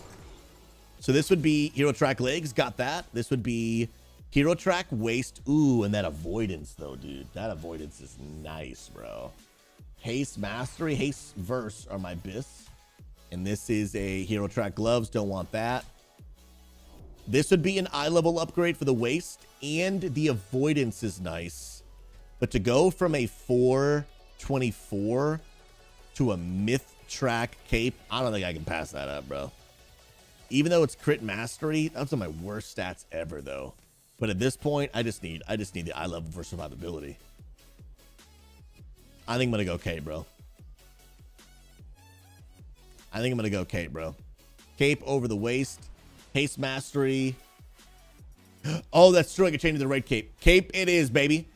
And then we're going to go ahead and change it. Change the stats into the raid cape. Let's go, Blizzard. Thank you for the nice upgrade. Let's go. We take that. We take those. We grab that. And what keystone did I get? I got a 17 Halls of Infusion. Sick, bro.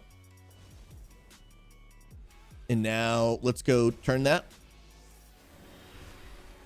with the catalyst. Now, I don't know what we're going to get in terms of stats. Let's go. Fluffy, so you just requested to join the guild in-game. How long does it normally take to get accepted? Shouldn't normally take very long. And I actually, dude, I may not have promoted this character just yet. I don't think I can't. I need to give myself perms on this character, dude.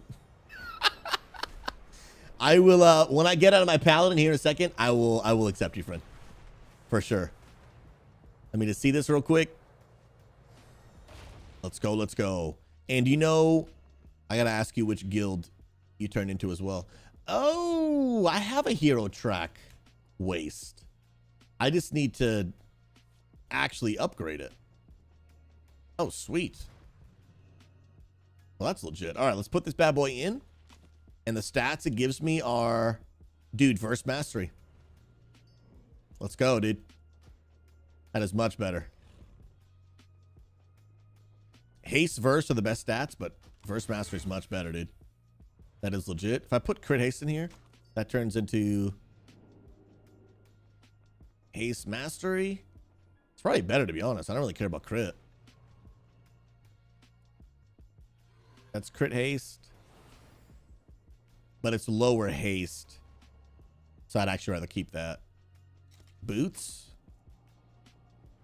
Haste verse. That's bis. Yeah, absolutely gonna do that, dude.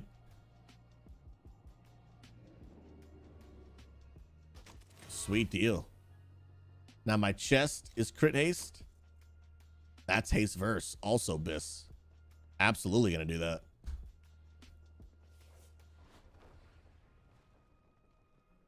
Sweet deal. Now this already is the raid. Crit verse. No. Oh, that's why I have these on, because these are BIS stats. Haste verse. This is crit verse. But I'll do that, because if when I do put it on,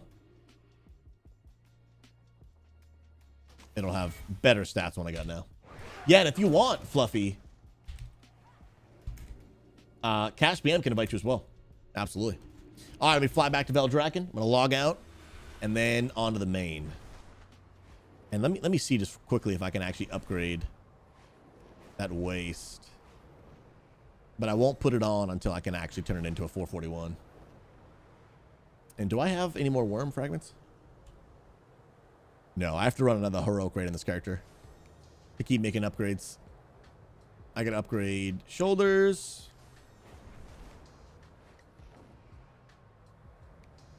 Yeah, got lots to upgrade. This guy still needs some work before 10.2 drops. I want to be able to alternate back and forth with this paladin depending on what the fights need. Come on. I should be able to upgrade this. Oh, I can. I just don't have enough flight stones. That's embarrassing, dude. Dino, absolutely. Dawn of the Infinite runs is a massive way to get aspect Shadow Flame Crusts. All right, on to the good old paladin. Let's go, let's go. BGO's my lady friend just came to the game, and I will probably join Unity on the characters me and her made. BG, that's freaking awesome, bro.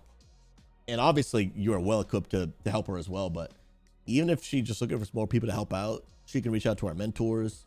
She can join one of our raid teams. Bro, it'd be super cool to play with you guys, man. I mean that, bro. Even if it's on, you know, different alts and whatever, we'd love to play, bro. Now, fortunately, this paladin, I was not able to do as many keys as I would have liked to last week, because I was doing some other work on some other characters, but I do need either a Myth Track chest or Myth Track gloves. I'm gonna make sure that I am in the proper loot spec. I'm in prot. Now I'm only gonna have maybe 1 or 2 slots though. I'm not gonna have my Myth Track slot from raiding because I was benched for one night because we were trialing some new people, and I believe I did 4 heroics. So I might actually only have 1 shot. I might only have 1 shot at actually getting a Myth Track gloves or chest. Blizzard, please give me Myth Track gloves or chest. That's all I need. That's all I need. Give it to me, please, please. Legs. I don't need legs, Blizzard. I don't need legs. Now, it is my own fault for not doing more, but I was juggling other characters, and I didn't get to complete 3 bosses on my Mythic raid team, because I was either on a different tune or we were trying out a new tank. But unfortunately, oh, dude, that's all I need is just Myth Track chest or gloves. Blizzard, I will play your game for another week to get another piece. My goodness gracious, bro. Feels bad, dude. Nothing. Nothing. And that's not even enough to grab a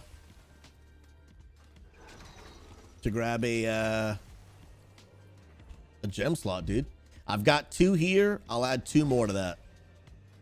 I will add 2 more to it. Unfortunately. Because the only thing I think I still need to put a gem in. No, actually, I might have everything gemmed. No, waste. I still need to gem my waste. And then I'll be good. But I am actually going to get a crafted waist. I'm actually going to recraft a few things. I'm going to get crafted shoulders, crafted cape, crafted waist, and a crafted shield. And I already have all the aspects. I just actually have to physically get them made.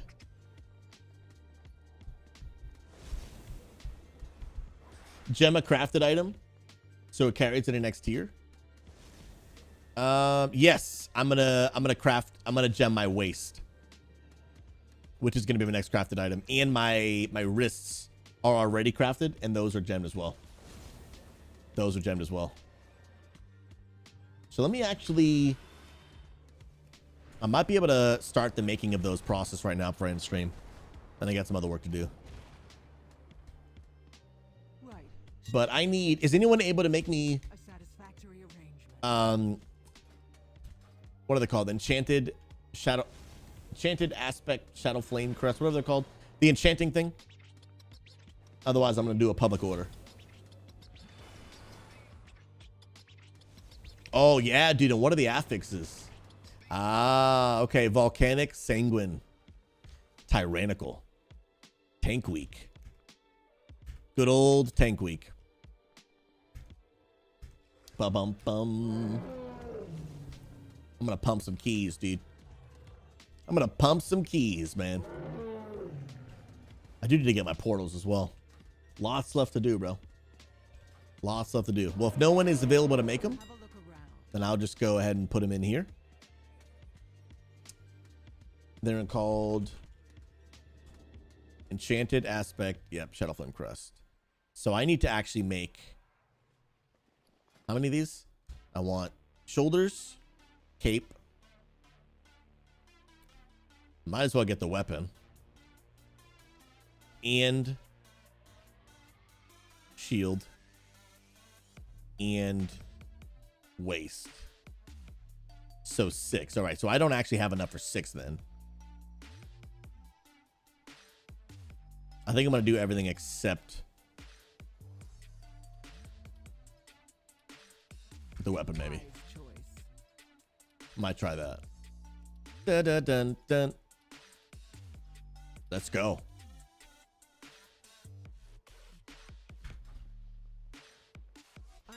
But I do not have all of the items that I need. Bum, bum. Enchanted aspect. I gotta make 4 of these. So track recipe. These goods will serve you well. No, I gotta make 5 of them.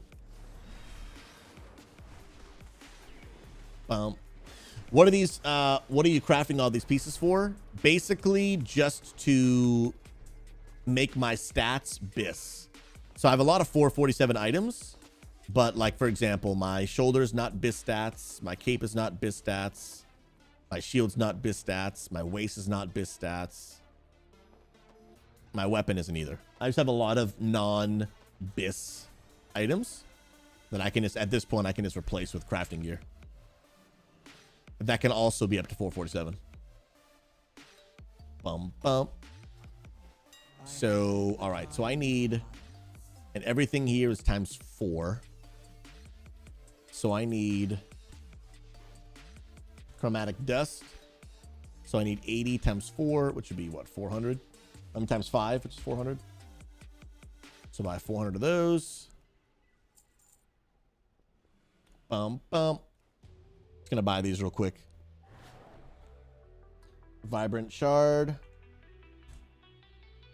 Now that we can get into World of Warcraft. Then 15 times 5, 4 is 60. So is that 75?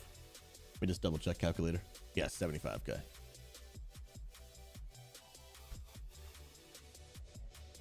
Bump, bump, bump, bump. And then I also need 4 resonant crystal. Ooh, Wolf Gaming. What's up, homie? Welcome to Unity Gaming. It's an absolute honor and a privilege to have you popping in. Guys, can we get some hearts in the chat to welcome this next level legend? If you're looking for a positive place to come play World of Warcraft, we'd absolutely love to have you. Type !point Discord in the chat to get plugged in. We got raid teams ranging from normal to mythic, community events, transmog events with cash prizes, Corsair giveaways, and so much more. And honestly, we just want to give people a place to make friends, clear content, and enjoy life and gaming together. Toxic free environment where you can thrive and form some friends. I'm glad you're popping in. What are you playing, WoW, friend? So I got those, and now I need Dracofists. And I need to buy 10 of these. All right, I got on my mats. And Dino, I'm coming right after this, bro. We're a little behind because maintenance took way longer than we thought. Wild Chapel starting right after this, homie. Put these right in. And then we are good to go, man. I'm just going to put 4 of these public orders in. Enchanted Aspect. Nice. Commission. Do like 1,000 gold for each. Bump, bump, but up. Let me just make sure I got everything. So I just need to do this 5 times. I was hoping there was just like a buy another. Oh, perfect. Place order. Place order. Place order. And one more. Perfect. All right, I'll grab those later and then actually get those pieces made. But now, it is time. Let's go. Dun, dun, dun. Primal, what's up, big guy? Bro, that's you on the meters, man. That is you on the meters, dude. Yeah, Brahmin. So crafting is absolutely an option for a best in slot. Absolutely.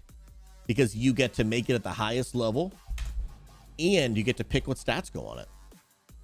So like, even though I have some 447 items, the stats, if they're good, but they could be better. So I can make crafted gear and just pick whatever stats I want. So like, it's not that OP super early on in the tier, because early on in the tier, you can't just make like 9 crafted pieces. But this late in the tier, you can almost make like as many pieces as you want, which is kind of crazy. What up, Slay Fever? How you doing, friend? Good to see you popping in, homie. To Wild Chapel we go. Bro, I want to play this Disc Priest more, man. Disc Priests are looking so good. So good. No, Thy Horror. Fortunately, I see you asking, am I doing keys after your vault? I would love to, but unfortunately, WoW came up like as my stream was ending. I've got some work I got to get done. Editing, I got to do some Discord stuff, community stuff, social media stuff. I got to do all of the stuff that I do outside of stream. And if I stream longer, unfortunately, it's going to put me behind. I would love to just stream all day, but unfortunately, there's just like 8 million other things to get done that involve like content creation, that if all I did was stream all day, I would just never get anything done, which is unfortunate, because streaming is my favorite part. It's my favorite part. If I could just not edit and just not really have to do much of anything besides interacting individually with people, interacting with our teams, and streaming, and then spending time working on the future, that would be the bomb diggity. That would be the bomb diggity. Yeah, Furix, I might need it, bro. I might need more of those 7 a.m. streams this week, man. I might need some more, man. Yeah, I might need some more. Yeah, I had some people that were helping me with a lot of stuff, but they were just, volunteer helping me, and things have gotten really busy for them at work, so they haven't been able to help as much. So then I'm picking up more of that stuff, which, I mean, it is my responsibility to get my work done, hands down. So I'm having to make it happen. Yo, look at these homies already here. They're just waiting for Wild Church, dude. And we got a lion. We got a good old lion here, man. We got just a good old lion. Dude, what even is this, bro? And I'm petting it now? Interesting. The Lion of the Tribe of Judah. Hallelujah. Look at y'all. Look at y'all. They're all here just waiting, chilling, hanging out. Love it. It's not a lion, it's a dog. That is a ginormous, mane-looking dog. Now there's more? Bro, we got dogs in the church, man. We got dogs. Hopefully no wolves, though. Hopefully. We'll see about that. Oh, you love to see it. That's true. Dog is God spelled backwards. Come on now. I don't know what this is. And clearly I do not quest. Confirmed. Confirmed. I do not quest.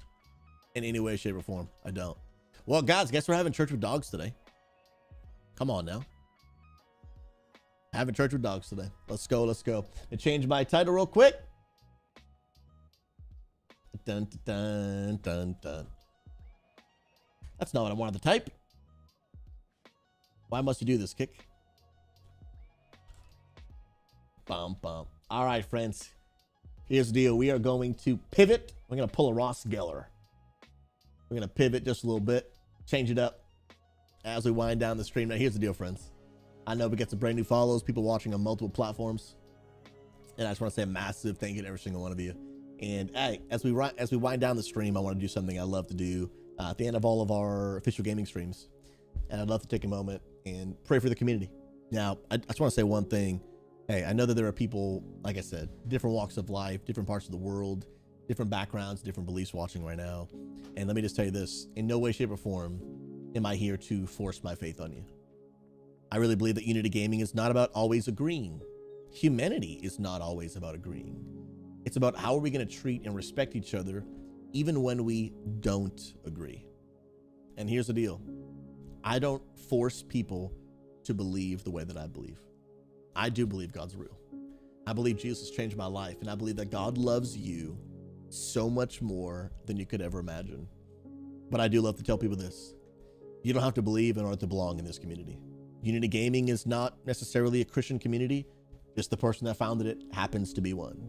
And no matter who you are, no matter what walk of life you're in, no matter what you've done, no matter what you've been through, this is a no judgment zone for me. I respect you, care about you, would love the chance to play some World of Warcraft with you, get you in our community. And even if these moments are ones that maybe you don't agree with, I just want you to know, I think it's important for us as people to learn to disagree and still respect one another. And I respect you. But I do want you to know, I believe Jesus loves you more than you could ever imagine. God has absolutely changed my life. And all I want to do in this moment is I wanted to start this week of gaming stream, just taking a moment just to pray for you. The reality is, maybe some of you are feeling the weight of the world. And, I'll be honest. I've been feeling it. I know that we can have a lot of high energy moments on stream and, we can have a lot of laughs, and that's good. But just because we're in the midst of some good moments doesn't mean that they're not also coupled with some challenging moments. And I've been feeling the weight of the world. Maybe you have been too. I've got lots of uncertainty in my life. I've got lots of questions about what the future holds. I've got lots of things that sometimes weigh heavy on my mind of like, is this thing going to work out? Is it not going to work out? And I think some of us can relate. Maybe our lives are different. But I think all of us can have fear. All of us can have worry. And I've just been trying to really remind myself and encourage myself with something I love to encourage you with. That I believe if we put our trust in Jesus, in a God who created the world, who I believe has the ability and the desire to help you, to strengthen you, to give you joy, to give you guidance and wisdom when you just don't know what to do. There are times, guys, where I just don't know what to do. And in those moments, God is eager to help you, eager to serve you, eager to direct you and to lead you if you are open to being led. A lot of it has come down to me simply being humble enough to acknowledge I actually am just not strong enough to do this on my own. I actually don't have all the answers to figure this out on my own. And God, I do need your help. God, I do need your wisdom. I do need your guidance. And that's just been me making myself more and more aware of really just the older I get, really realizing there's just so much I don't know, man. There's just so much I can't do. And honestly, finding the beauty in that. Finding in the beauty of just letting go, surrendering and saying, you know what, God, I need you more than I've ever realized. Literally just to navigate my day-to-day. You've got a purpose for me. You've got a plan for me. And I do need you. That's the realization that I've come to. That God loves me, that God loves you, that he is able to do so much more than you could ever ask, think, or imagine.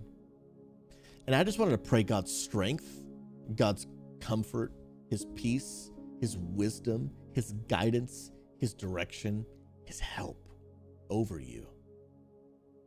And to just bring awareness that no matter how impossible things in your current situation might feel, here's what I believe. I believe there's no mistake too big that God can't forgive. There's no relationship too broken that God can't restore. There's no heart too hurting that God can't heal. He's done it for me. I believe he can do it for you. But it does start with you and I making a decision to say, you know what, I do want to go to God for help. I do want to bring awareness to if I'll be honest, into my own insufficiency. Within myself, I actually don't have all the answers. I do need to go to an outside source who is God, who is able to do more than I can, who is able to meet the needs that I'm not able to meet, who is able to bring the comfort in the situations in which my life are so dark and hurting. And I just want you to know that God's love, strength, mercy is available to you. I believe the Bible says that God sent his son Jesus to give his life on the cross and raised from the grave 3 days later to forgive you and I of sin, to give us an opportunity at new life, and to give us an opportunity every day to lean on his strength, to lean on his wisdom, on his power, to be able to have eternity in heaven, to be able to have a chance of experiencing God's purpose in direction for our lives. And all of that God wants to give to you and me for free. It's his gift that is ours for the taking, if we choose it. And here's the deal. I can't force any of you to believe what I believe, and I respect you too much to try and do so. All I can tell you is I believe that eternity is real. And I believe that Jesus, he really wants to spend it with you in heaven. And he made that possible for you and for me as a free gift to receive his forgiveness, to receive his love, his mercy. And that when I made that decision, it changed my life forever. I've never been the same. I'll never be the same. And I don't want to go back. I still make mistakes. I still fall short. And I still need God every day. I'm in no way, shape, or form better than you. I'm actually just acknowledging that I am a weak, broken, hurting individual who has gained strength, not from myself, but from God. And I can stand strong, even in tough moments, not because I've got it all together, but because God is literally holding me up, strengthening me, giving me joy when I don't have any of my own. And the same can be made available to you.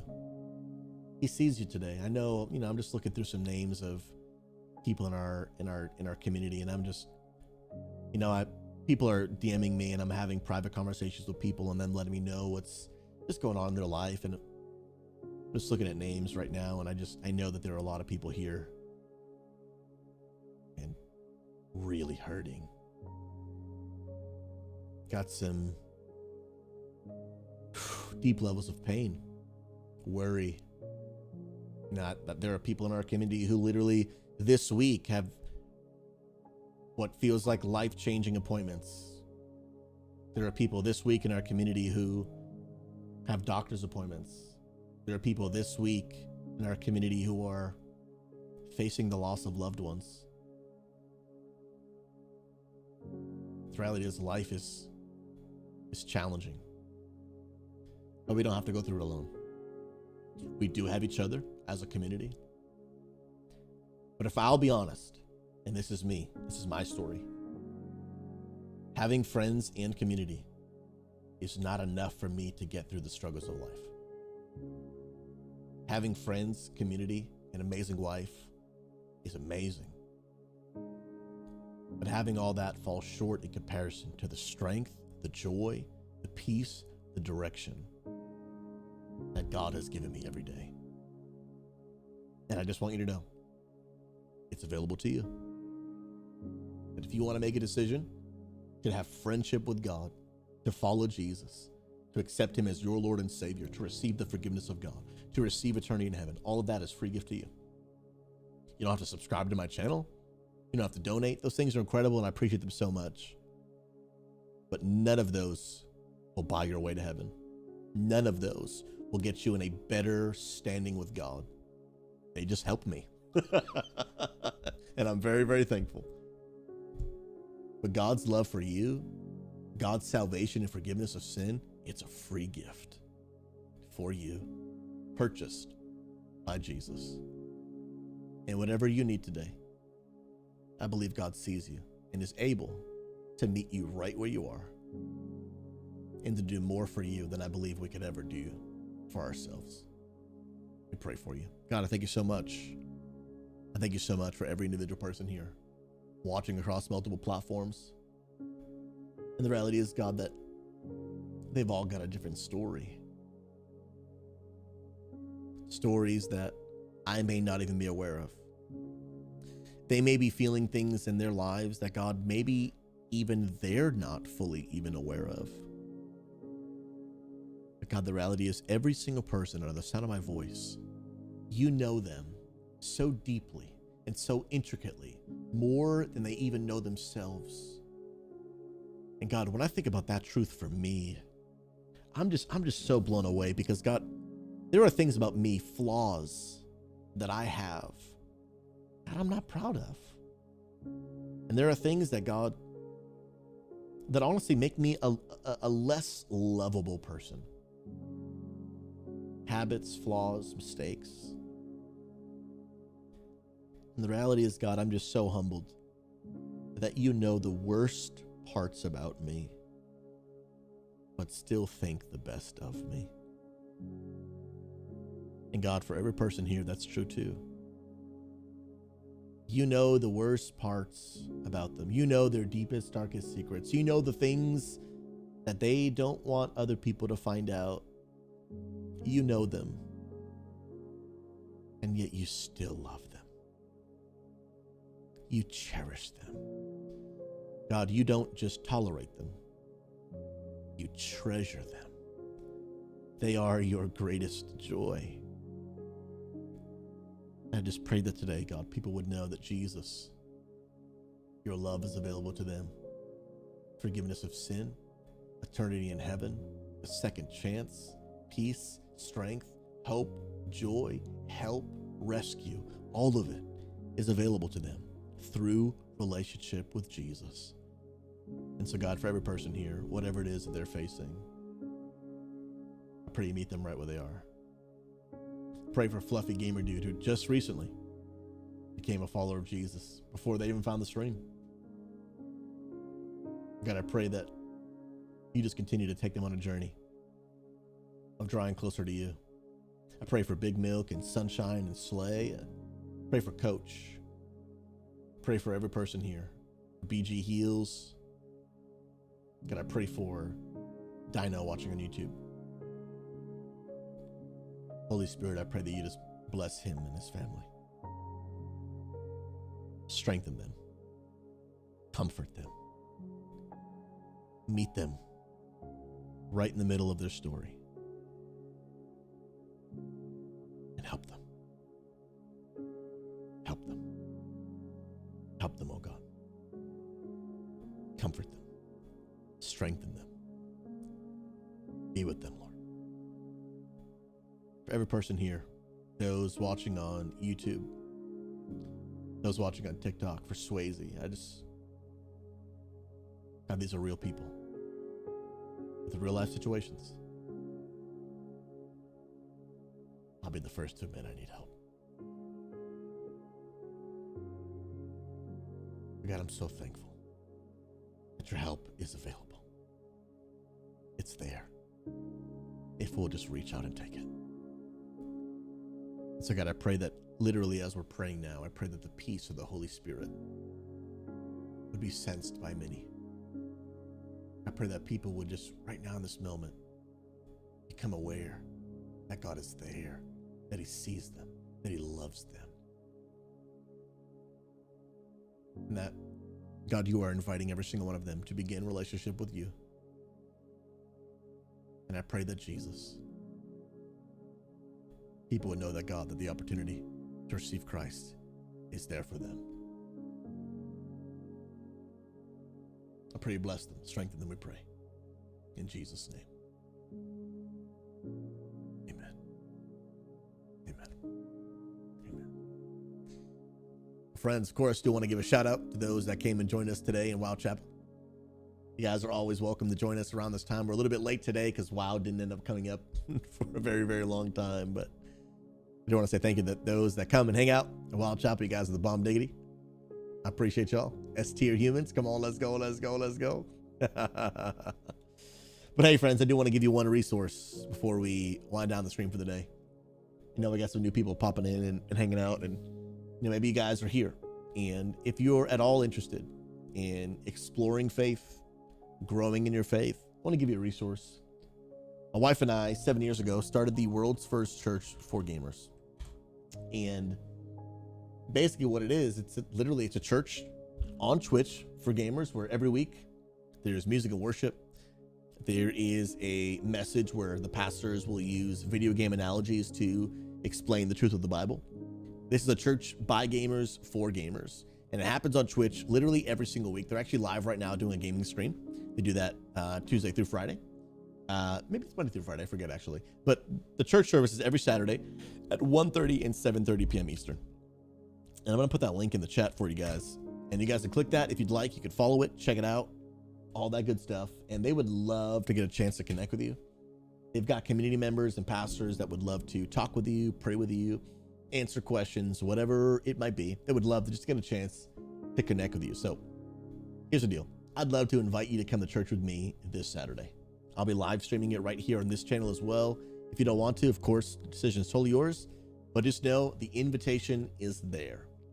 I'll be at church this Saturday, and if you want to attend right here in this channel or on their channel, either way, I'd love to have you. I believe God loves you. I believe God has a plan and a purpose for your life. And I believe that God wants to use whatever your current situation might be. He wants to turn it around. It doesn't mean that your situation isn't difficult. It doesn't mean your situation isn't tragic. It just means that out of your pain, God wants to meet you and do something beautiful right where you are. And when on this channel, if you guys want, you can come hang out, ask for prayer. I'd love to be an encouragement to you. Well, guys, thank you for watching. Thank you to those that support the channel every day. Some people are supporting by lurking. Some people are supporting through daily donations. Some people are supporting by helping fill up our daily sub goal, help keep the stream full time. And I want to say a massive thank you for giving me the opportunity to minister to gamers, build Unity Gaming, and be a part of this community. Thank you so much. Whether you're supporting so we can continue to share God's love with gamers, or you're supporting so we can continue to build up Unity Gaming, which is on a mission to bring an end to toxicity and loneliness in the World of Warcraft and gaming community. I just want to say a massive, massive, massive thank you. Now, we are in the midst of a little bit of a project. This did get a full revamp. We now have a new scene and an updated list to thank all of our Patreon subscribers. You are seeing this on all platforms and on TikTok right now. These are the names of those that support on patreon.com. This is a third-party place where you can support the stream at a 95% support and get additional rewards. Now, all of this is currently undergoing a big change because I am revamping all of the rewards. I have also broken my Patreon into pretty much two categories. It is no secret that there are people that watch my stream and support my stream for two completely different reasons. Some people watch and support financially, so I can keep on sharing God's love with gamers. Some people support more on the gaming WoW side of things because they want to continue to see me continue to build with our amazing teams, Unity Gaming. They want to watch the WoW content, all that good stuff, but they support for completely different reasons. And when it comes to rewards, they want completely different things. So rather than trying to approach it from a one-size-fits-all, I've actually just created the two different tiers, a WoW-based tier and a faith-based tier.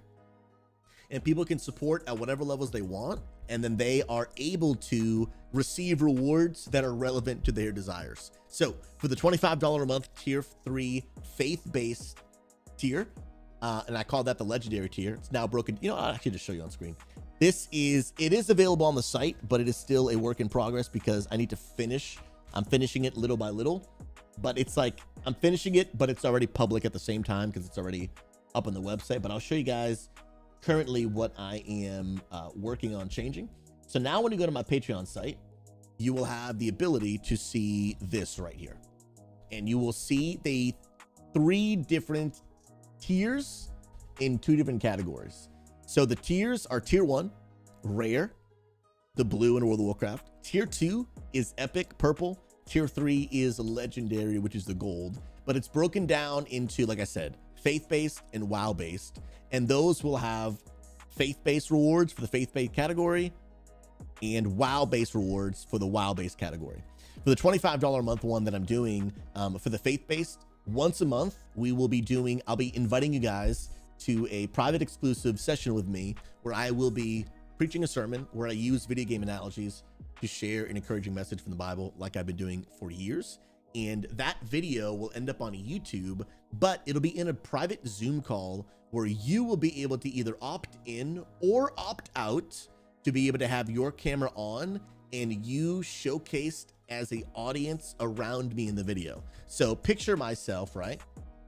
Picture our entire scene of, where is my mouse? Picture us. This is the video player, right?